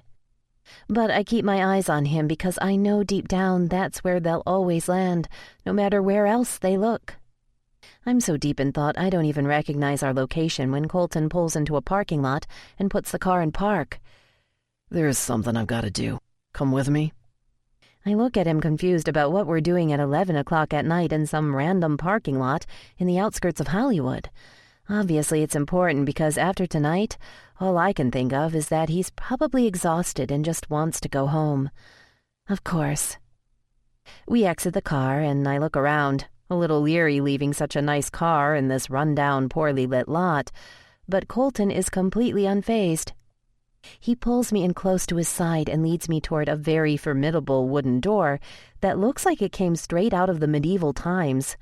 Colton opens it, and I'm immediately confronted with bright lights, music playing softly, and a strangely unique buzzing sound. I whip my head over to Colton, who's watching me with a bemused curiosity. He just chuckles and shakes his head at my slack-jawed reaction and widening eyes. I've never even stepped foot in one of these places before. Deep down, a part of me knows why we're here, but it doesn't make sense. Colton links his fingers with mine as we walk down a narrow hallway toward a room where there are bright lights. Colton crosses the threshold ahead of me and stops momentarily until the buzzing ceases. Well, motherfucking cocksuck, the fucking Wonder Boy pays a visit, a rumbling voice yells out, and Colton laughs before being pulled farther into the room. Well, goddamn, you're a sight for sore eyes, Wood. I watch as arms, sleeved in a variety of colors and images, wrap around Colton and bring him in for a quick hug. I see a pair of hazel eyes catch sight of me over Colton's shoulder. "Oh, fucking shit. I'm so sorry about all the fucking cussing," the voice belonging to the eyes says as he shoves Colton backwards and steps toward me. "Dude, if you bring a fucking lady in here, you need to make sure to give me warning so I can be respectable and shit." Colton laughs as the man wipes his hand off on his jeans before reaching it out to shake mine. My eyes roam over the heavy-set, tattoo-riddled man with closely cropped hair and a long, unruly beard. But what I find the most endearing is the blush staining his cheeks. It's actually quite adorable, but I doubt he'd be amused if I said that right now. "So fucking sorry. Christ, I just did it again." He shakes his head with a wheeze of a laugh, and I can't help but smile. "No worries," I tell him, lifting a chin over toward Colton. His mouth's just as bad. I'm Riley. "Okay, well, I'll try to keep the fucking to a minimum," he says, and then blushes again. "I mean, not with you, of course. Well, unless you wanted to, because then—" "Don't even think about it, Sledge," Colton warns with a laugh as Sledge, I assume, shakes his head and just laughs that unique laugh of his again before ushering us into the tattoo parlor. "So, dude, really?" Sledge asks Colton. "Yeah." He looks over to me and smiles. "Really?" And I'm completely lost. "Whatever yanks your dick, man," he says, shaking his head as he walks over to a counter and starts rifling through some papers. "Speaking about yanking dicks and shit." He glances over at me and his face scrunches up in apology before continuing to look for something. "How's that fine-ass sister of yours that I'd love to have yank mine, among other things?" I expect Colton to freak out, but he just throws his head back and bellows out a laugh. His reaction makes me realize these two go way back. "She'd eat you alive and you know it, dude. You're such a pussy." "Fuck you," Sledge laughs as Colton starts pulling his shirt over his head. And even with so many new sights to take in here, I can't tear my eyes from his chiseled abdomen. I take in the 4 symbols, representations of his past, and wonder what he's going to do now. "Yeah, quite the hard-ass," Colton teases as he ushers me to a chair and presses a chaste kiss on my lips. He looks me in the eye for a moment, as if to say, "Trust me," before sitting down in a chair himself. "The inked-up man who listens to Barbra Streisand and keeps his 5 pussies in the back room." What in the hell is he talking about? "Didn't you know, if you're gonna pretend to be a badass, you need to listen to death metal and have a man-eating pit bull instead of enough cats to rival an old spinster?" Colton is laughing, carefree even, and I love that whoever this contradiction of a man is brings this out in Colton. "I'm a delicate flower," Sledge quips before yelling out, "Aha!" "Flower my ass," Colton says, shaking his head and laughing as Sledge walks over to him with a piece of paper in his hand. "That it?" Colton asks, and I straighten my posture to try and see what's on it. He stares at it a moment, lips pursing, head subtly bobbing as he considers it. "You sure?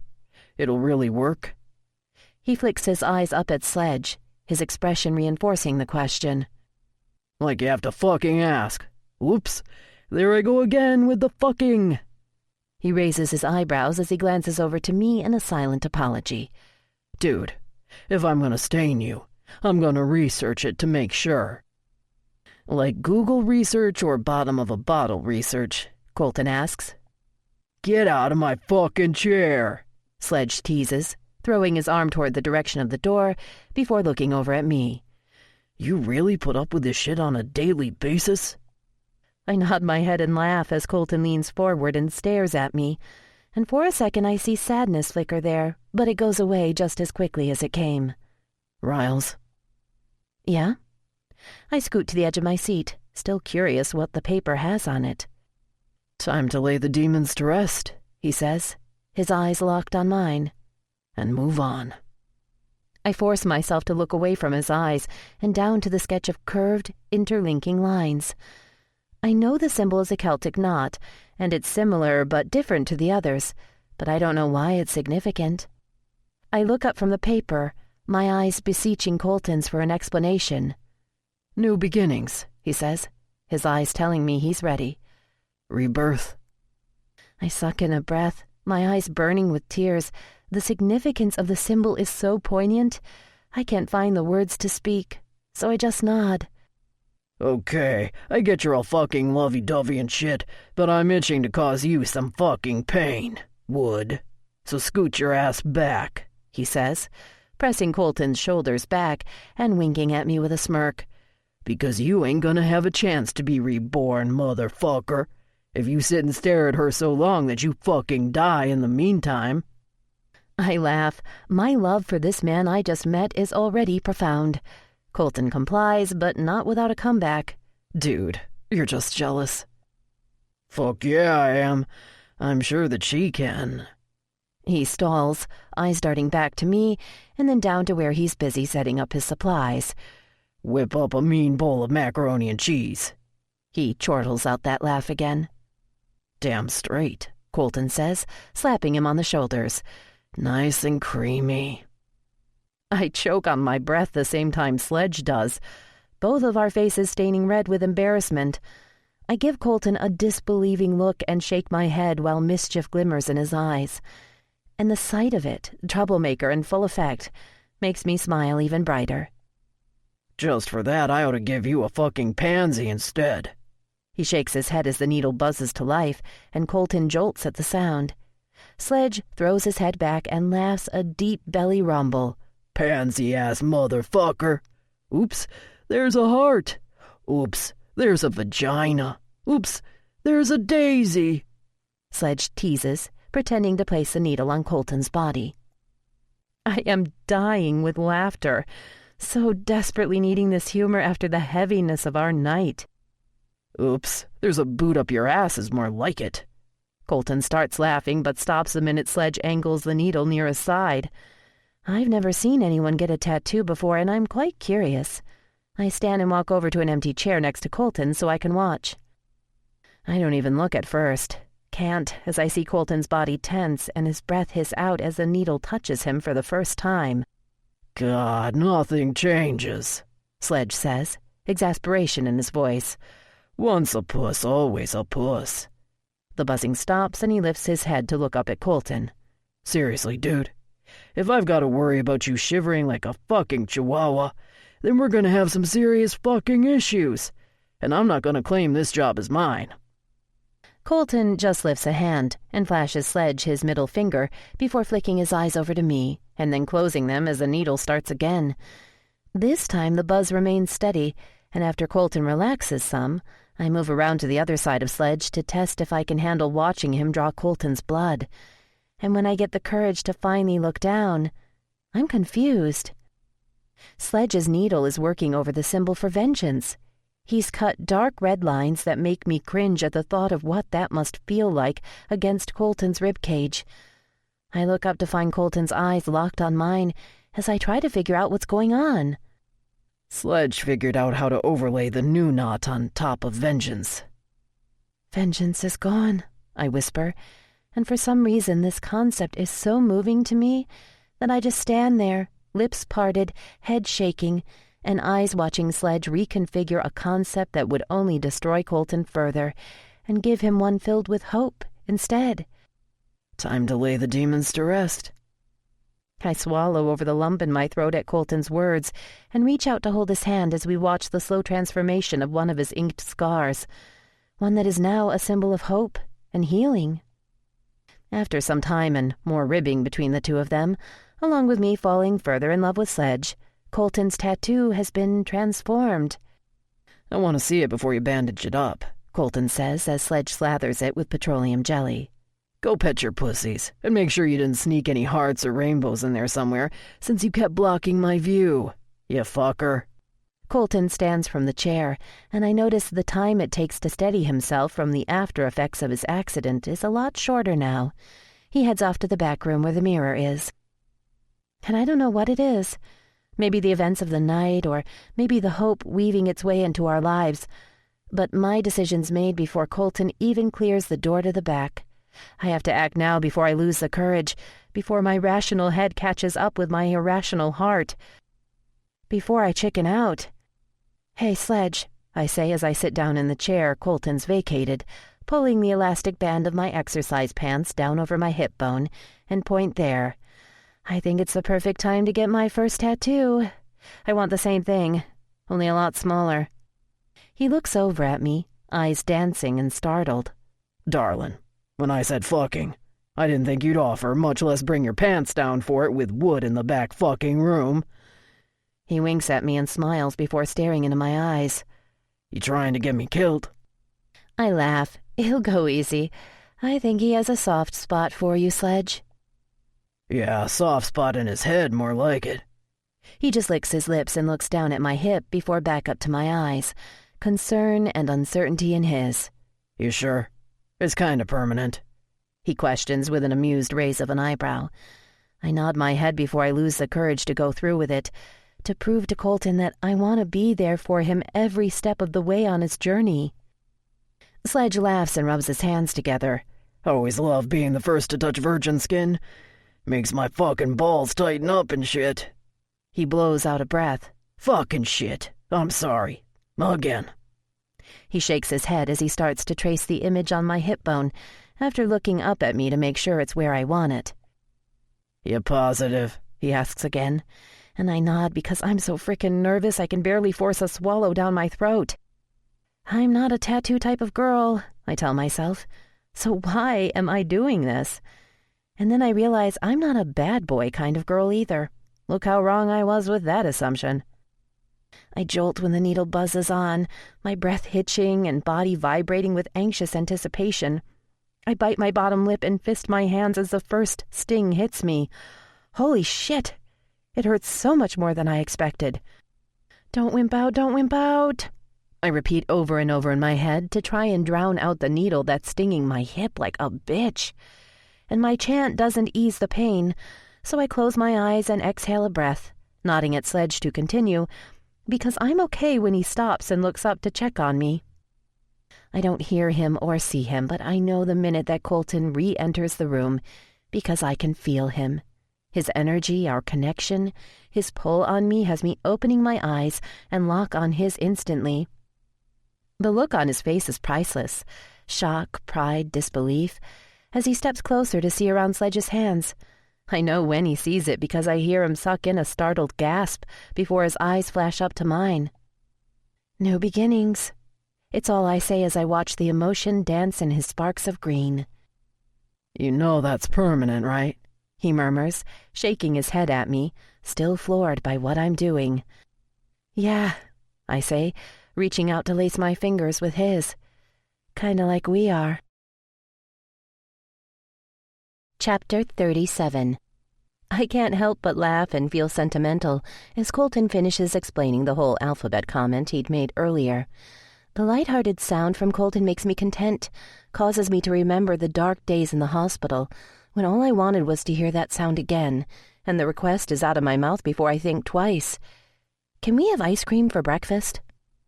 Colton's hand stills on my thigh as he stutters out a laugh. "What?" I love the look on his face right now, carefree, careless, and unburdened from the secrets that are no longer between us. I just smile at him lying on his side next to me as I adjust the pillow behind me and lie back, sighing, his amused eyes still staring at me. Music plays overhead as I shrug at him, suddenly feeling silly for my comment. It's just that I feel like everything is coming full circle. Things I said I wanted to do, I needed to do, promises I made when he was lying in that hospital bed, I need to keep. "Yes, ice cream for breakfast," I tell him, wincing as I move and my panties tug on the bandage over my new tattoo. The tattoo my mother is going to kill me over when she finds out about it. But the sudden startled look in his eyes pulls me from my thoughts and causes me to lean forward to look at him closer, curious as to what just put it there.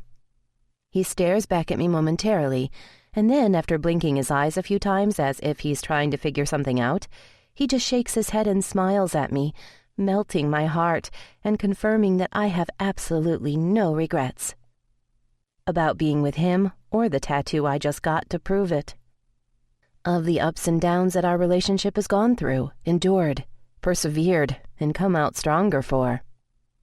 None of it because it brought us here to this point, right here, right now. Healing together and loving one another. Taking the first steps toward our future. He angles his head on his hand propped on his elbow beneath him and quirks his lips. Well, what the woman wants, the woman gets. I like the sound of that, I say, wiggling my hips, because I have a whole lot of wants, Mr. Donovan. Oh, really? And what might those be? He raises his eyebrows, a lascivious smile tugging at one corner of his mouth, as he leans forward and presses a soft kiss to the edge of my bandage. He looks up at me, lust and so much more dancing in the depths of his eyes as he slowly crawls his way up my body until his lips are inches from mine. And my God, do I want to lean in and taste those lips and feel my skin hum to life from his touch. But I opt for one more request before losing myself in him, to him. For dinner, I want... Pancakes. Colton finishes my sentence. Ice cream for breakfast and pancakes for dinner. I remember hearing you say that. His voice is filled with awed reverence, as my heart soars at the revelation that he heard me when he was unconscious in the hospital. I watch him try to process everything with a soft shake of his head. You talked a lot, he murmurs, leaning closer to my lips but not touching, and I know he's smiling because I can see the lines bunch around his eyes. So we have our menu planned for tomorrow. Colton leans forward and captures my mouth with his in a soft kiss. It's time to stop talking, Riles, he says, as he leans back to look me in the eyes, humor and unguarded love reflected in them. Colton, I say, arching my back to try and brush my breasts against his bare chest, because everything in my body at this moment is desperate for his touch, his taste, the connection between us. And when he stays still and doesn't move, I reach out and grab the back of his neck, trying to pull him into me, but he doesn't move. He just remains motionless, staring at me with such intensity. And for the first time I understand what he meant when he told me I was the first one to ever really see him, to see into the depths of his soul, because right now there's nothing I can hide from him, absolutely nothing. Our connection is that strong, that irrefutable. It's been such an emotional evening, more so for him than for me, but my body is humming for a physical release. It's vibrating with need, and all I want is him. Riley. It's that one word plea of my name on his lips that gets me every time. Don't Riley me, I implore, as I watch concern edge the desire from his eyes. I move my hands to frame his cheeks and hold him still so he has no option but to hear me. I'm fine, Colton. I'm so afraid I'm going to hurt you. His voice fades, and the concern that floods it makes every part of me slip further under his tidal wave of love.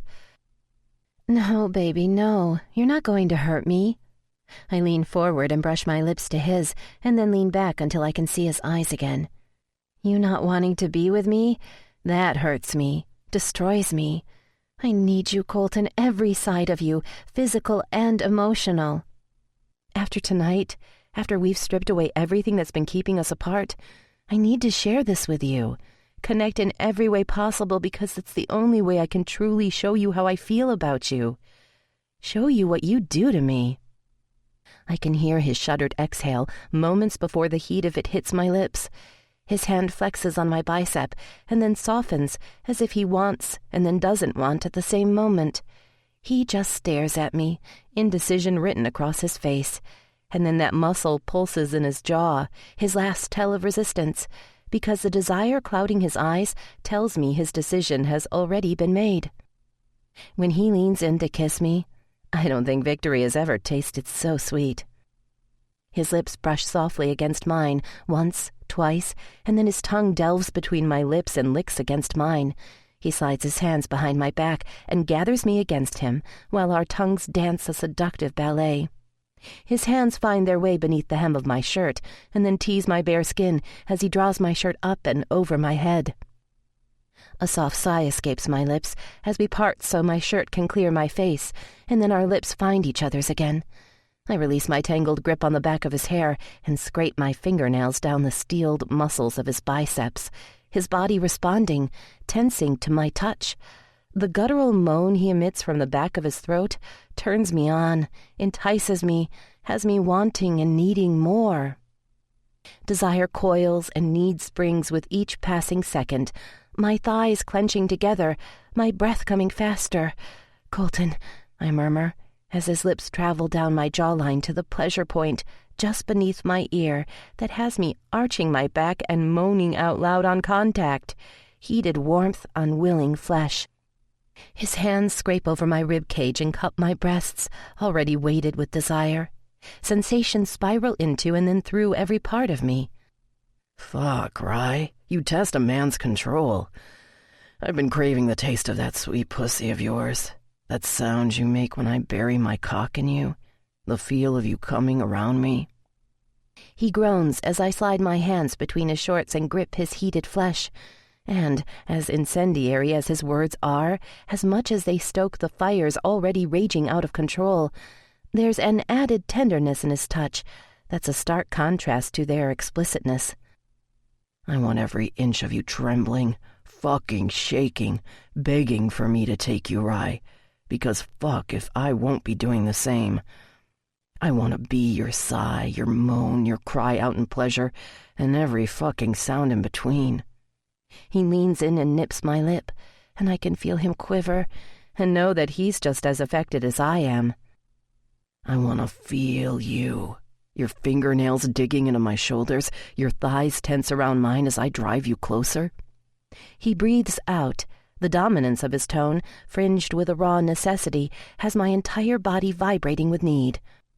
I want to see your toes curl as they push against my chest. Want to watch your mouth fall open and your eyes close when it becomes too much. The pleasure's so fucking intense. Because, baby, I want to know I make you feel that way. I want to know you feel just as fucking alive inside as you make me. And I can't take it anymore. His words, the most seductive foreplay for my body that's already craving his touch. I pull him toward me, hesitancy a distant memory. Our bodies and hearts crash together as we fall back on the bed beneath us as hands and mouths explore, taste, and tempt. I force him on his back by scoring my nails down his chest, his muscles tensing and throat humming with a desperate groan. My mouth traces a languorous trail down the line of his neck, over the rigid muscles of his abdomen scrunching and flexing with each lick of my tongue or scrape of my fingers. I kiss my way down one side of his sexy-as-hell V, and then back up the other side, cautious of his freshly tattooed ribcage, as my fingertips find and encircle his steeled length through his shorts. I look up and meet his eyes, clouded with desire and weighted with emotion, as I pull down his shorts. I kiss my way down the tiny line of hair, and then move down and tease the crest of his dick with the wet warmth of my lips. His cock pulses against my lips as he hisses out, "Fuck." The drawn-out way he says the word encourages me to take him further into my mouth and press my tongue to the underside as I slide down and take him deeper. His hands sitting idly on the bed clench into fists, and his hips twitch as I slide him back out until just his tip is in my mouth. I roll my tongue around it, paying special attention to the nerves on the underside, before sliding back down until he hits the back of my throat. In an instant, his hands are fisting my hair as pleasure overtakes him. "Sweet Christ," he pants out, between labored breaths, as I continue to work him with my mouth. "So fucking good."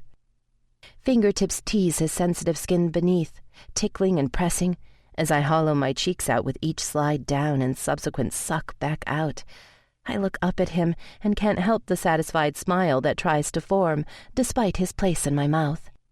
Colton's head is thrown back, lips pulled tight in pleasure, and the muscles are strained in his neck. The sight of him slowly coming undone would have me wet and wanting if I wasn't already. I fist my hand around him and work it in circular motions, while I bob my head up and down over the remainder of him. He groans, turning to steel in my mouth, and in an instant he is dragging me up the length of him, my nipples aching from the skin-on-skin contact. His mouth is on mine the minute my lips are within reach, a greedy clash of lips, tongues, and teeth, as he dominates the kiss, taking what he wants, even though I'm giving it up more than willingly. He shifts our position in the blink of an eye, so I am on my back, atop the pillows propped behind me. He scrapes his eyes down the length of my torso, a mischievous grin lighting up his face as he looks at my panties and then back up at me. I'm out of practice, he says with a shake of his head and a flash of his lone dimple. And then, despite the carnal need raking through every one of my nerves, I can't help the laugh that falls from my lips as the fabric of my panties is ripped in half. There, he says, lowering his mouth to my abdomen and pressing a kiss there. Much better. And it's not the kiss in itself, but the unexpectedness of his lips holding still momentarily, just below my navel, that sobers the moment for me. But at the same time, makes it that much sweeter. His eyes are closed and his lips are pressed atop the womb that held his child, and chills immediately race across my anticipatory flesh. After a moment, his lips make their tortuously slow ascent up my rib cage to my breast. I can feel his heated breath, the slide of his tongue, the suction of his mouth as he closes over my nipple, and I cry out involuntarily. The sensations his mouth evokes are like a lightning strike to my sex, my inhibitions singed and body lit afire. "Colton," I pant as the ache in my core intensifies and fingernails score the skin on his shoulders as his mouth pleasures and hints at things to come. When my nipples are tightened and teased so thoroughly they're on the edge of pain, he moves back up my body. One of his hands fists in the back of my hair, holding my curls hostage, while the other slides down my body and slips between my legs. I hold my breath in that space of time between feeling his fingers move my thighs apart and them actually touching me. Lungs robbed of air and body full of anticipation, Colton brands his mouth to mine in a soul-searing, gravity-defying kiss. And just when it leaves my head spinning and desire spiraling out of control, his fingers part me and stake their claim. His mouth captures the moan he coaxes from me as my nerves are expertly manipulated. Heat ignites, and a rapturous moan emanates from the back of my throat as I am entirely consumed and completely undone by Colton. His fingers, coated in my arousal, slide back out and up to add friction to my already throbbing clit. "Ah!" I can't help the garbled cry as his fingers connect, sensations overwhelm and emotions swell. His fingers stroke and his mouth tempts the skin along my neck as my body climbs the wave at a rapid pace. My nipples tighten and thighs tense as desire ricochets through me and then comes back to hit me 10 times harder. And I am lost, stepping into an oblivion that's assaulting all my senses and overwhelming all thoughts. My hands grip his arms and my hips buck as my body detonates into a million splinters of pleasure. The only thing I hear besides my pulse thundering in my ears is a satisfied groan falling from his lips. Within a second of riding out the last wave of my orgasm, Colton is shifting, pushing my thighs apart with his knees as he places the head of his cock against my still pulsing entrance. And then it hits me, breaks through my hazy state of desire, and shocks me back to my senses. I push against his chest, shaking my head. "Colton, we need a condom," I tell him, reality hitting me stronger than the climax tremors still rumbling through me. Colton's body tenses, and his head snaps up from where he's watching our connection. He angles his head and just stares at me. The only sounds in the room are my still shuddered breathing and the soft strains of Stolen on the speakers overhead. But the way he looks at me, as if I am his next draw of breath, holds any further protests from my lips. "I don't want to use a condom, Riley."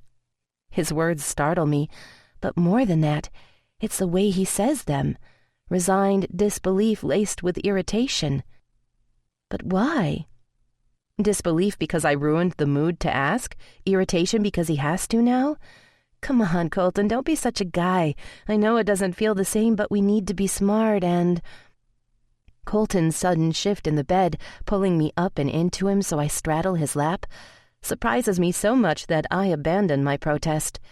His hands find the nape of my neck, thumbs framing the sides of my face, and his eyes bore into mine with a reverent intensity that I've never seen before. No, Rye. I don't want to use a condom, and it's not because of lack of feeling. Fuck, baby. I could have burlap wrapped around my dick and I'd still feel you. I want to laugh as my mind tries to figure out just what Colton is telling me. What are you trying to say? And even though he hasn't answered me yet, my heartbeat quickens and my fingers start to tremble. I watch him swallow, his Adam's apple bobbing, and his lips turn up in a ghost of a smile. He shakes his head slightly as that smile deepens. I don't know how to explain it, Rye. That night was horrible. It was something that will forever be etched in my mind. You, me, the baby. His voice fades as he shakes his head softly, looking down for a moment, because I know he's still trying to come to terms with the fact that we lost a baby together. He exhales a shaky breath, and when he looks up, the raw honesty in his eyes has me holding my own. I was scared shitless, he says, leaning in and brushing the most tender of kisses against my lips, before kissing my nose and then leaning back. It still scares me every time I think about it, and what could have happened. I'm just not sure how to even explain it. He blows out a loud breath, and I can see the need in his face to try and capture the right words to express how he feels. Take your time, I whisper, knowing I'd give him all the time in the world if he asked for it. He rubs his thumbs back and forth on my cheek, goosebumps dancing over my skin at the poignancy of the moment. A part of me? His voice breaks, and I can see the muscle in his jaw tick as he attempts to control the emotion I see swimming in his eyes. A part of us died that day, but it was the part of me that I've been holding on to. When he refers to the baby as ours, my breath catches in my chest and my hands reach out to hold on to his biceps. I sat in that waiting room, Rye, with your blood, our baby's blood on my skin, and I don't think I've ever felt so fucking alive. That soft smile is back on that magnificent mouth of his, but it's his eyes that captivate me. Those sparks of green that are pleading, asking, and searching to make sure I understand the words, spoken and unspoken, that he is telling me right now. He looks down at his hands for a beat, emotion flickering over his face as he remembers how he felt before looking back to me. The blood of a baby I'll never meet, but that was something we'd created together.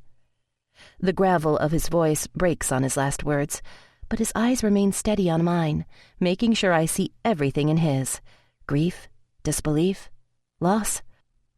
All the emotions, everything that was happening, trying to process it all felt like taking a sip of water from a fucking fire hose. He exhales another breath, closing his eyes momentarily as he becomes overwhelmed with the memory and how to best explain it. And I still don't know if I'll ever be able to process it, Rye. But the one thing I do know, he says, his fingertips tightening on my cheeks to reinforce the certainty of his words, is that when I sat in that waiting room and the doctor told me about the baby, feelings I never thought possible filled me. He says, eyes unflinching and complete reverence in his voice that causes my heart to swell with hope for things I never thought I could imagine. His thumb wipes away a tear that runs down my cheek I didn't even know I'd shed, and he continues on. And sitting there in that damn hospital room, waiting for you to wake up, I realized what you meant to me, what we had created together, the best parts of us combined. And then it hit me, he says with so much tenderness in his eyes that when I go to open my mouth to say something, nothing comes out. He smiles softly at me, darting his tongue out to wet his bottom lip. I realized that what she did to me doesn't have to happen again. That I can give someone the life I never had, Riley. The life you showed me is a possibility. I bite back the comments that rush into my head as Colton's words break down every last form of protection I've ever woven around my heart. My fingers tense on his biceps, and my chin quivers from the emotions coursing through me. No, don't cry, Rye, he murmurs as he leans in and kisses the tracks of tears coursing down my cheeks. You've cried enough already. I just want to make you happy because fuck, baby. It's you that's the difference. It's you that allowed me to see that my biggest fear, darkest goddamn poison, wasn't really a fear at all. It was an excuse for me to not open myself up by saying all I could do was bring pain and pass my demons on. But I know that I could never hurt a child. A baby that is my own flesh and blood, and I sure as fuck know you could never hurt one just to spite me. Tears well in his eyes as he lowers them for a moment and shakes his head, the confession and cleansing of his soul finally taking its toll. But when he looks up at me, despite the tears swimming in his eyes, I see such clarity, such reverence, that my breath is stolen. My heart that was robbed long ago is undeniably his. It's like out of the horrible darkness I've had to live with my whole life came this incredible ray of light. His voice breaks, and a tear drops as we sit in this beast of a bed, bodies bare, pasts no longer hidden, hearts naked and completely vulnerable, and yet I have never felt more certain about any other person in my life. He tilts my head back up to look at him. So are you okay with this? I look at him, not sure what he's asking, but hoping my assumptions are true. Chapter 38. Colton. God, I need to know you're okay with this, Rye? I search her face for any indication that she's along for the ride, because right now, my fucking heart's pounding and my chest is constricting with each damn breath. Those violet eyes of hers, the only ones that have ever been able to see straight into my soul and see everything I've hidden, blink back tears and try to process what I've been telling her I've never wanted, I now want with her. Tomorrows. Possibilities. A fucking future. The ultimate motherfucking checkered flag. And deep in my heart, I know with absolute certainty how I feel about this woman who crashed into my damn life, grabbed me by the balls and apparently my heart, and never let go. I can't resist one brief taste to calm the apprehension coursing through me, to ease the upheaval of a soul I always thought was doomed to hell. I lean in and press my mouth to hers using soft lips as a silent reassurance she doesn't even know she's giving me. I look at my hands trembling on her cheeks, and I know this tremor has nothing to do with the fucking accident, and everything to do with the healing of wounds so old and scarred I never thought they could be mended. I lift my eyes to meet hers again, because when I tell her, I need her to know that there may have been many before her, but she is the only fucking one who will ever hear this. I told you in Florida that I've always used adrenaline, the blur, women, to fill the void I've always felt. And now, I shake my head, not sure how I'm going to get the words racing laps around my fucking head to sound coherent. I take a deep breath because these words are the most important ones I've ever spoken. Now, Rye, none of that matters. All I need is you. Just you. And the boys. And whatever it is we create together. Chills dance on my skin, and I'm so overwhelmed with everything. The moment, the feeling, the fucking vulnerability, that I have to force a swallow as I close my eyes momentarily. And when I open them, the compassion and love in hers, and the simple notion that I see her love, accept it, has my pulse racing from the euphoria it brings, and it breaks the final barrier of my past. I love you, Riley. I whisper the words. The weight in my chest fractures, splinters into a million fucking pieces, freeing my soul like a 747 taking flight. Chapter 39. He loves me. The thought races around my mind over and over as adrenaline surges through me. He just told me he loves me. Words escape me as a swell of love and pride for this man engulfs me, wraps me in its cocoon of possibilities, and quiets any remaining doubt I might have had. Colton, I'm so overcome with emotion I can't even find the words to tell him what I've waited so long to say. Shh, he says, bringing a finger to my lips, while a shy smile forms on his. Let me finish. I love you, Riley. His voice is more certain now in his declaration, as he finds his footing in this newfound world. His smile widens, and so does mine, with his finger still pressed against my lips. I think I always have, from that first damn night. You were that bright spot, that fucking spark I couldn't hide from even when the darkness claimed me. My God, baby, we've been through so fucking much that I... His voice fades as the moisture pooling in his eyes leaks, a single tear sliding down the side of his face. I hiccup the sob I've been holding back because it's impossible to keep it at bay. I reach up and hold his cheeks, his stubble coarse and comforting beneath my palms, and press my lips to his as his arms wrap around me and pull me in tight against his body. I lean my forehead against his as my fingers fist in his hair so I can pull his head back to see his eyes. I love you, Colton. I wanted to say those words to you again for so long. I laugh, unable to contain the happiness bubbling inside of me. I love you, you brave, amazing, complicated, stubborn, gorgeous man that I can't seem to ever get enough.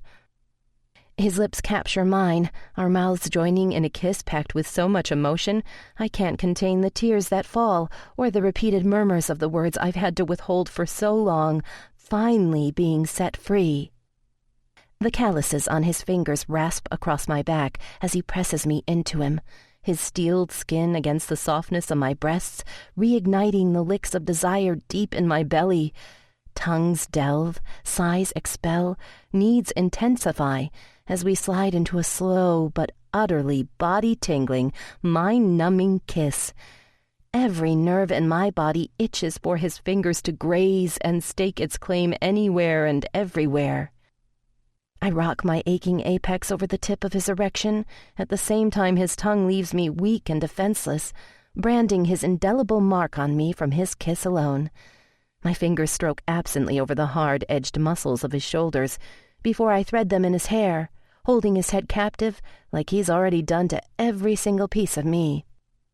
He pulls back, breaking our kiss, and I cry out in protest, feeling like I'll never fully sate my desire for him.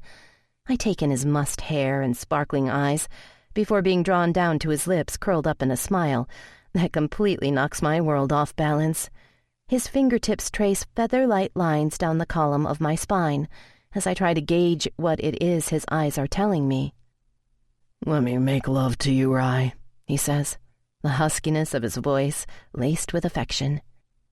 How many more times tonight is he going to leave me breathless? How many more times is he going to give me the broken pieces of him so I can hold them and heal with him to make him whole again? I just stare at him, my lips forming a smile as I say, "I always have been." I shake my head as emotion stains my cheeks. It's silly, really, to be embarrassed by my confession when everything else between us has been shared, but I love the spark in his eyes and parting of his lips as my words hit him. I run a hand up his arm and rest it over his heart. "I've always made love to you. You just never knew." He breathes out a laugh, that grin deepening as he shifts and lays us down on the pillows behind me. His face is inches from mine, his body supported on his elbows and his knees between my thighs. "Well, this time, we'll both know," he says, inhaling a shaky breath as his steeled length presses at my opening. I close my eyes as my body trembles beneath his, needing and wanting the bombardment of the all-consuming sensation I know is coming. "Look at me, Rye." My eyes flutter open and look up to lose myself in the beauty of his face. "I want to watch you as I take you. I want to watch you as you let me love you." He leans his head down and teases my lips with the whisper of a kiss before finding my eyes again. "I love you." As he says the three words, he pushes his way into me, and I swear sparks ignite with our union, because this time, it's more than just the physical connection. It's the joining of our hearts, souls, and everything in between. I watch his eyes cloud with desire and darken with emotion as he seats himself fully into me. "Sweet Jesus," he groans as he begins to move, raking over every interior nerve possible. My body reacts instinctively, hips angling and back arching, so I can draw every possible ounce of pleasure from this incredible man. I feel bombarded by sensation, the slide of his skin across mine, the unhindered lust and unfettered love in his eyes, the soft groan of pleasure from the back of his throat, the rush of heat enveloping me as he grinds into me, circling his hips before slowly pulling back out, only to start all over again.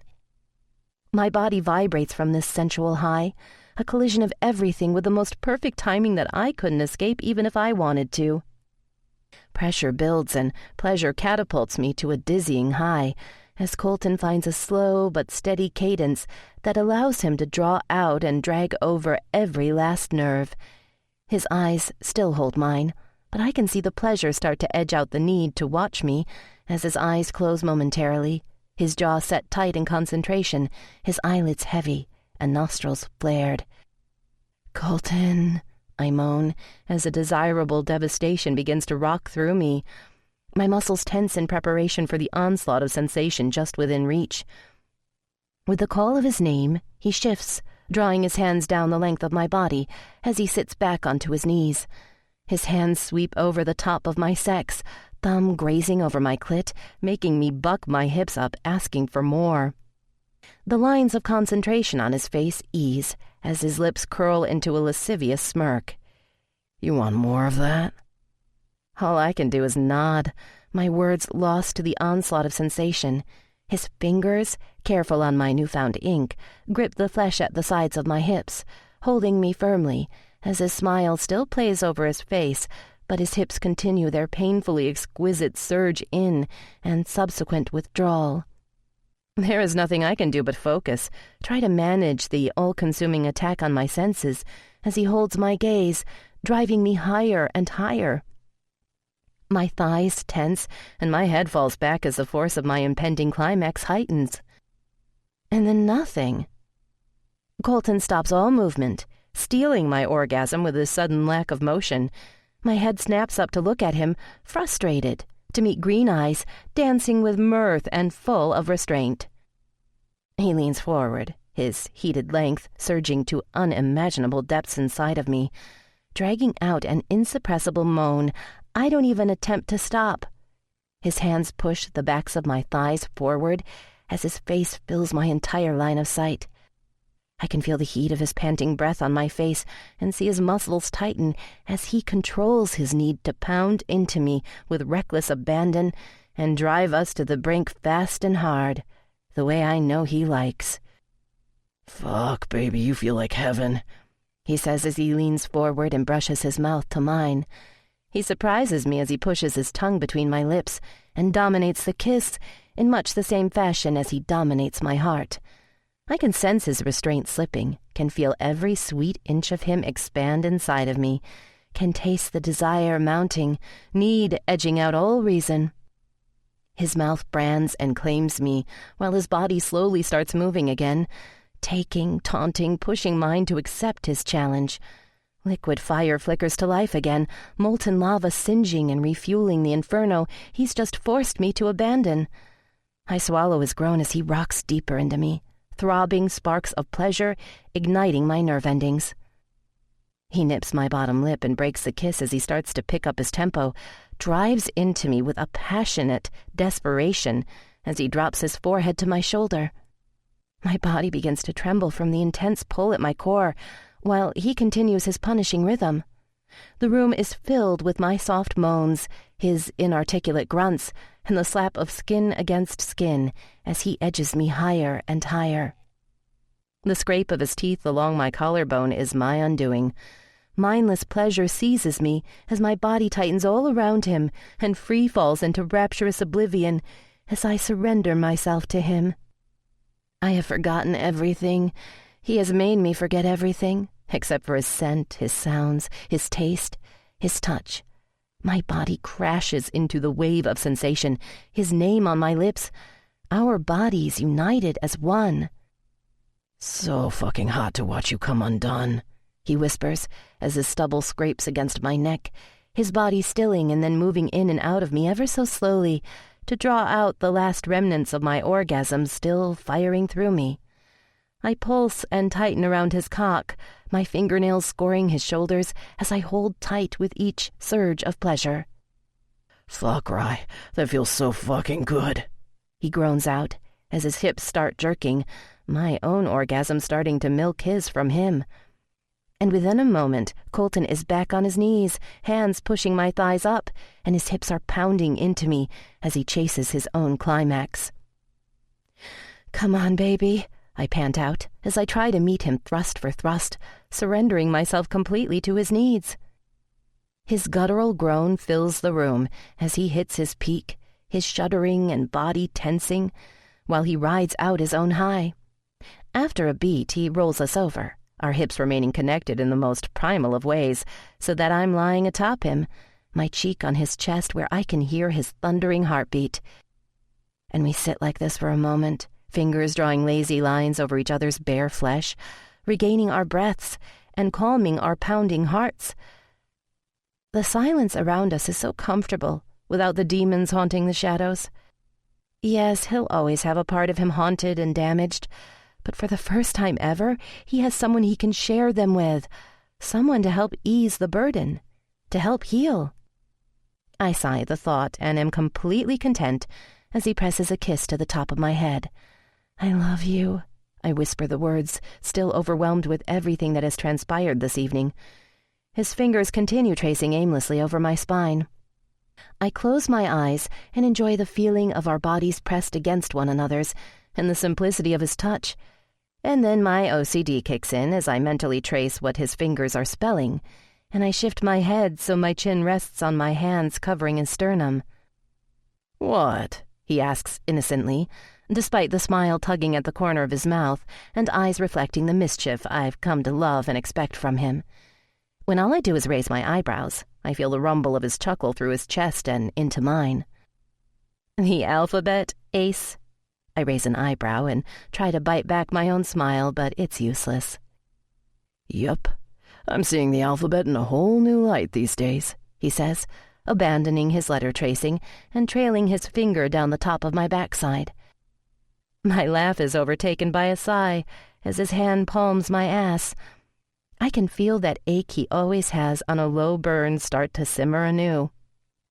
He starts to harden inside of me again, and moisture starts to pool as desire is heightened by the complete connection of our bodies. "And just what might your favorite letter be?" He emits a full-bodied laugh, his shaking body reverberating all the way down to his cock, now alert and fully buried within me. "Oh, baby, I'm kind of partial to your V. That's the only place that I want to be." I can't even laugh at his corny line, because he chooses this moment to thrust his hips upward, my body moving with it, his skin rubbing my nipples and coaxing a pleasurable groan from my throat. His eyes close and body softens as his movements draw heightened responses from the flesh already swollen from him. "Good God," I sigh, as he pulls me out of my post-catatonic orgasmic state and drags me under his spell once again. Chapter 40. Colton. The sun feels just as fucking good as the ice-cold beer sliding down my throat and the sight of Riley bending over in front of me. Fuck is my only thought as I adjust myself and think thoughts I shouldn't be thinking with the boys here. Will this ever end? To want her near? The want to watch her sleep and wake up next to her? My need to be buried in her? It's been only 3 damn hours since we've left my bed, and fucking A, I'd love to drag her upstairs right now and have her again. "Down, boy." And there's the voice that will make me go limp. "Sup, Bex?" "Apparently if you don't stop looking at her like you want to bend her over that lounge chair and fuck her into oblivion," he says, taking a long sip of his beer. Well, that's always a thought. I groan. "Thanks for the visual, dude, because that's really not helping right now," I reply with a roll of my eyes and shake of my head, before looking around to make sure the boys are far enough away they can't hear us talking about how I want to defile their sexy-as-fuck guardian. And my God, is she a walking wet dream. I shift in my chair again as I watch her squat down and adjust the top of her suit before slathering sunscreen all over Xander. I shake my head thinking about her concern earlier and picking which swimsuit to wear with the boys coming over for a pool party. Even in the red one-piece that she deemed matronly, every fucking curve of hers is on display like a goddamn road map tempting me to take it out for a test drive. Dangerous curves ahead? Fucking A. Bring it on. I'm a man that lives for danger, the thrill I get from it. And fuck if I'm not itching for the keys right now. Talk about revved and raring. By that sappy-ass look on your face, I take it things are going good? Bex asks as he sits down beside me and snaps me from my dirty thoughts. Pretty much. I pop the top off of another bottle with the opener and take a drink. Please don't tell me you're gonna get all domesticated and shit on me now. Domesticated? Fuck no, I laugh. Although the woman is hot as fuck in her heels pushing that grocery cart in front of me. I can visualize it now, and damn if the thought's not making me ache to take her. You, Colton Donovan, stepped foot into a grocery store? He sputters. Yep. I raise my eyebrows and smirk at the look of shock on his face. And it wasn't just to buy condoms? I can't help it now. I love fucking with him. It's just too goddamn easy. Nah, no longer a requirement when you hold a frequent flyer card to the barebacking club. Jesus Christ, dude, are you trying to get me to choke on my beer? He wipes beer off his chin that he spits out. I got something else you can choke on, I murmur as my eyes are drawn back to Riley bending over, my constant semi wanting to fly full staff.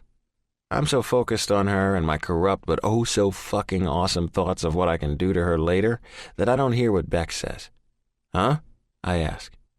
Dude, you are one whipped motherfucker, aren't you? I look over at him ready to defend my fucking manhood when I realize it's right where I want it to be, held in Riley's fucking hands, the perfect mixture of sugar and spice. So I laugh out and just shake my head, bring the beer to my lips and shrug. As long as it's her pussy doing the whipping, I'm fucking game all day. Bex chokes again, but with laughter this time, and I pat him on the back as Rye looks over at us making sure he's okay. My God, that must be the best motherfucking voodoo pussy ever to tame Colton fucking Donovan. Tame? Never. I chuckle and shake my head, leaning back on the chair behind me to look over at him. But some asshole, friend, made me realize how much I like the fucking alphabet. That friend deserves a shitload of beer as a thank you then, he shrugs. That or a mighty fine piece of ass in return. I snort out a laugh, grateful for his sarcasm to avoid talking about deep feelings and shit that I'm not really comfortable discussing. I'm just getting used to saying this kind of shit to Rye. I'm sure as fuck not going to be getting touchy-feely with Bex. She's got a hot friend, I tell him with a raise of my eyebrow, earning me a snort in return as I repeat what I said the night I talked him into inviting Rye to Vegas with us. She sure does, he murmurs. But before I can respond, Aiden cannonballs into the pool and the splash hits us full on. We start laughing, comment forgotten, sunglasses now splashed with water. Hey, he says, and I look back over at him. I have to give you shit because that's just the way we roll, but I'm really happy for you, Wood. Now, don't fuck it up. I grin at him, the fucker. Thanks for the vote of confidence, dude. Anytime, man, anytime. We sit in silence for a moment, both watching the boys around us acting like they're supposed to be, kids. So, you ready? Bex's voice pulls me from my thoughts and back to what I should really be focusing on, the race next week. First time back in the car since the accident. Pedal to the floor and the next left turn. And fuck if just the thought doesn't make my blood pressure spike. But I got this. Fuck, I was born ready, I tell him, tapping the neck of my beer bottle to his.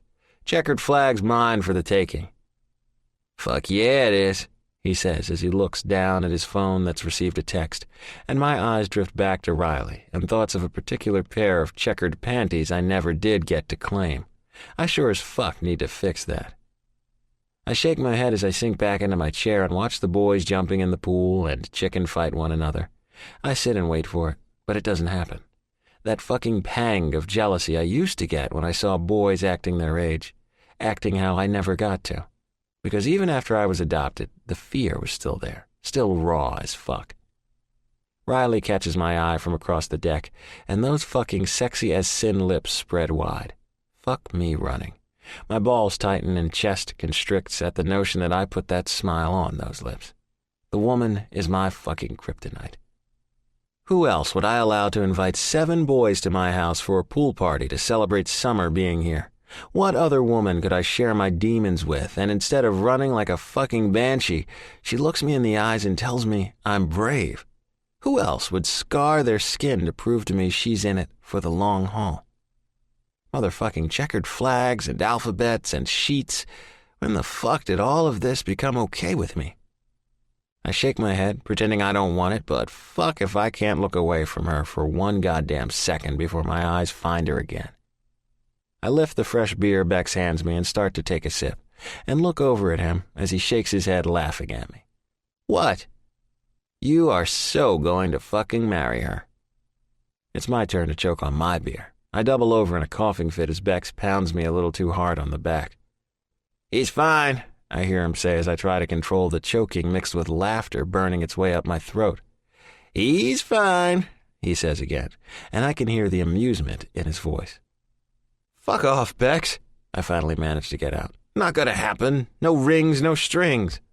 I say our old motto with a laugh, and then I look up to find Rye. She's across the patio sitting on the edge of the pool, Diet Coke in hand, and is playing referee to the boys' game of Marco Polo. Ricky gets caught as a fish out of water, and Riley throws her head back in laughter at something Scooter says to him. And there's something about her right now. Hair highlighted from the sun, a carefree sound to her laugh, and obviously in love with everyone around her. Something about her being with the boys, making life normal for them at a place that has never really been a home until now. Until her. Hits me harder than that fucking rookie Jameson did in Florida. Has me thinking about the forevers and shit that 6 months ago would have never once crossed my mind. It's just gotta be Bex getting in my head, fucking it up. The bastard needs to shut the hell up about shit that's not gonna happen. Never. So why the fuck am I wondering what Ry'd look like wearing white? Why am I wondering how Riley Donovan sounds out loud? Never. I try to shake the thoughts from my head, but they linger, spooking the fuck out of me. So not gonna happen, I laugh, not sure if I'm repeating the words to convince Bex or myself. I look back over at Rye for a second. Talk about jumping the gun when I haven't even found the bullets to load it yet. Fucking Beckett. Taming's one thing, fucker. Ball and chaining? I whistle out. That's a whole nother ball game I have no interest in playing. I shake my head again at that shit-eating grin on his face as I rise from the chair. Never. We'll see about that, he tells me with that smirk I want to wipe from his face. Dude, do you feel that? I ask, raising my arms out from my side and lifting my face to the sun before looking back down at him. Huh? That's called heat, Daniels. Hell can't freeze if it's still hot outside. I toss over my shoulder before walking to the edge of the pool. Conversation over. No more discussion of marriage and shit like that. Is he trying to give me a heart attack? Fuck. Cannonball! I yell before jumping in, hoping to create more fucking turmoil in the pool than what Bex is trying to create in my head. Chapter 41. Deja vu hits me like a runaway train as I step from the RV ahead of Colton. The humid heat of Fort Worth hits me instantly, but the sweat trickling in a line down my back has nothing to do with the weather and everything to do with the anxiety coursing through every nerve. Over Colton. And over the car we're walking toward. I know he's nervous, can feel it in the tightened grip of his fingers laced with mine, but his outward appearance reflects nothing but a man preparing to do his job. People around us chatter incessantly, but Colton, Bex, and I walk off the infield as one unit, completely focused. I attempt to push away the memories bombarding my mind, to appear calm, even though every fiber of my being is vibrating with absolute trepidation. You okay? His rasp washes over me. The concern in it tugs on my guilt, since it should be me reassuring him. I can't lie to him. He'll know if I am, and it will only cause him to worry more. The last thing I want is him to be thinking of me. I want him focused and confident when he buckles into the car and takes the green flag all the way to the checkered one. I'm getting there, I breathe, and squeeze his hand as we reach the pits and the mass of photographers waiting to record Colton's first race back after the accident. The click of shutters and shouting of questions drowns out the response he gives me, and as I tense up further, Colton seems to relax some, comfortable in this environment like it's his second skin. And I realize that while all of this is uncomfortable and foreign to me, this is part of the blur that Colton used to permanently reside in. Surrounded by the shouts and the flashes of light, he's 100% back in his element. The utter chaos is allowing him to forget the worry I know is plaguing his thoughts, and for that I'm so thankful. I step to the side and watch him answer questions with a flash of his disarming smile that gets me every time. And as much as I see the cocky bad boy shining through with each answer, I also see a man in utter reverence of the sport he loves and the role he plays in it. A man gaining back bits and pieces of the confidence he left on the track in St. Petersburg with each response. As much as I'm dreading the familiar call of, "Gentlemen, start your engines," a part deep down within me sags in relief that he's back. My reckless, rebellious rogue just found his footing and is stepping back in his place. Silence descends around us, the constant noise fading to a white humming as the minutes tick away, bringing us closer and closer to the start of the race. I can feel Colton's restlessness rising, can see it in his constant movement, and wish I could ease it somehow, some way. But fear he'll sense mine, and that will only make matters worse. I see him toss his empty Snickers wrapper into the trash beside him as he goes over pit stop scheduling with Bex and some of the other crew members, his face intense, but his body language fluid. I watch him step away and look at his car, his head angling to the side as he stares at it for a beat, a silent conversation between man and machine. He walks up to it slowly, the crew, still making last-minute adjustments, steps back. He reaches a hand out and runs it up the nose to the driver's cockpit, almost a caress of sorts. Then he raps his knuckles on the side, his customary 4 times. The last time he holds his fist there, resting against the metal for a second before shaking his head. And even with the chaos of all the last-minute preparations happening around me, I can't tear my eyes away from him. I realize how wrong I was to hope he'd give this all up as I sat beside his hospital bed. How asking him to give up racing would be like asking him to breathe without air, to love without being the one he's loving. Racing is in his blood, an absolute necessity, and that has never been more evident than right now. I wonder how different this race will be for him without the constant pressure of the demons on his heels, of the need to drive faster, to push harder to outrun them. Will it be easier or harder without the threat he's had his whole life? The PA hums to life, shattering my thoughts and Colton's moment of reflection. When he looks over his shoulder, his eyes immediately lock with mine. A shy smile spreads over his lips, acknowledging that our connection is so deep that we don't need words. And that feeling is priceless. People scramble around us, but with his eyes on mine, he raps his knuckles 2 more times on the hood before turning and walking toward me. "Starting a new tradition?" I ask with a quirk of my brow, a smile a mile wide and a heart brimming with love. "2 more for extra luck or something?" Nah, he smirks, scrunching his nose up in the cutest way. Such a contrast to the strong lines of his face that my heart melts. all the extra luck I need is right here, he says, as he leans in and presses the tenderest of kisses to my lips and just holds his mouth against mine for a moment. Emotions threaten, war really, inside of me as I try to tell myself his sudden affection isn't because the fates above are giving me one last memory with him, because something bad is going to happen again. I try desperately to fight the burn of tears and enjoy the moment, but I know he knows. Know he senses my unease, because he lifts his hands up to hold my face as he draws back and meets my eyes. It's gonna be okay, Rye. Nothing is going to happen to me. I force myself to hear the absolute certainty in his voice so I can relax some, be strong for him.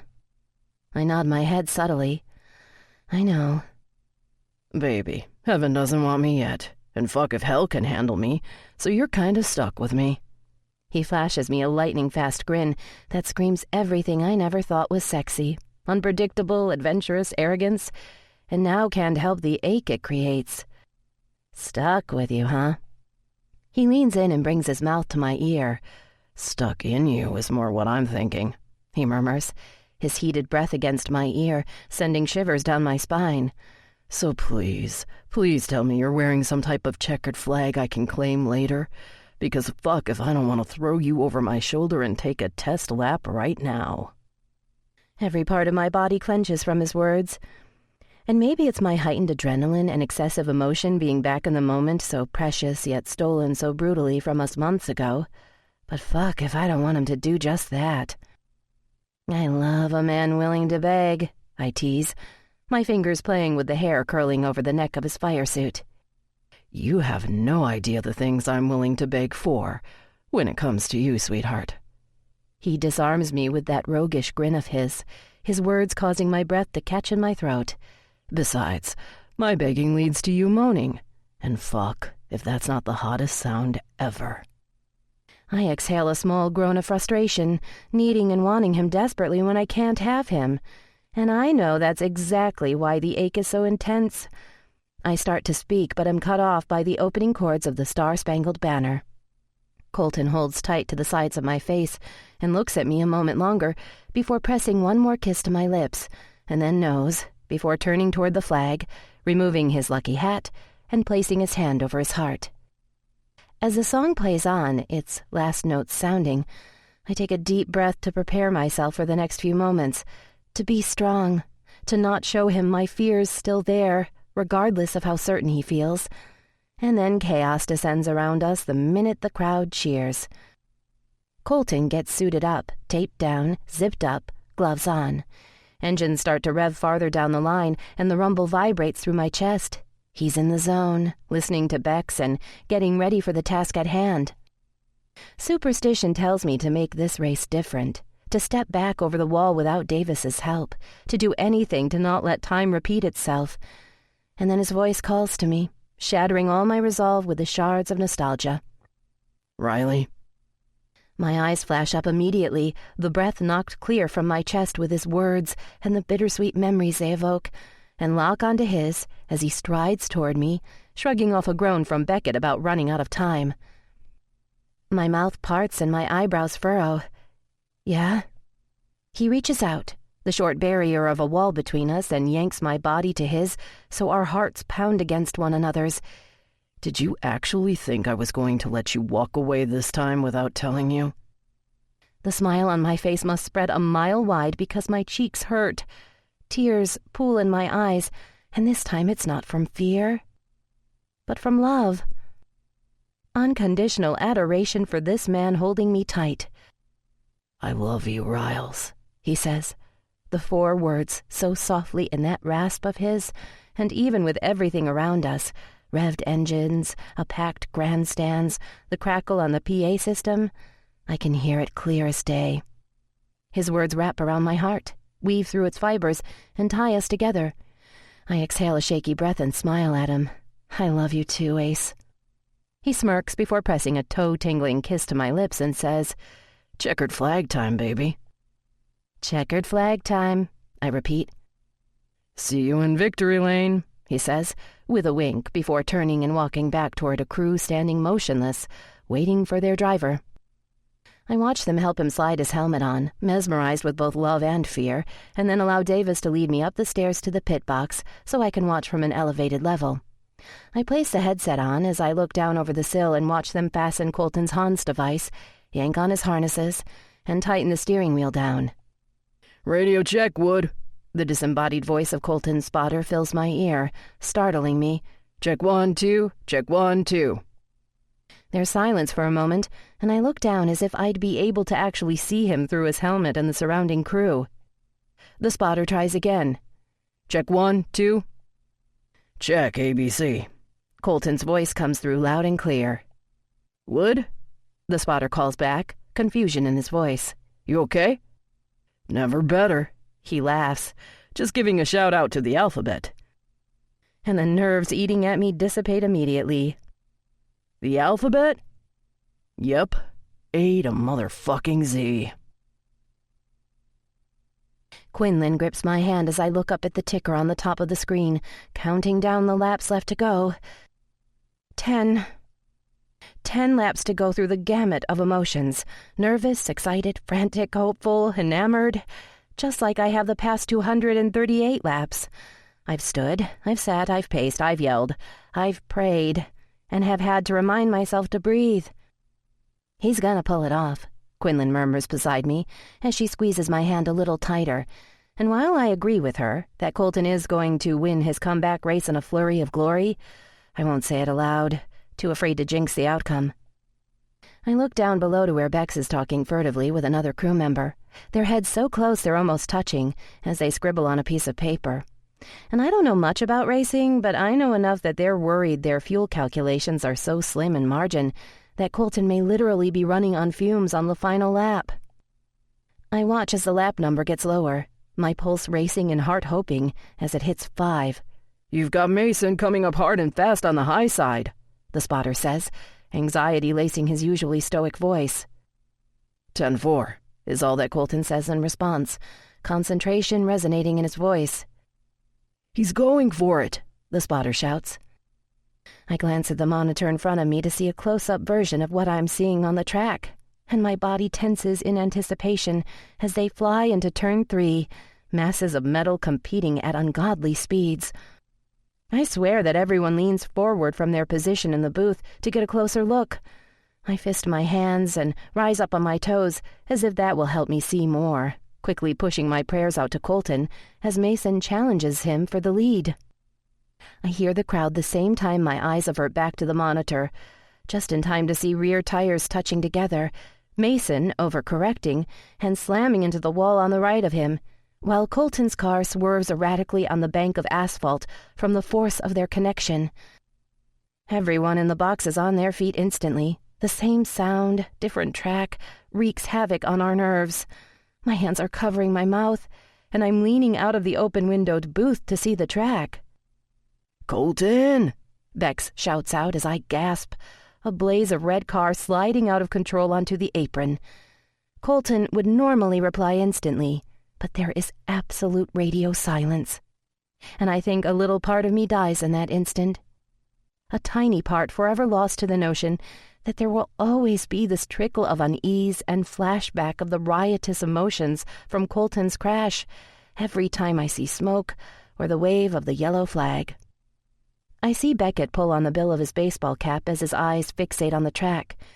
Anxiety rules over my body right now, and yet I still feel those seeds of certainty Colton planted with his confidence earlier, ready to root and break through. And I can't imagine what's going through his head, the mix of emotions and memories colliding. But he doesn't let up. The car doesn't slow down one bit. And yet he still hasn't spoken.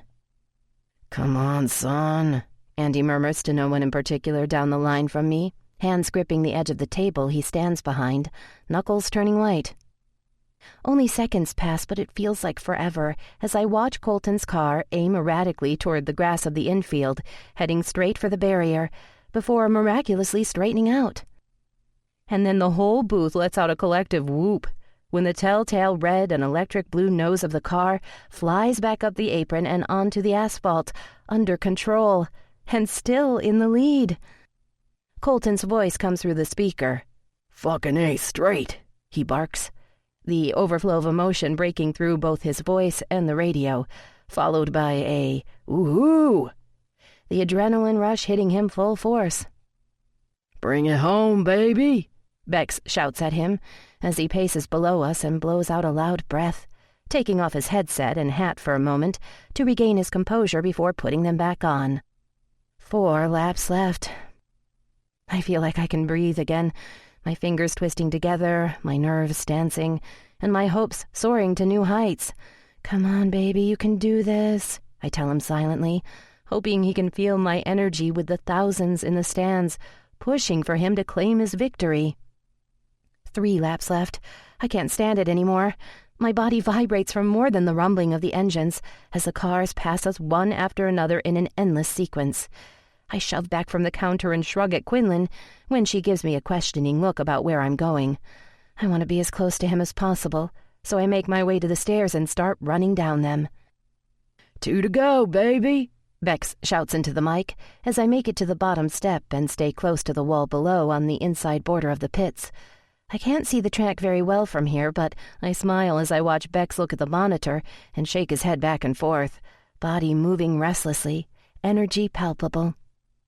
I look up at the standings and see that Colton is still in the lead before my eyes are drawn to the flag stand, where the flagger is getting the white flag denoting last lap ready. And then it waves, and my heart leaps into my throat. Bex pumps a fist in the air and reaches over to squeeze the shoulder of the crew member next to him. Someone brushes against my shoulder, and I look over to see Andy beside me, cautious smile ready to light up his face when the checkered flag takes flight. I look back up, but my view of the flag stand is obstructed by the row of red fire suits standing atop the pit row wall, watching, waiting, anticipating. And then I hear it. The crushing roar of the crowd and the jubilant whoops of the crew as they jump off the wall hooting and hollering in victory. I'm so overcome with emotion, I don't even remember who grabbed who, but all I know is that Andy and I are hugging each other out of pure excitement. He did it. He really did it. The next few minutes pass in a blur as hugs and high fives are given all around, headsets are removed, and we all move quickly in a big mass toward Victory Lane. The motor revs as Colton pulls into his spot fresh off his victory lap. And I don't know what the protocol is for non-crew members, but I'm right in the thick of it, fighting my way to see him. Wild horses couldn't keep me from him right now. My view is blocked temporarily by camera crews, and I'm so anxious, heart pounding, cheeks hurting from smiling so wide, heart overflowing with love, that I want to push them out of the way to get to him. When they shift to get a better shot, I see him standing there, accepting congratulations from Bex, bottle of Gatorade to his lips, hand running through his sweat-soaked hair sticking up in total disarray, and the most incredible expression on his face, exhaustion mixed with relief and pride. And then, as if he can feel my gaze on him, he locks his eyes on mine, the biggest, most heart-stopping grin blanketing his face. My heart stops and starts as I take him in. I swear the air zings with sparks from our connection. He doesn't even say a word to Beckett, but leaves him behind and starts pushing through the crowd, the mass moving with him, his eyes never leaving mine, until he's standing before me. I'm against him in an instant, his arms closing around me and lifting my feet off the ground as he throws his head back and emits the most carefree laugh I've ever heard before crushing his mouth to mine. And there is so much going on around us, utter chaos, but it's nothing compared to the way he's making me feel inside right now. Everyone and everything fades away because I'm right where I belong, in his arms. I feel the heat of his body pressed against mine rather than the press jostling us to and fro to get the perfect shot. I inhale his smell, soap and deodorant intermingled with a hard day's work, and it has my pheromones snapping to attention, has them silently urging him to take me, dominate me, own me, so I'm marked by that scent. I taste Gatorade on his lips, and it's nowhere near enough to satiate the desire coursing through me, because with Colton, one taste will never be enough. I hear his laugh again as he breaks from our kiss and presses his forehead to mine for a moment, his chest rumbling from the euphoric sound. You did it. No, he disagrees, pulling his head back to look in my eyes. We did it, Rye. It was us together because I couldn't have won without you. My heart tumbles in my chest and crashes into my stomach that's jolted up, as if I'm free-falling, and in a sense I am. Because my love for him is endless, bottomless, eternal. I smile at him, tears blurring my vision, as I press one more chaste kiss on his lips. You're right, I murmur. We did it. He squeezes me tight one more time and lowers me to the ground with another heart-stopping grin as the world around us seeps back. I step away, allowing everyone else their 5 seconds with him, and yet all I can think of are his words. We did do it. And I watch him, the man I love, and know his words have never been more true. We've really done it. We've faced our demons together. His past, his fears, his shame. My past, my fears, my grief. He looks over in the midst of an interview question and winks at me with a smirk. Pride, love, and relief flow through me like a tidal wave. Holy shit. We really did do it. Chapter 42.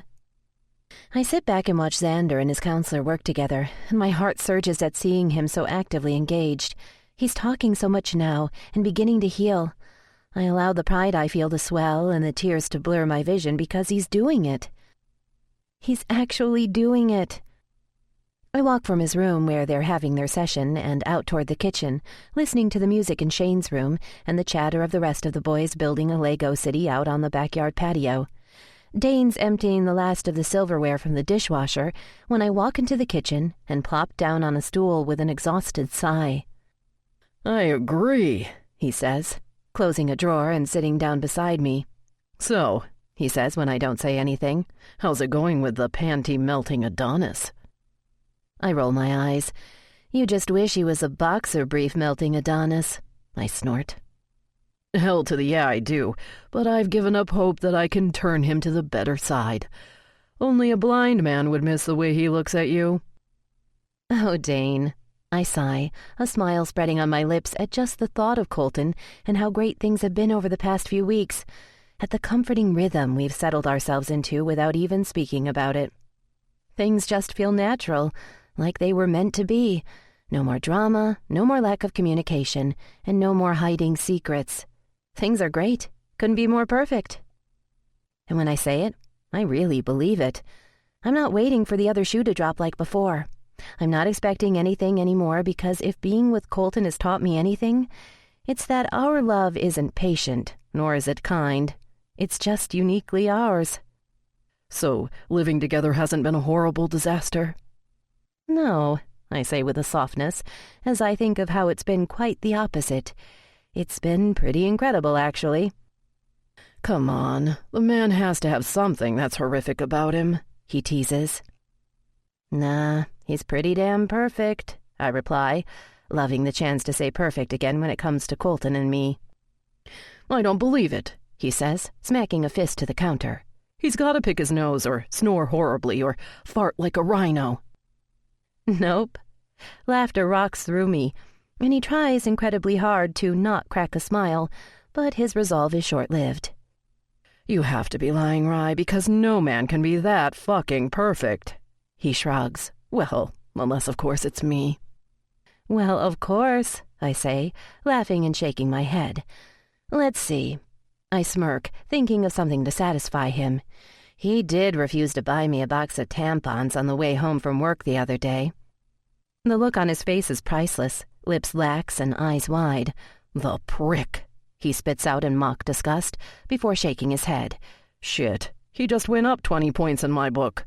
Sweetie, you can't ask an alpha Adonis like him to buy your girly shit. That's the equivalent of asking him to hand over his balls on a platter. The water in my mouth almost comes out my nose, I'm laughing so hard. Dane! Well, it's true. He shrugs. I'm glad to see they're still firmly attached. Yeah, I snort, just 'cause you want them. Well, he draws out, we would make a cute couple. And fuck if I don't like balls firmly attached to the people I date. And my next sip of water isn't as lucky as my last one. I spit it out as laughter forces a spray, causing us to laugh even harder. It takes a few minutes for us to settle down because each time one of us looks at the other, we start laughing again.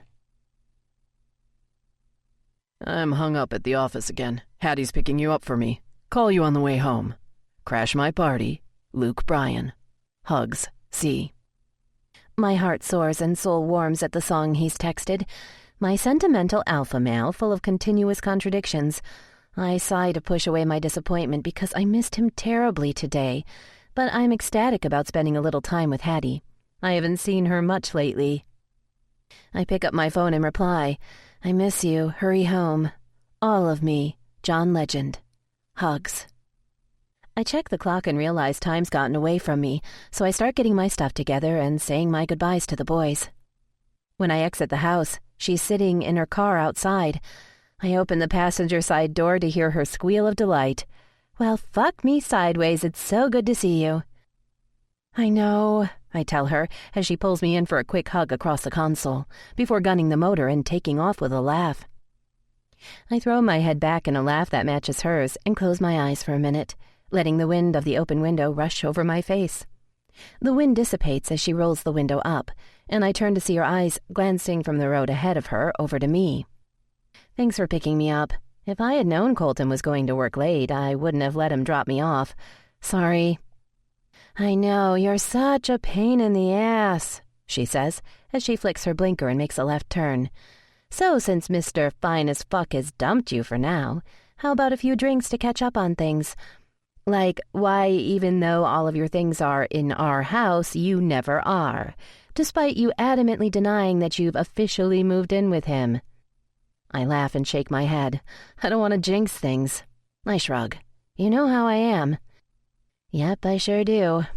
So that's why we're going to knock back a few so you relax, get loosey-goosey, and talk to me. As much as I want to catch up with her, I'm dead tired. Why don't we go to his house and we can sit on the deck, look out at the water, and have some wine? Besides, I say, looking down at my t-shirt and jeans, I'm not dressed for a bar. Exactly what I thought you'd say, she says, reaching behind my seat and grabbing something. She places a tote bag on my lap. When I look over at her, she just smirks. Nice try, Rye, but we're going out for drinks. She nods her head at the bag. A shirt, sexy shoes, and makeup. What? I say, surprised but at the same time not surprised that she's going to get her way. Hussy up, baby. I'm a-drivin' and time's a-wastin'. I laugh and shake my head at her. You'll thank me before the night is through. We slow to a stop at a light, and she picks up her phone and sends a quick text before putting it down and looking over at me.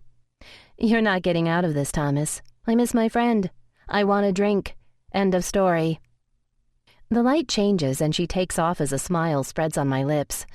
God, I love her. I don't really pay attention to where we're going because I'm looking in the visor mirror and fixing my makeup and primping my hair.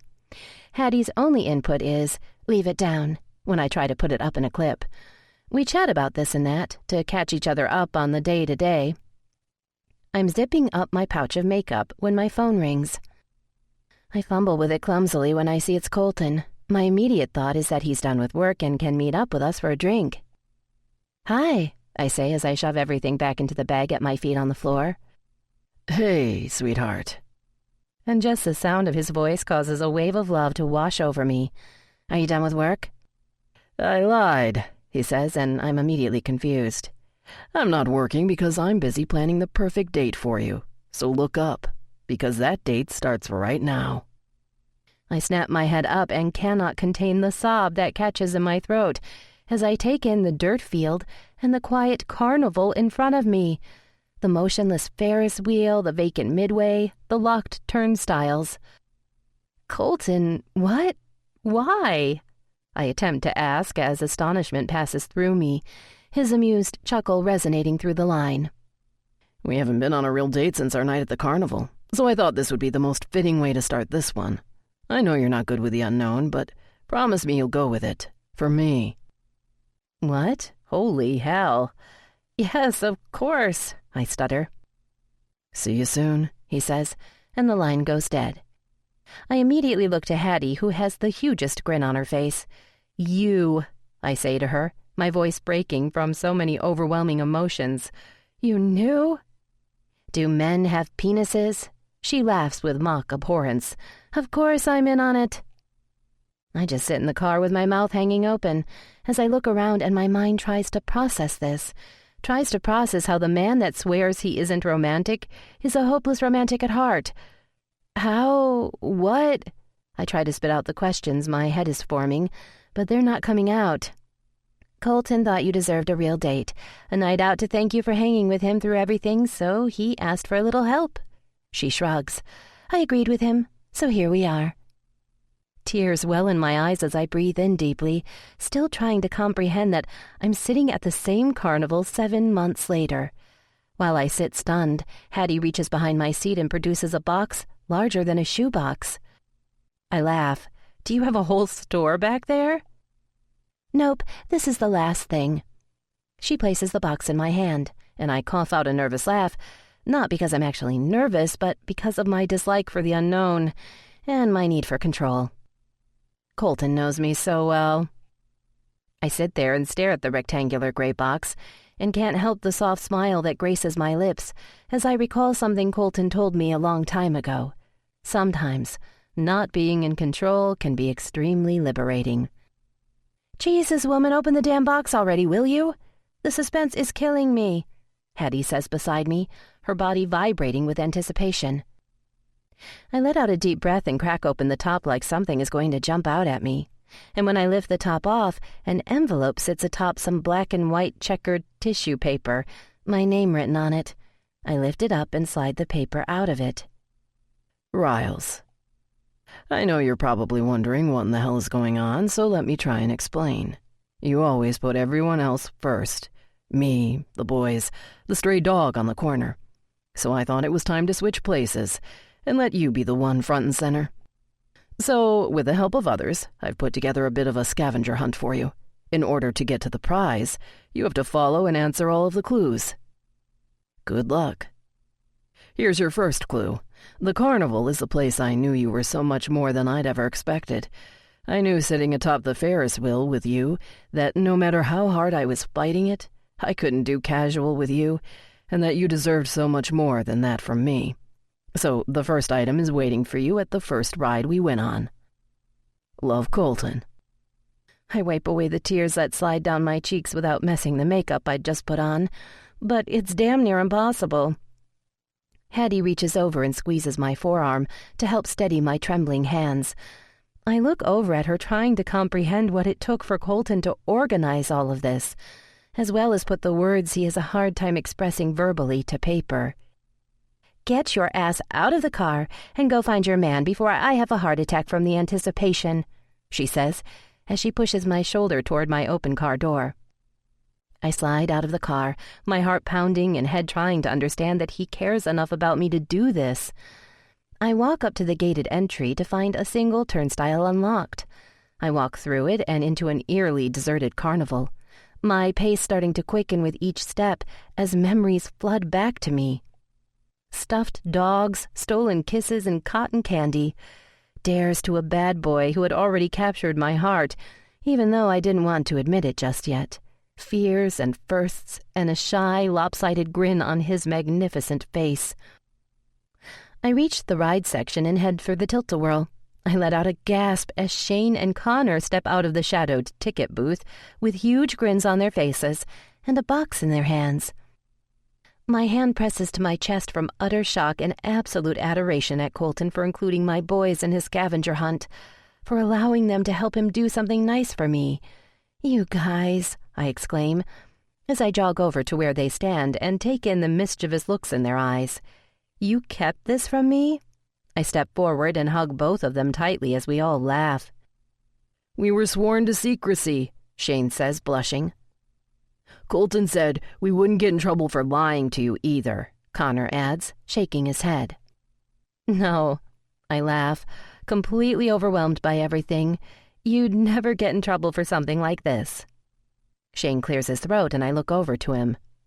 "We have your next clue." "Oh, okay," I say with a laugh, my nerves returning. "You have to answer this question right in order to get the next clue, okay?" I nod. "When you see this item, which con is going to hold up? What one-word answer comes to your mind?" Connor holds up a yellow rubber ducky, and I erupt into a fit of giggles. Fresh tears appear at the corners of my eyes. I shake my head trying to staunch my laughter, but can't when I say, "Quack." And more recollections hit, of shouting and hurt cutting through the morning chill on the front lawn of the Palisades house to a hotel room in Florida, and my menagerie of animals I threw at Colton when trying to preserve my heart from misconceived truths. Of being so stubborn, I didn't really listen, didn't hear what he was telling me. But I'm listening now. He's not the only one who's learned during our time together. Connor and Shane let out a little cheer, and they hand me another envelope in which I hurriedly tear open. It says, "The memories this next clue remind me of are burned in my mind, just as much as the ink of my tattoos. And you were sexy as fuck. Damn. In case you need a little sweetener after I dirty you up. Where exactly would you buy that?" Everything below the waist tightens at the memory of Colton and cotton candy, and I smile at the thought and then feel weird thinking those thoughts near the boys. "Are you guys going to be okay?" I ask them immediately. They roll their eyes. "We're not here alone," Shane says. "Now go figure out the clues." "Okay," I say as my excitement mounts. I kiss both boys on the top of their heads and jog through the fair, looking everywhere for a vendor cart that has cotton candy on it. And with every step, I look for and expect to find Colton and his impish grin waiting to surprise me. But there's nothing. I start to get panicked at the quiet calm of the grounds. After a bit of wandering, I turn a corner and look up to see a lone funnel of cotton candy hanging from a stand. As I get closer, I cry out when I see Ricky and Jackson standing in aprons and smiles. "I can't wait any longer," Ricky says, fidgeting behind the counter and handing me another box as both Jax and I laugh at his excitement to be a part of this. I set the box down and open it to find an auction paddle that says, "Go back to where it all began, where I learned defiance can be pretty damn sexy." I shake my head again, feeling like I'm having an out-of-body experience as I say goodbye to them. I walk as fast as I can out to the parking lot, to where Hattie is sitting behind the wheel, eyebrows raised and fingers drumming in anticipation. I slide into the car to her, repeating, tell me," over and over. I tell her to drive where the date auction charity gala took place, and then fill her in on the 2 clues I'd received at the carnival. She's bouncing in her seat with enthusiasm, while I sit here wide-eyed and shocked at Colton's sweet surprise. Well, shit, that bonk on the head at the race in Florida sure as fuck helped him in the romance department. She laughs. I think it might become a mandatory thing for the penis-poking gender. I laugh with her. You really didn't know about this part? I ask Hattie several times. Right.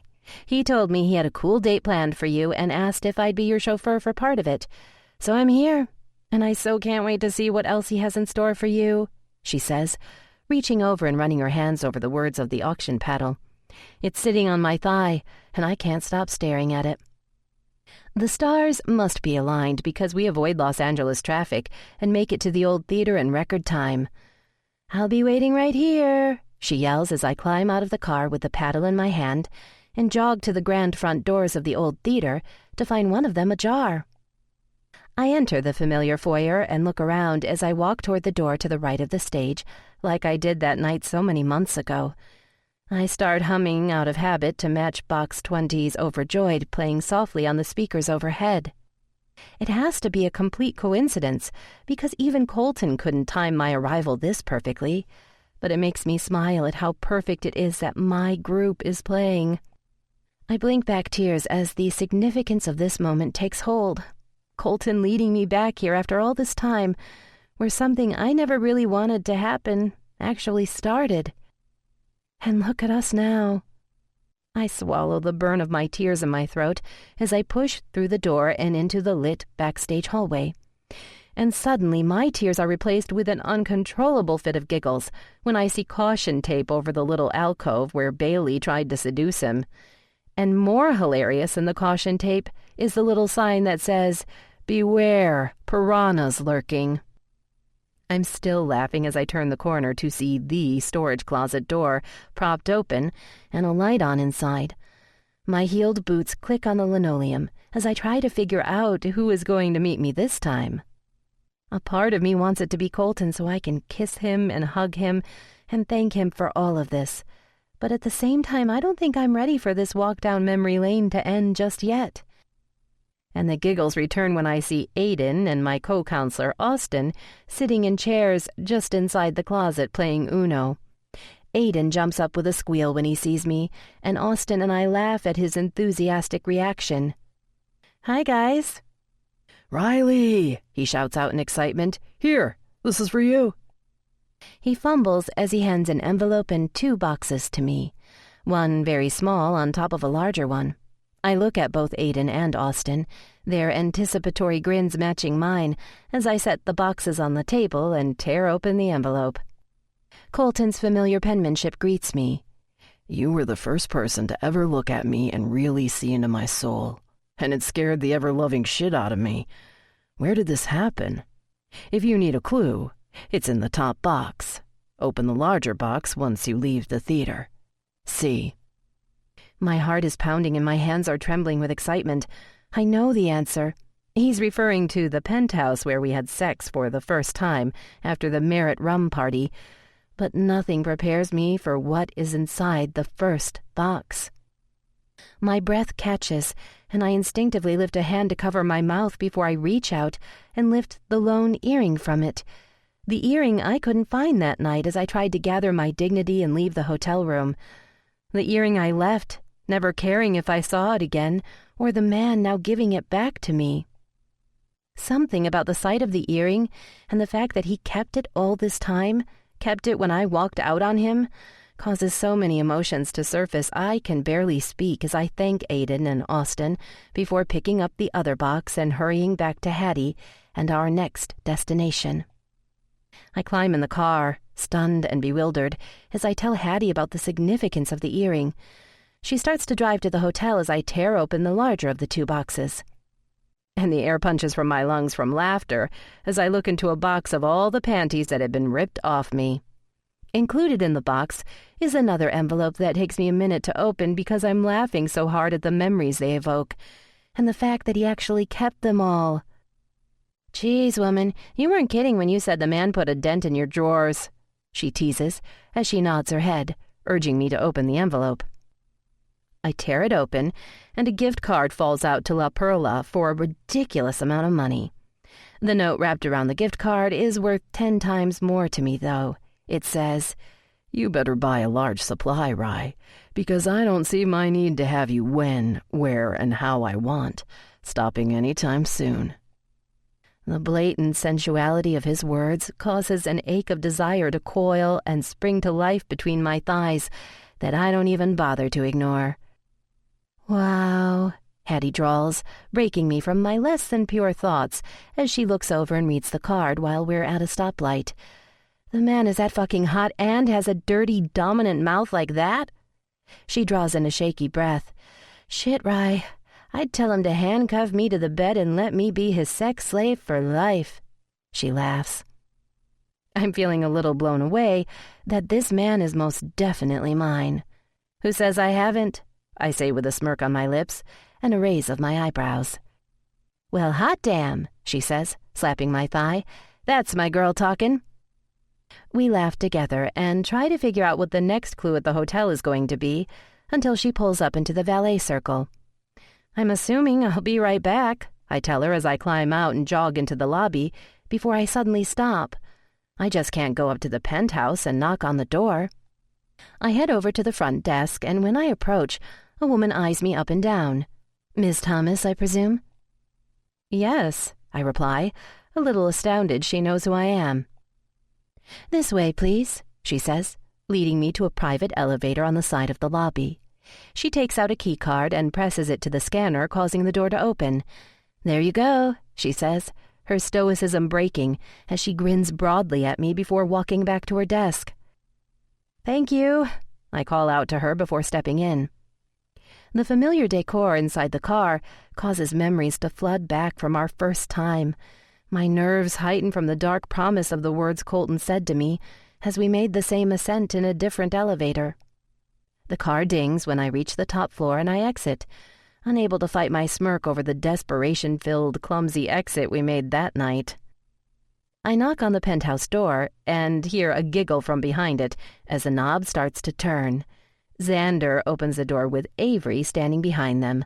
Both have beaming smiles as they look at me, and the carefree giggle that falls from Xander's mouth warms my overflowing heart even more. "Hi, guys. Let me guess, you have a clue for me?" Xander nods his head frantically as he looks over at Avery to see if it's okay to give me what's in his hands. "Hey, Riley." "Hi." "Okay, our clue is, what one word first comes to your mind when you see what Xander has?"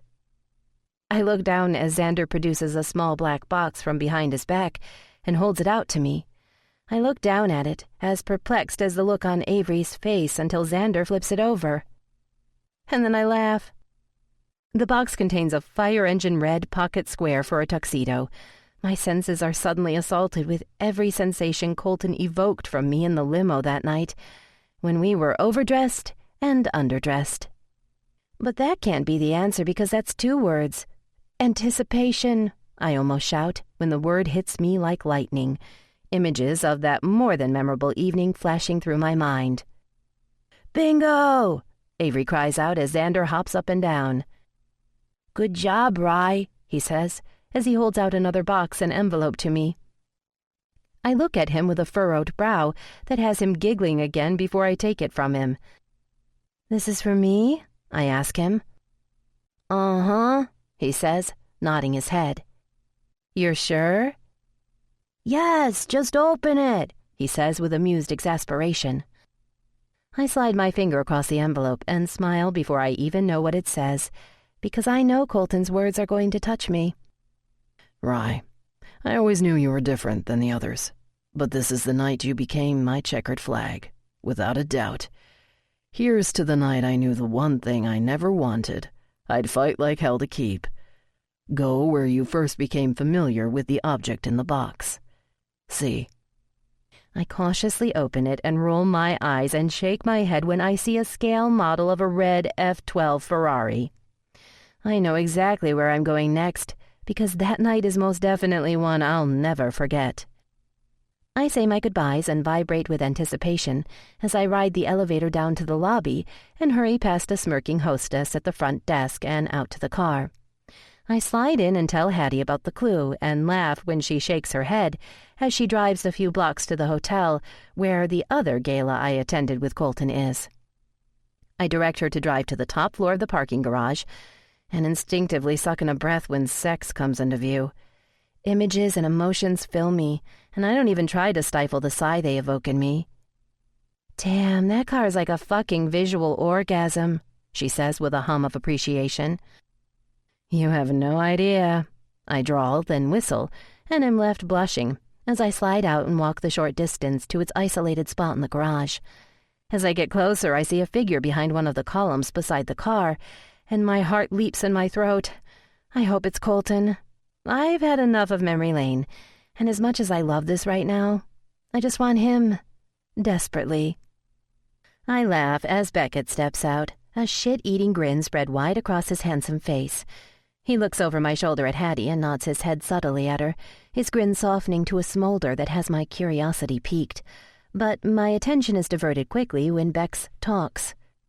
Well, I'm not sure what you've done to my man, he says, giving me a quick hug, since his balls seem to have retracted, judging by this overt display. But fuck if I don't love it. I'm sure you're giving him tons of shit, I tell him, and he just angles his head and looks at me for a second, a softness settling over his features. It's the happiest I've ever seen him, he says with a nod. And before I even think of what I'm saying, the words are out of my mouth. But why do you think that is? I ask. He just laughs that low chuckle of his and holds out a white plastic bag with humor in his eyes. I take the bag from him and look into it. It takes my mind a moment to figure out what I'm looking at. Because I'm the whole alphabet, I whisper, as I gaze at the plastic preschool letters. Ain't a motherfucking Z, right? He says, causing my head to snap up so I catch the wink that he gives me, mixed with a lazy, lopsided grin. I just look at him, a stupid smile on my face. So, I am in charge of getting you to your next destination, he says. I immediately look over my shoulder and am surprised to see Hattie's car gone. I was so caught up with Bex that I didn't even hear her leave. He motions for me to get in, and I oblige. The minute that our seatbelts are fastened and the engine roars to life, Bex looks over at me. Where is the one place you proved to Colton that rookies can drive for the win? I laugh immediately, thinking of our intimate exchange about rookies and racing, before realizing that Colton's referring to a more innocent time with the boys. Go-kart track, I shout, as we head out of the parking garage and onto the side streets.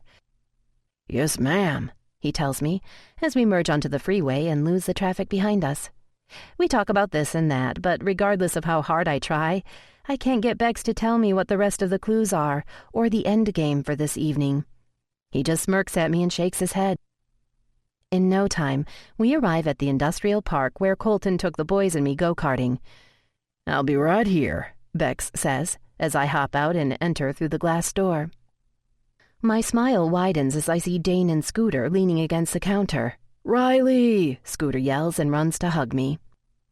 I squeeze him tight and kiss the top of his head before I arch an eyebrow at Dane. "You knew and didn't say anything to me?" I tell Dane, eliciting a belly giggle from my sweet Scooter. "Some things are worth being secretive about," he says with a shrug and a smirk, before pushing off the counter to hand Scooter a bag.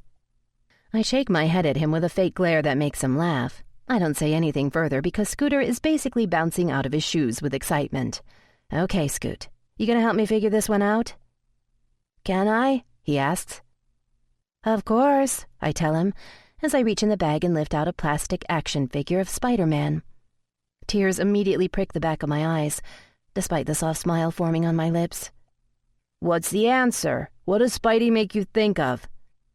And I think for a second because there are two possible answers. But given that Scooter's way of saying I love you was the catalyst that started all of this, I say, "I Spider-Man you."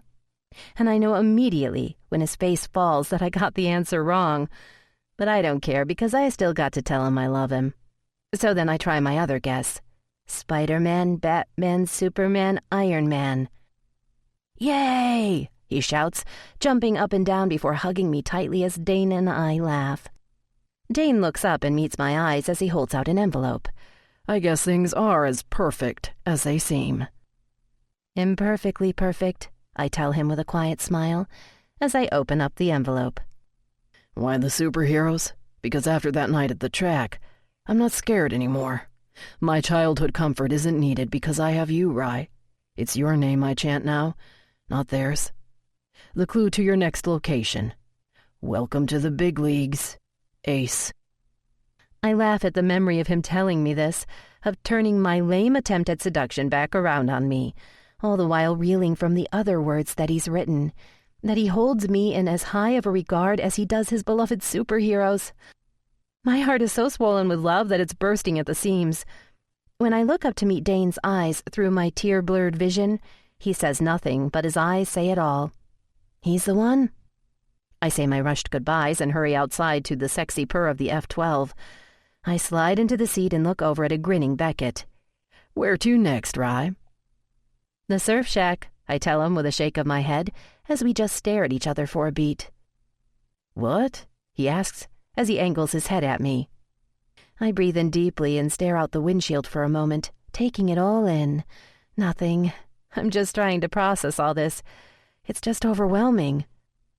"Yeah, well," he says, gunning the engine at the stoplight, "it appear hell's sure as fuck is frozen over." He laughs and I join in, laying my head back on the headrest.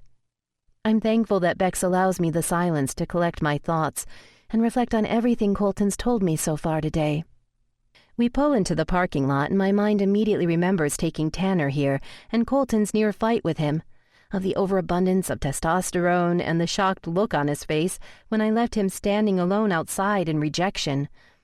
I look over at Bex and the look on his face seems to be saying, well, go on then. I climb out and enter the restaurant to find Rachel standing at the hostess podium. Her grin is huge and she immediately says, "Your table is waiting for you." "Thanks, Rachel," I say, as I hurry past her to see what my next surprise is. I assume it's Kyle since he's the one boy I haven't seen yet. I walk out onto the patio and think back on getting to know Colton during our first time here, learning about his past, his family, and how he likes me laid back. When I look up through the cloud of memories, I see Quinlan and Kyle sitting at the table, our table, with grins as wide as the ocean at their back. "Hi, guys." "Hey, Rye," Quinlan says the same time Kyle greets me. "So, we have another clue for you." "Your brother is something else," I say affectionately. "Yeah, I think so," she says with a laugh. "But then again, love will do that to you." Her eyes well with tears as they meet mine, and I see a softness there, an acceptance, a thank you.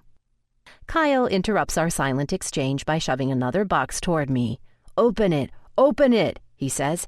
"You have to give the right answer to get the next clue." I slide the lid off the box and start laughing when I see a set of sheets with the alphabet on them.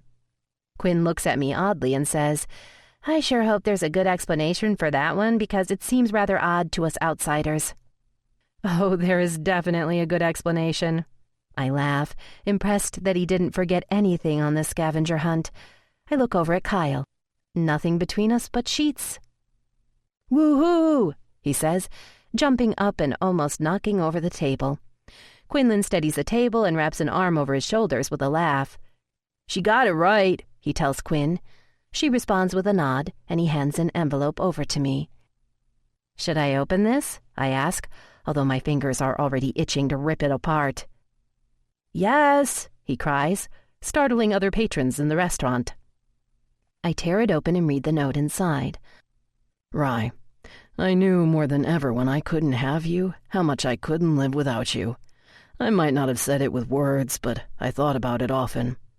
Where were we when we talked about nothing between us ever again except for sheets? I feel like I have a permanent smile plastered to my face as I say my goodbyes and make my way back out to Beckett in the waiting car. "Well?" he asks with a tilt of his head. "Broad Beach Road." We head up the coast, and as we draw closer, my excitement rises. I'm certain Colton is waiting for me. Chapter 43. As we drive down Broad Beach, I'm excited and nervous and every emotion in between. The gates open before we reach them, and I don't even give Beckett a chance to stop completely before I'm out of the car and running toward the front door where Sammy stands.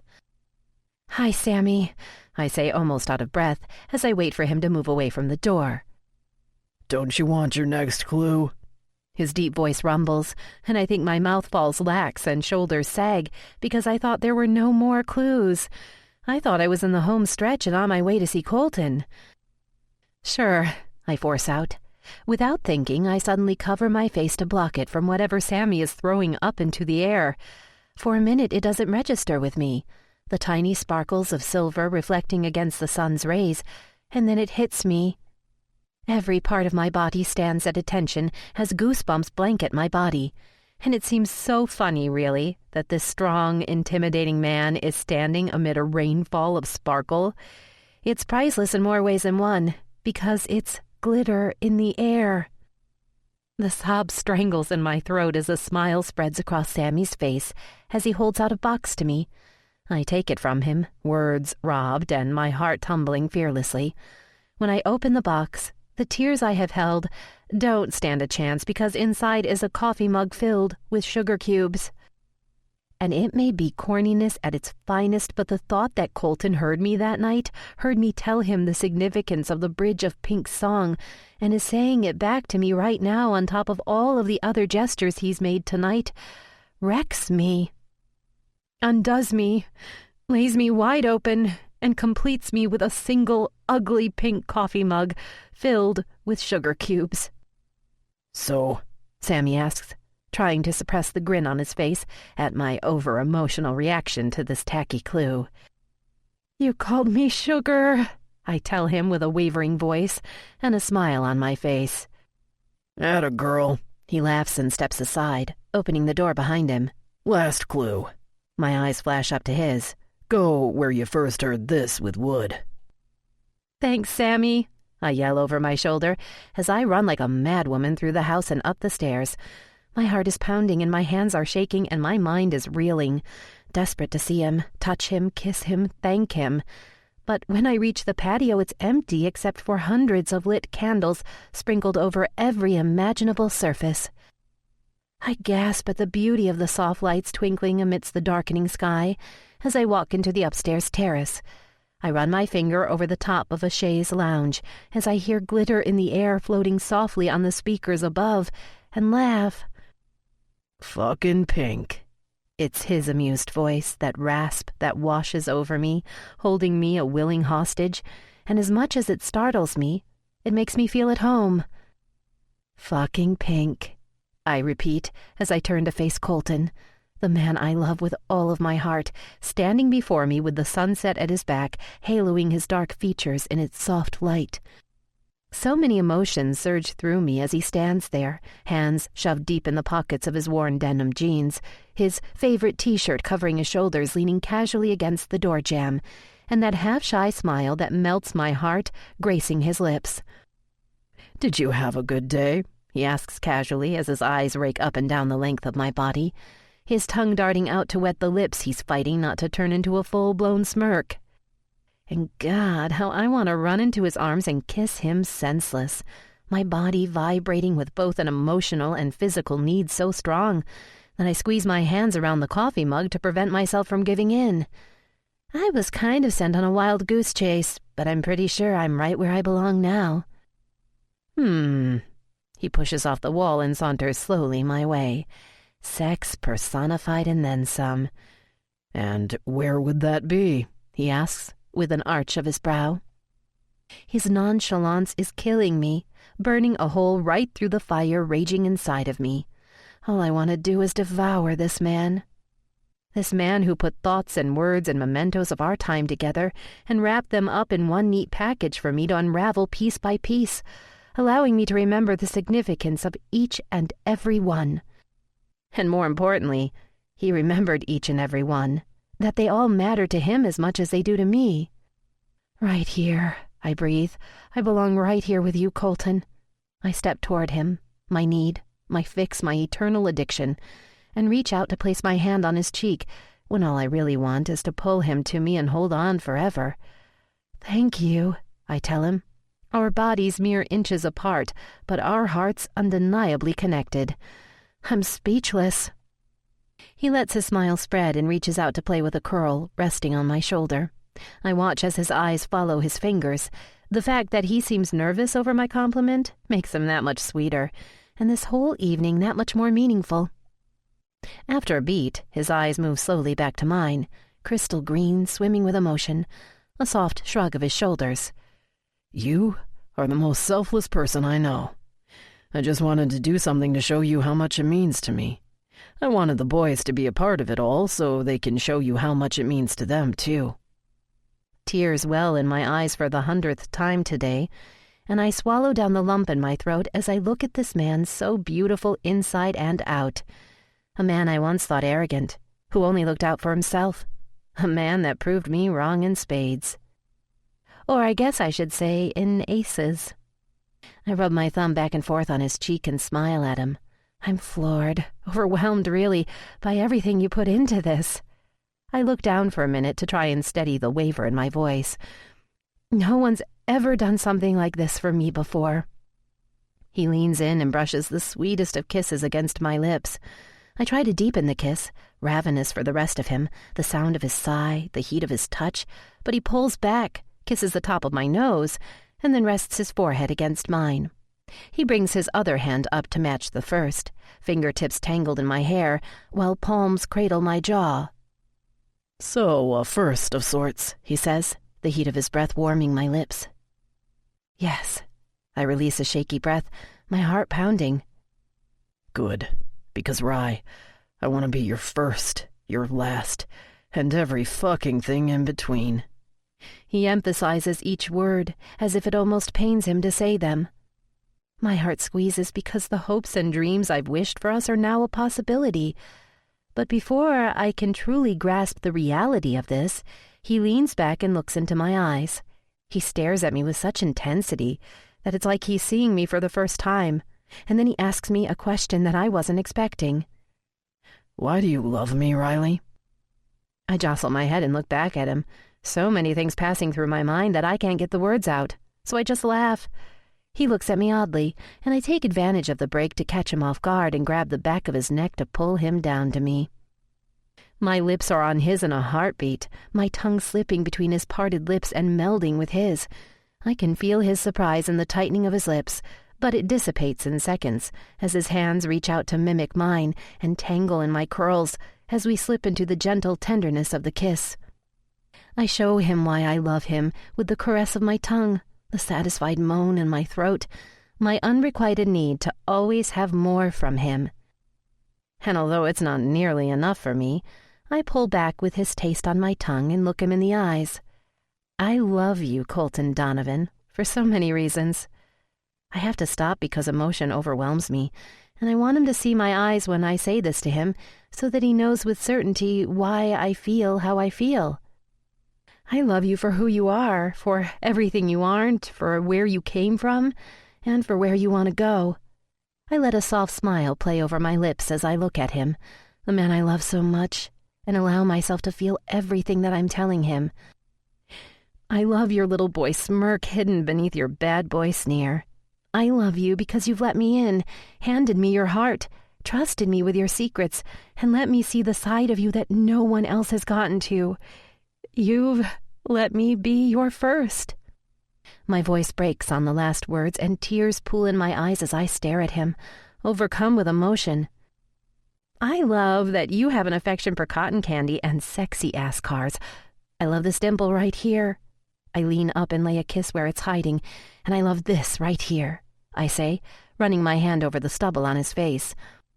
And I love these right here when you're hovering over me, about to make love to me, I say, squeezing his biceps as he flexes them for me and flashes me a smile. But more than anything, I love what's in here. I lean forward and press a kiss to his chest where his heart thunders beneath my lips. I keep them pressed there momentarily before I look up at him beneath my eyelashes and finish the most important reason of all. Because what's in here, Colton, is pure and good and untouched and so incredibly beautiful it leaves me speechless, like it did today, like it is right now. He stares at me, muscle pulsing in his jaw as he tries to accept everything that I've just said to him. Our eyes are locked, our souls are bared, and our hearts are so accepting of everything the other is that we're lost in our unspoken words. Within a heartbeat, he pulls me into him, wraps his arms around me, and holds on tight. "Fuck, I love you," he says, his face buried in the curve of my neck, and I can feel the unevenness of his heated breath as he tries to compose himself. The desperation of his touch and in his words cements everything between us as we cling to each other.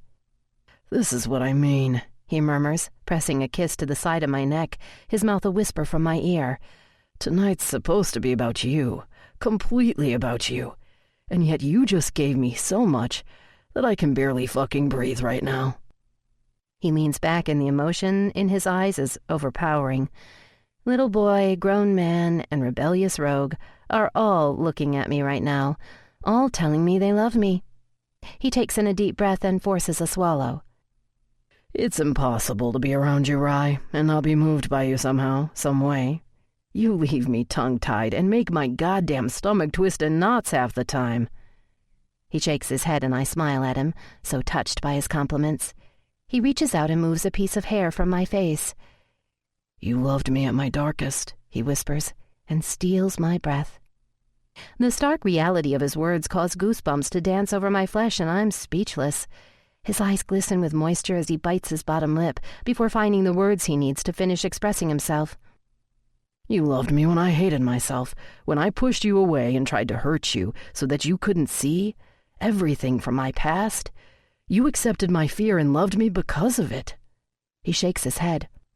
"And then you grabbed my balls and told me non-negotiable." We both laugh at his words, the levity of the comment allowing us to expel some of the pent-up energy from this unexpectedly intense conversation. "That still goes, by the way," I say to him with a smirk, and he leans forward and brushes his lips against mine. He sighs. "Rye, you have given me so fucking much, and today I just wanted to let you know that I get it, that I accept it now, and feel it in return." He shoves a hand through his hair and closes his eyes for a beat, followed by that shy smile I love returning to his lips. He starts to speak, and then stops to clear the emotion strangling his words before he looks back up and meets my eyes. "You gave me hope when I thought I was hopeless. You taught me that defiance is sexy as fuck, that curves are definitely my kryptonite, and that fuck blondes because brunettes are way more fun." I laugh, enjoying the return of my arrogant bad boy, as he scrubs his hands over his face, the scratch of stubble grating through the air. "I'm fucking rambling here, not making much sense, so bear with me." "There's nowhere else I'd rather be, Colton," I tell him, as he leads me to a chaise lounge. I sit down and he leans on his knees, on the ground in front of me, his body between the V of my thighs, his hands holding onto my waist. Rye, I asked you why you love me, but what I really wanted was to tell you all the reasons I love you. It's important for me to know you don't doubt my feelings for you because, fuck, Rye, you've knocked me on my ass. You were the one thing I never wanted, never, ever expected in my life. And fuck if I can live without you now. He laughs at his admission while my smile widens. You test me and tempt me and make me look at the truths I don't want to face and are stubborn as hell, but God, baby, I wouldn't want you any other way. Wouldn't want us any other way. He places his hands on my shoulders, his thumbs caressing the hollow between my collarbones as he shakes his head and continues. I think I always knew you were so much more. But I knew I was in love with you the night of the Kids Now event. You stood in that garden and pushed me to take a chance. Dared me to love you. His voice breaks with the emotion from remembering that night. And then we had sex on sex, I add in with a laugh that earns me a sexy as hell groan from deep in his throat. Fuck, Rye, between stairwells and car hoods and cotton candy, I'll never be able to escape thinking about you. He drawls. That was my plan all along, I tease with a smirk. Oh, really? You've been playing me this whole time? Uh-huh, I say. Hate the game and not the player, right? I laugh. Welcome to the big leagues, Ace. The comment is off my tongue in a flash, and my sarcasm is rewarded by the grin I love spreading wide on his lips. He shakes his head, leans in to tease my lips with his, and surprises me by deepening the kiss. His tongue tempts and tantalizes me, desire coiling and need clenching every muscle south of my waist before he pulls back. See, he whispers, this is why I love you. It's not the big things you do, but the million fucking little things that you don't even know you're doing. It's making me laugh because you know I'm uncomfortable talking about this kind of shit and being okay with it. It's for making me see the world in a different light. Like ice cream for breakfast and pancakes for dinner type of light. He shakes his head and looks down momentarily. And this is why I love you, I tell him, because no matter how uncomfortable you are expressing yourself, you know I need to hear it and you're trying. Hell, you knocked it out of the park today. You are perfect. So far from perfect, Rye, he says with a self-deprecating laugh. I reach out and touch him, run my hand over the line of his jaw. You're my kind of perfect, Colton. He smiles softly at me, his eyes suddenly becoming so intense and serious. No, I don't think you get it, Rye, and I don't know how else to say it. He reaches out and cups my face again, holding my head with unsteady hands so that my eyes lock with his. I want to be your motherfucking checkered flag, Riley. Your pace car to lead you through tough times. Your pit stop when you need a break. Your start line. Your finish line. Your goddamn victory lane. His words have stolen mine and feed the need I've had since our first meeting. As much as I tried to fight the feeling that fateful night, I wanted to be his. Wanted so much more than a make-out session in a backstage hallway. I wanted the whole frickin' race with him. Your trophy, I muse with a soft smile, thinking back to our conversation the morning after our first time together, and I know he remembers, because he returns the same smiles back at me. No, he whispers as he leans forward and presses his lips to mine. You're so much more than a trophy, Riley. Trophies are inconsequential when all is said and done, but you could never be inconsequential. I can feel his lips curve up to a smile. Now, you and me together, that would make you mine, I tell him with a smile of my own as I contribute a memorable moment from our past myself. Good one, he concedes, leaning back with a devilish smirk on his handsome face. My turn, he says, licking his lips before his grin returns. Is there anyone whose ass I have to kick before I can make it official? He says with a laugh, his words challenging me to remember. I shake my head, smiling as his fingers trail up my arms and his eyes dare me to recall my line. His touch is distracting, but I remember. I bat my eyelashes at him. "Make what, official Mr. Donovan?" I ask, and when I meet his eyes, I'm surprised by his intense gaze. "This, Riley," he breathes. "Make this official," he says. I gasp, my hand flying up to cover my mouth as I look down at the sparkling engagement ring. I'm so thankful I'm sitting because the world is moving around me in a blur. All I can focus on is the brilliance of the man in front of me, asking to make my world complete. A world I never thought would exist for me. I remind myself to breathe, even though I still can't trust myself to form words properly, so I just stare at him, my body covered in goosebumps despite the warmth of his love pulsing through me. I stare at him through tear-blurred eyes and nod subtly in shock. I don't move my eyes from his, because I can see this moment means as much to him as it does to me. "Make this official with me, Riley," he says, his voice certain but hands are unsteady.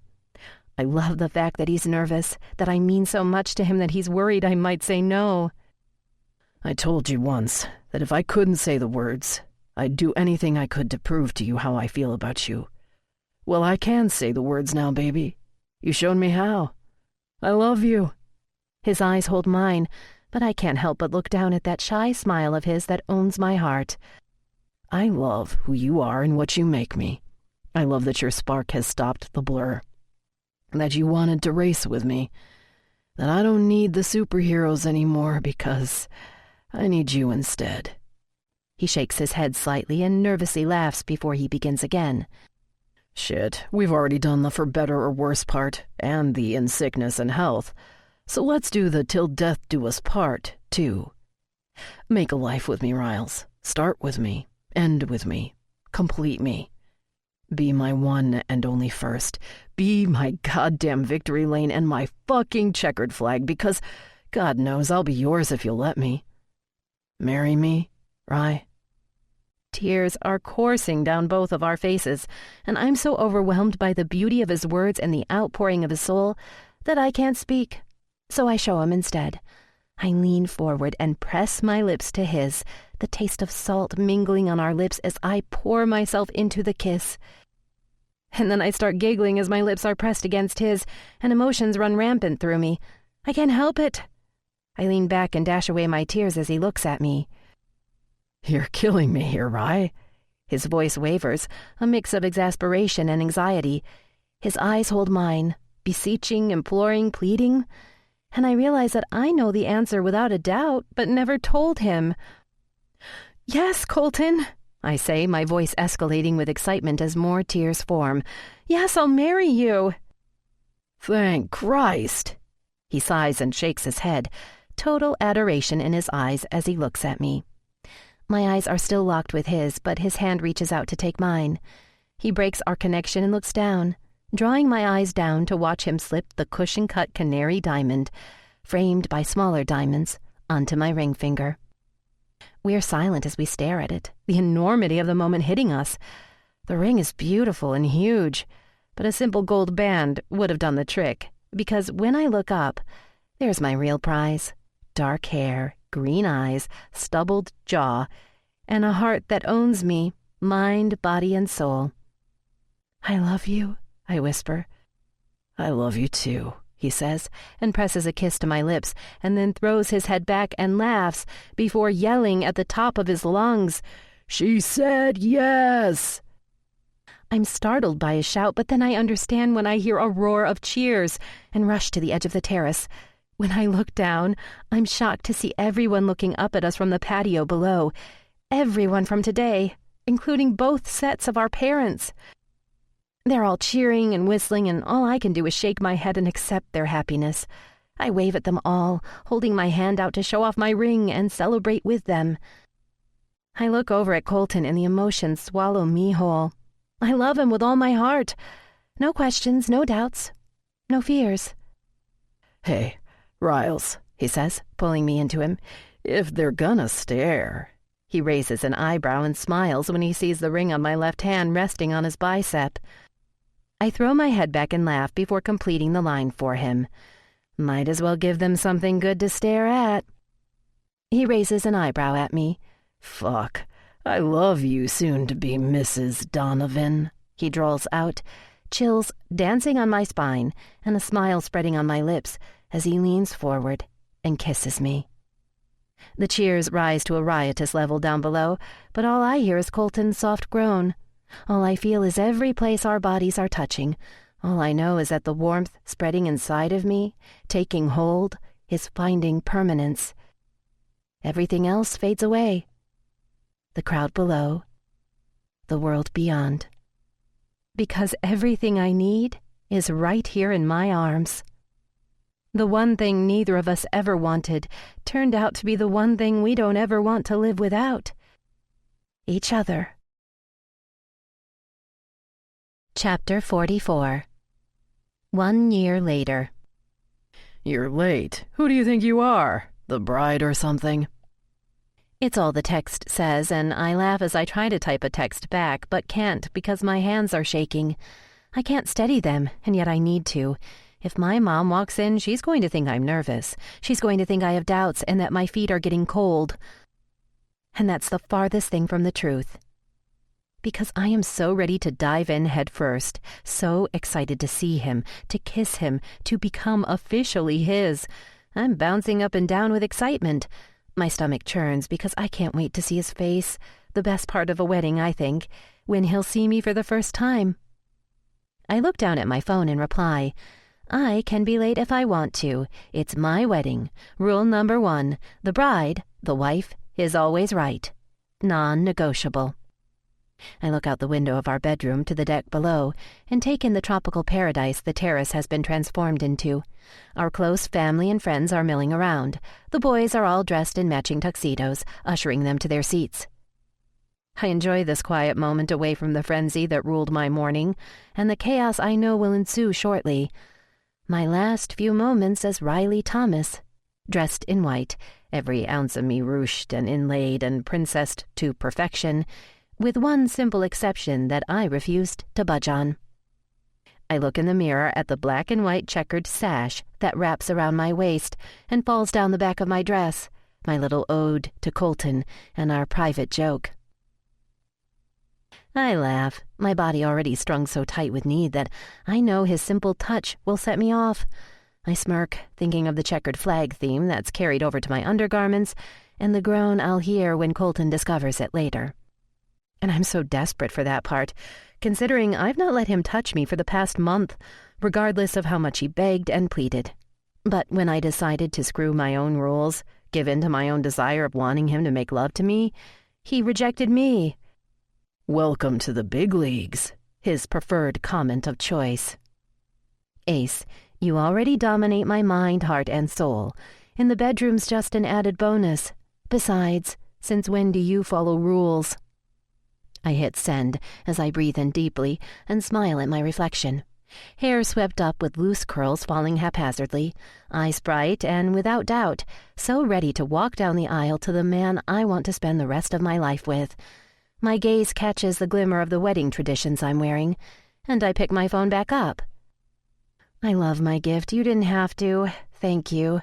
Can't wait to see you. I go to hit send and then stop myself, needing to tell him in our way. So I add to the text, unconditionally, Katy Perry. Tears blur my vision as I think of him and run my fingers over the bracelet around my wrist. The gift he left for me on my dresser. When I opened it, my mom's brow furrowed, but I laughed at the alphabet letters linked together with alternating diamonds and sapphires. My something blue and something new. My eyes focus on the diamond studs in my ears that my mom wore when she married my dad, and I hope we can have a marriage as successful and loving as theirs. My something old. My heart aches remembering the look on Hat's face last night when she offered the simple tiara for me to wear. You're the only sister I have left now. I'd like for you to wear it.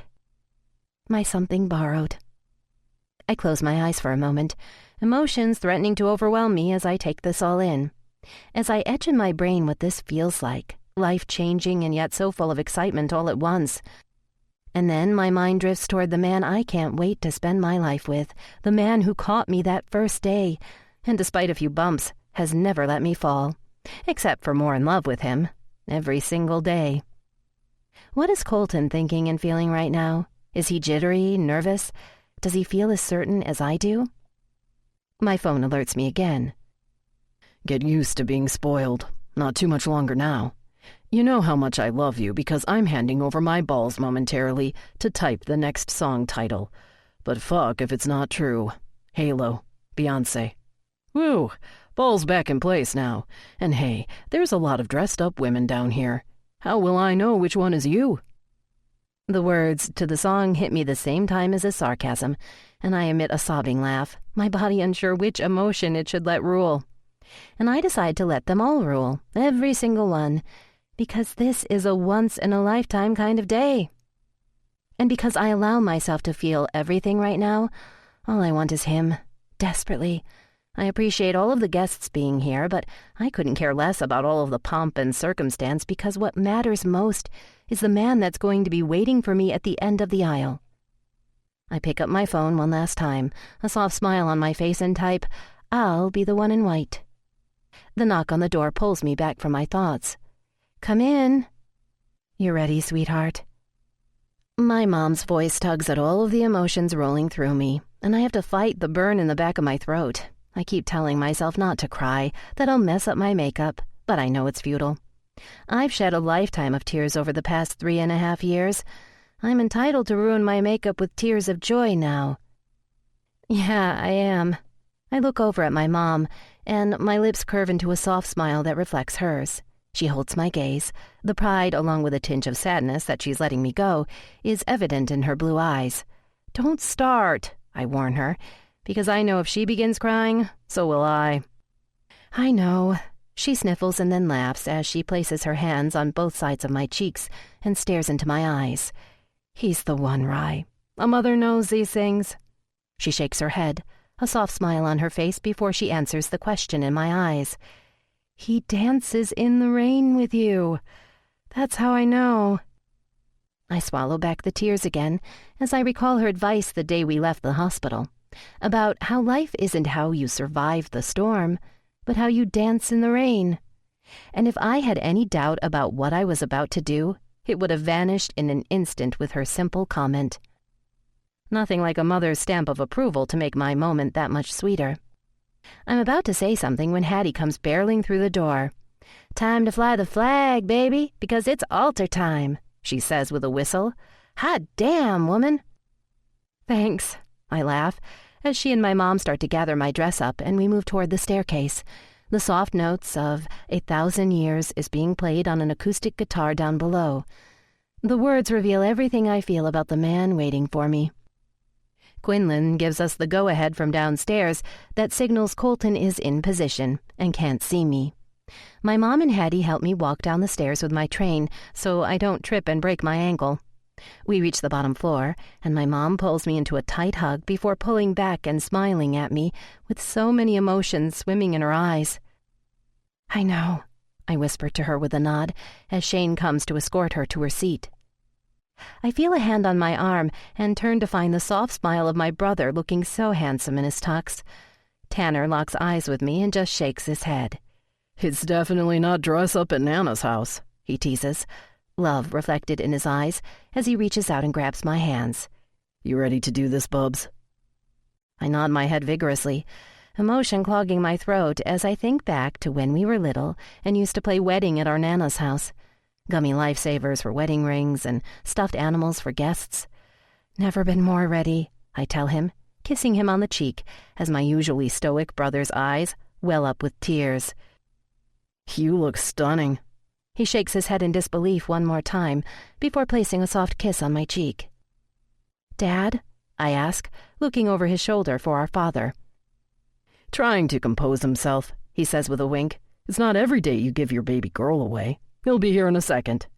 I nod to him, and then he turns to go stand beside Quinlan, who's already a blubbering mess. She meets my eyes and shakes her head, a silent acknowledgement that if we talk right now, we'll both be crying so hard we won't recover. "And there's the woman who's responsible for hundreds of females crying in their coffee today." I turn my head to find the man I've grown to love over the past year. "Bex," is all I can say. but the admiration in my tone tells him all he needs to know. I adore him in so many ways, least of all for pushing Colton and me together when all we wanted was to break apart. "Hey, gorgeous," he says. "You've got time to skip out if you want. His ego's only going to get bigger after he claims the ultimate prize today." My heart squeezes at his words. "Only if you're driving," I tease, as I take in a deep breath to tame my emotions. "Nah, he might actually kick my ass for that." He laughs softly as he pulls me into a hug. "He's waiting for you," he whispers into my ear before stepping back and nodding to me. His words hit their mark as everything around me comes into crystal clear focus. The music, Hattie and Quinlan in their classic black dresses and vibrant bouquets. Tanner rocking on his heels, trying to be patient but anxiously awaiting the reception so he can take off his bow tie. The strings of the guitar, the hum of everything swirling around me. My heart thundering with anticipation beyond words. I am so ready for this. Hattie steps closer. My kick-ass friend has tears in her eyes and starts to fix my train around me. She finishes and looks at me with a smile. "Just remember, marriage is going to be tough sometimes. When it is, wear a dress with a zipper up the back."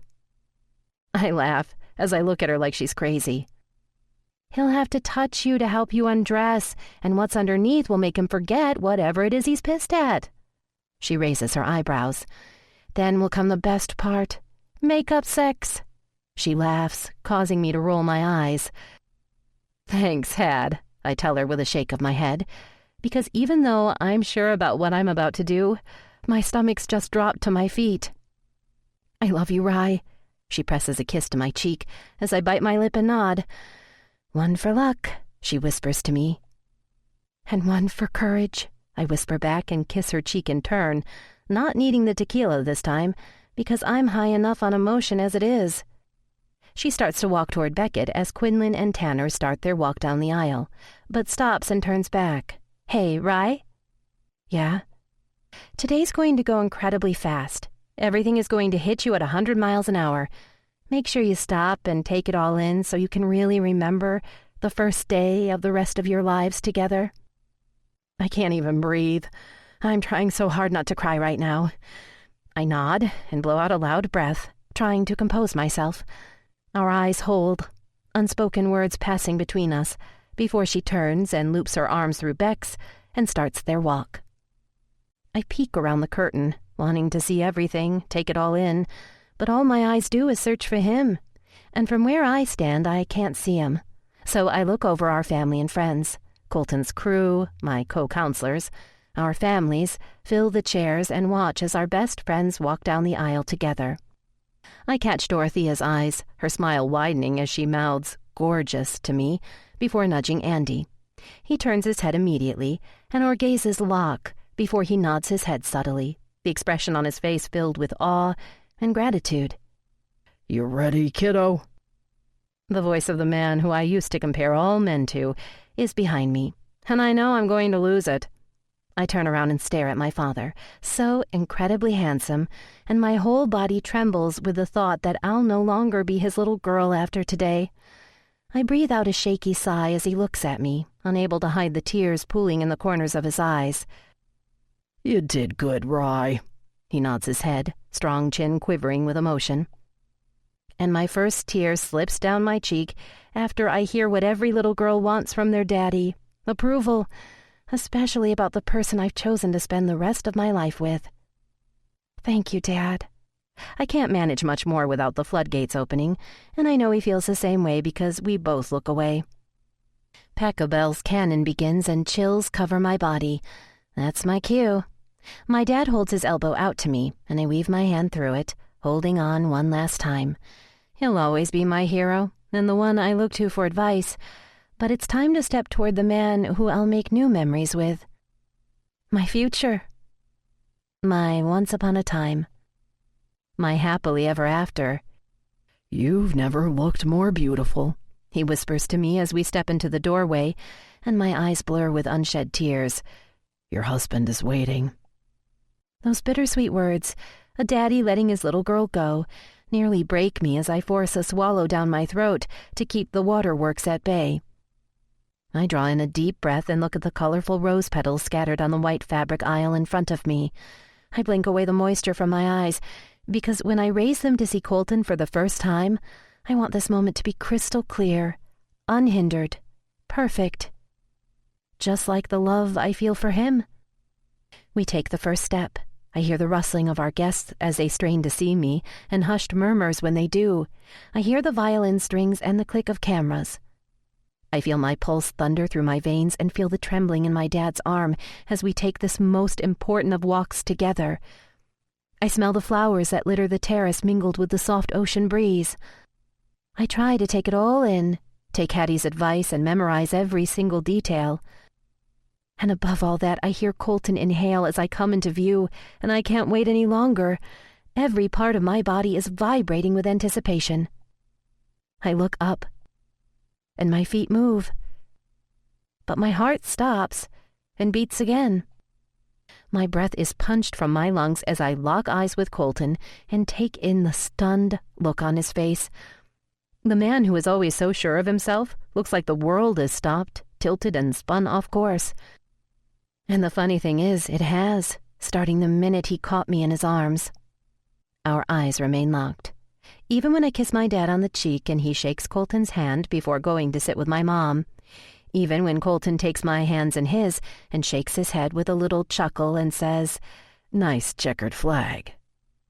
I was afraid you wouldn't know which one I was, I tease, and I feel like I can breathe for the first time all day. My heart's pounding and my hands are shaking, but he's got me now. Baby, I'd know where you are even if I were blind. And that smile, the one that lights up his eyes and warms my soul, spreads across his lips. I get so lost in his eyes and the unspoken words they're communicating that I don't even realize our officiate has begun the ceremony until Colton looks over at her and then back at me. The green of his eyes glisten with emotion, and his smile softens as he stares at me. "Riley," he says, shaking his head subtly as he looks down at our hands and then back up to me. "I was a man racing through life, the idea of love never crossing my radar. It just wasn't for me. And then you crashed into my life. You saw good in me when I didn't. You saw possibility when I saw nothing. When I pushed you away, you pushed back 10 times harder." He laughs softly. "You showed me your heart, time and again. You taught me checkered flags are so much more valuable off the track than on. You brought light to my darkness with your selflessness, your temerity." He reaches up and rubs a thumb over my cheek to wipe away the tears that are silently sliding down my cheeks now. His personal vows signify the depth of his love for me. The man who swore he couldn't love does, wholeheartedly. "You've given me a life I never even knew I wanted, Rye. And for that, I promise to give myself to you, the broken, the bent, and every piece in between, wholeheartedly, without deception, without outside influences.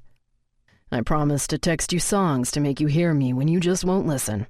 I promise to encourage your compassion because that's what makes you, you. I promise to push you to be spontaneous because breaking rules is what I do best," he says with a smirk as a lone tear slides down his face. "I promise to play lots and lots of baseball, making sure we touch each base. Home run." He says the last word softly, so only I can hear, and I laugh through my tears. And I can't hold back anymore, so I reach out and rub my hand over the side of his jaw, not caring one bit about the assumptions people might be making about that vow.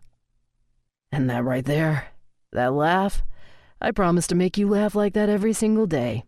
And sigh. I like hearing your sighs, too." He winks at me. "I promise nothing will be more valuable in my life than you. That you will never be inconsequential. That those you love, I'll love too," he says, and then looks over to the row where all of the boys sit. "As I stand here promising to be yours, to give you all of me, I already know that a lifetime will never be long enough to love you. It's just not possible." He shrugs, my heart swelling as his voice wavers slightly. "But baby, I've got forever to try, if you'll have me." "Yes," I choke out, as Colton slips my ring on my finger, my body trembling, my heart never more steady, my head completely clear. "I love you," he whispers. My tears fall, and I don't even try to stop them. He looks so conflicted, wanting to draw me in his arms and comfort me. He looks over to our officiate, silently asking for permission to touch me. And it's so cute that my man, who always disregards rules, is afraid to break them now. I wipe my eyes with a Kleenex that Hattie hands me and draw in a deep breath to prepare myself for getting through my vows. Colton, as much as I tried to fight it, I think I've been in love with you since I fell out of that storage closet and crashed into your arms. A chance encounter. You saw a spark in me when all I'd felt for so long was grief. You showed me romance when you swore it wasn't real. You taught me I deserved to feel when all I'd been for so long was numb. I shake my head and look down at our hands before looking back up to meet his eyes.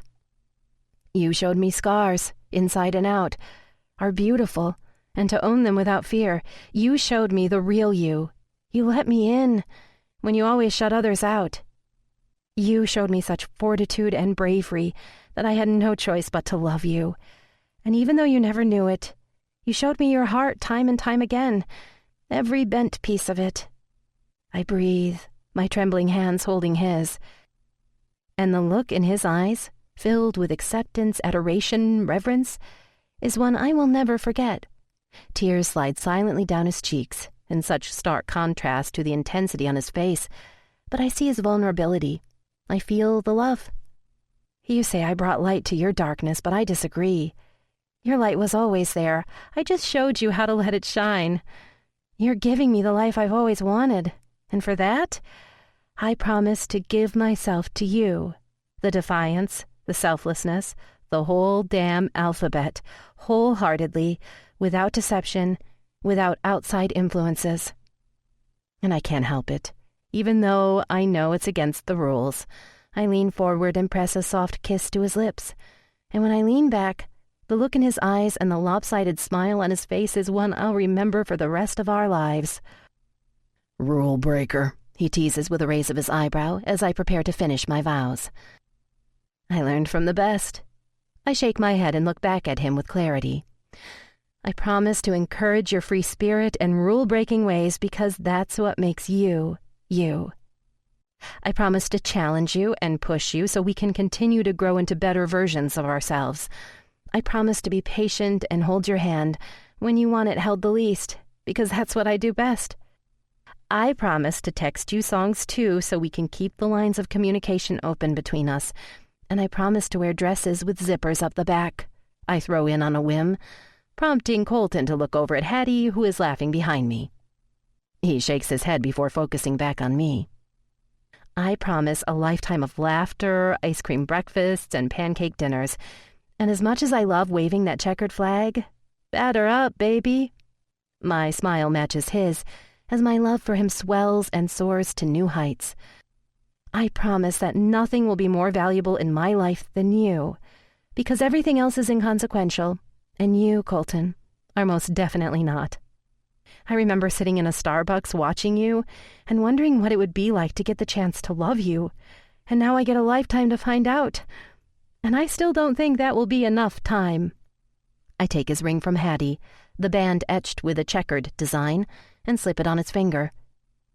Bex starts mocking, and all the guests laugh. As much as I want to throttle him, I never could. This is my life now, and he's a part of it. You're next, fucker, Colton mutters to him under his breath, causing him to choke more and me to laugh louder. It takes a minute for the laughter to abate and for everyone to settle down so that the focus is back on us. Colton, we've got forever to try. If you'll have me.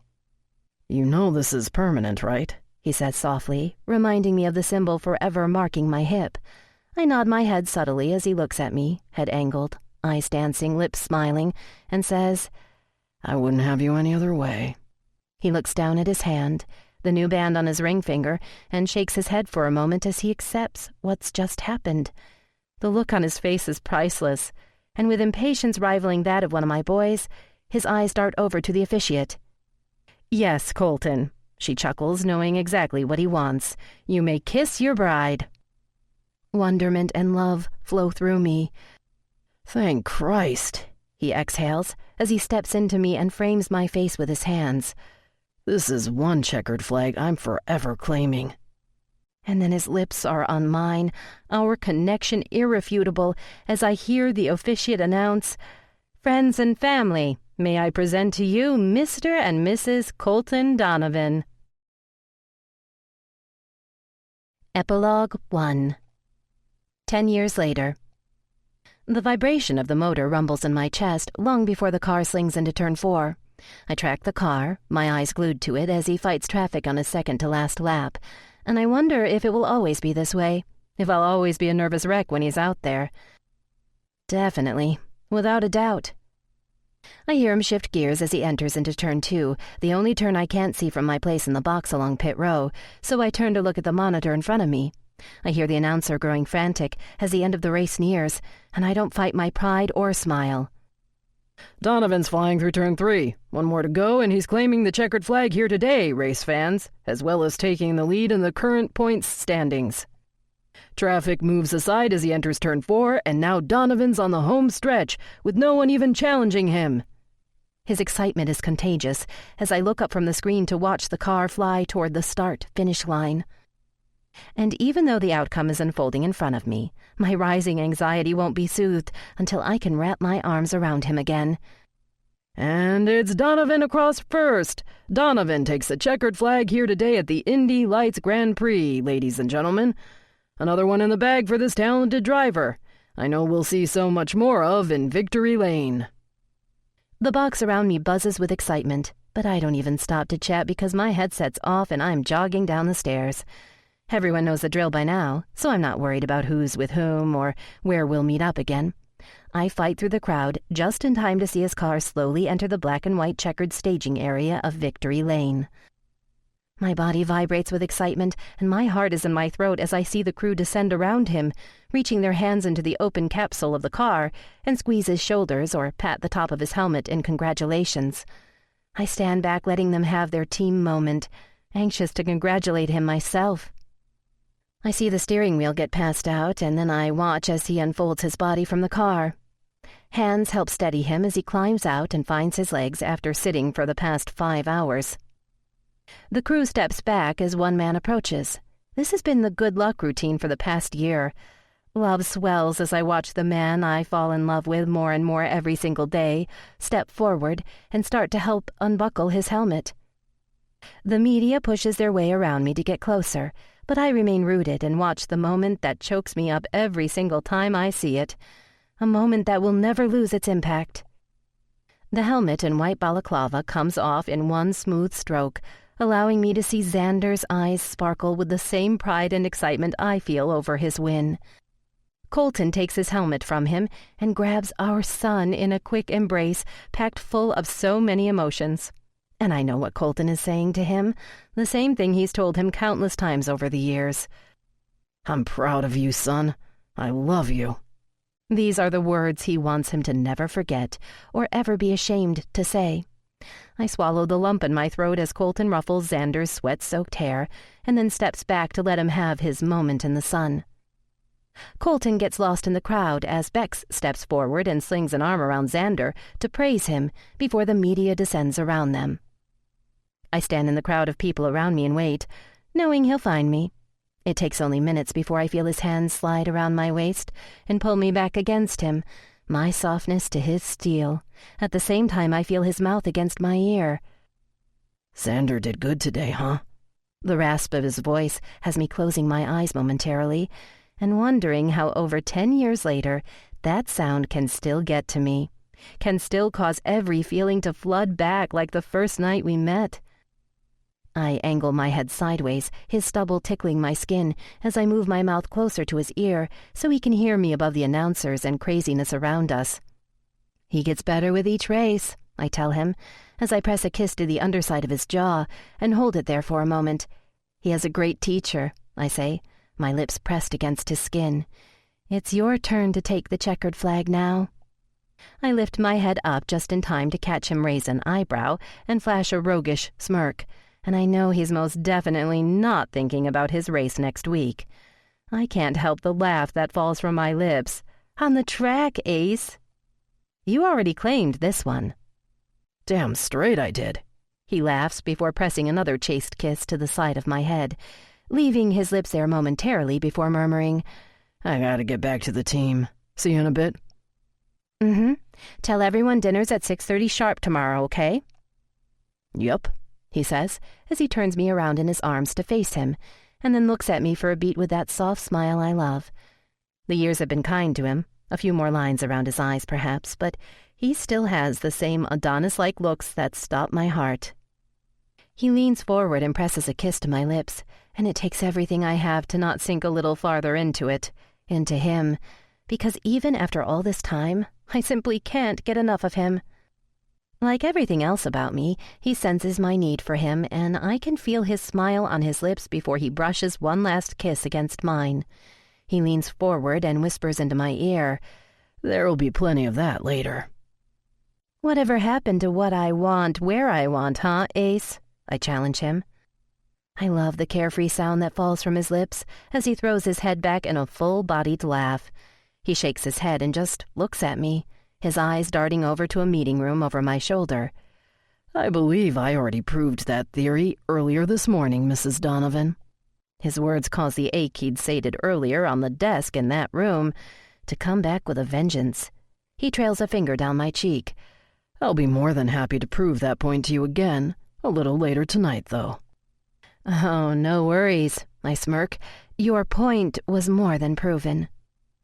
Baby, this point was most definitely more than proven, he murmurs suggestively as he splays his hand across my lower back and pulls me hard against him so I can feel every single inch of that point pressed against my lower belly.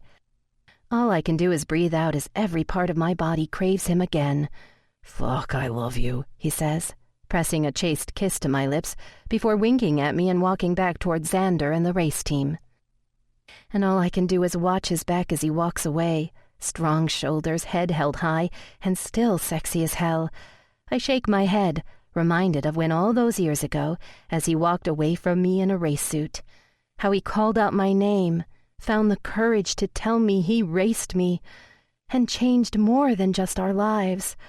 Forever. Epilogue 2. Colton. The house is buzzing with noise like a goddamn beehive. Just how Rye likes it. Though fuck if I know why, because it's filled with high-powered testosterone overtaking her tiny bit of estrogen. I glance out on the patio as I walk down the stairs to see Shane talking to Connor about how he's doing with his new job, his arm around his wife and a bottle of beer to his lips. All of the boys are here for our once-a-month family dinner, as Rye calls it, even though some of the boys, men now, are starting families of their own. Hey, Shane, I call out to him through the open pocket doors. I have a few more beers in here if you want them, I tease, and he snorts and rolls his eyes in response. No thanks, I'm good with just one, he says, holding the bottle up to me in a mock toast with a wide smirk. I laugh, the memory of him green and hungover making me smile. I walk through the hallway and take it all in. Aiden in his UCLA baseball jersey, fresh from practice shooting the shit with Xander in his board shorts and backwards baseball hat, a relaxed grin on his face. Scooter sitting on the deck outside playing with Spider-Man figurines with Shane's 2-year-old son. Shit. The sight makes me feel like I'm older than dirt. Everyone's here but Kyle and Ricky. I feel sorry as fuck for the freshman girls at Stanford those two are currently unleashing their charm on. Or maybe it's their own type of voodoo. The women don't stand a chance against them. Hearts are gonna be breaking. Fuck 'em and chuck 'em. Thinking of those two has the old term hitting me like a ton of bricks as the memories of that first night flash back. I don't even fight my smile as I think of the hearts I used to break. Damn, I was good. Until a certain wavy-haired vixen crashed into my damn life, grabbed hold and never let go. Defiance and curves in my world got turned upside down when I opened up that damn storage closet. And thank Christ for that. My fucking Riley. And then I hear her voice in the kitchen, and my feet head toward her without a second thought. I clear the doorway, and every ounce of love I never thought I could have, never thought a possibility, fucking sucker punches me like it does every goddamn time I see them like this.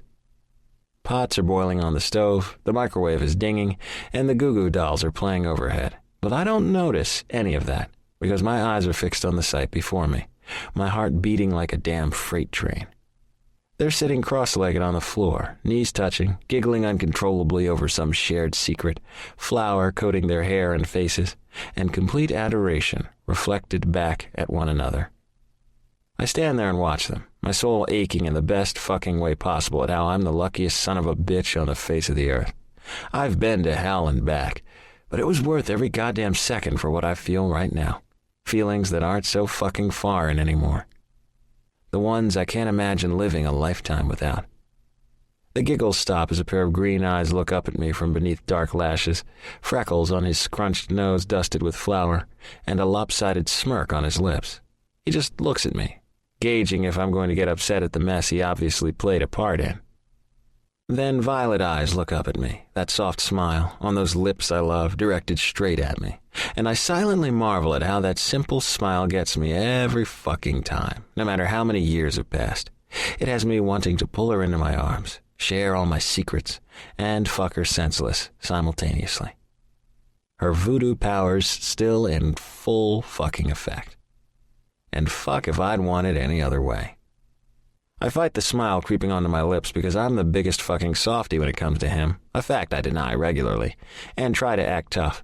"What's going on here?" I ask, stepping into the room as Riley pats her hands together and a plume of flour flies into the air like a dust cloud around her, causing them to erupt into another fit of giggles. I walk over to them, flour coating the soles of my bare feet, and squat down beside them. My eyes dart back and forth over them before I reach out and place a dot of flour on his nose with my finger. "Looks like you guys made quite a mess," I say, trying to play the part of disciplinarian, but failing miserably. "Well, thanks, Captain Obvious," he giggles at me, sarcasm in full swing. "Ace Thomas," Rye reprimands our son, but his words have already knocked me on my ass. I look at him, search his face over and over, studying it like a fucking road map to see if he has any clue, any goddamn inkling what he's just said to me. But there's nothing looking back at me but mischievous green eyes and a heartbreaking smile. My spitting image. "Hey?" That telephone sex rasp of a voice pulls me back from flashes of plastic helicopters, superhero band-aids covering an index finger, and the sound of thwacking. Thoughts I don't really remember, but that seem clear as fucking day somehow. I shake my head and try to clear out the confusion before I look over to her. "Yeah?" "You okay?" She reaches out, touches my cheek, and stares at me. And then he starts giggling, breaking the thoughts holding me hostage. He points to the flower she's now transferred to my own cheek. "What?" I growl in a monster voice, causing the almost 6-year-old to squeal like a little girl as my fingers reach out to tickle him. "You're a flower monster too now," he says between panted breaths as he tries to squirm away from me. Our tickle fest lasts for a few more seconds as I let him escape, chase him, and then hug him, and he wiggles for a bit more before I feel his arm slide around my neck and hold on tight. Those tiny arms pack the biggest punch of all because they hold everything I am in their fucking hands. I take a moment and breathe him in. Little boy, flour, and a bit of Rye's vanilla all mixed in one, and close my eyes. I guess it was in the cards after all. Fuck me running. He saved me. Then and now. Just like his mother did. I feel her hand on my back, feel her lips press against my shoulder, and open my eyes to look at her, my whole fucking alphabet, and smile. "I think our flower monster here needs to take a quick bath before dinner," she says. "Nah," I reach up to ruffle his hair, flour flying again. "Nothing a cannonball in the pool won't wash off, right, Ace?"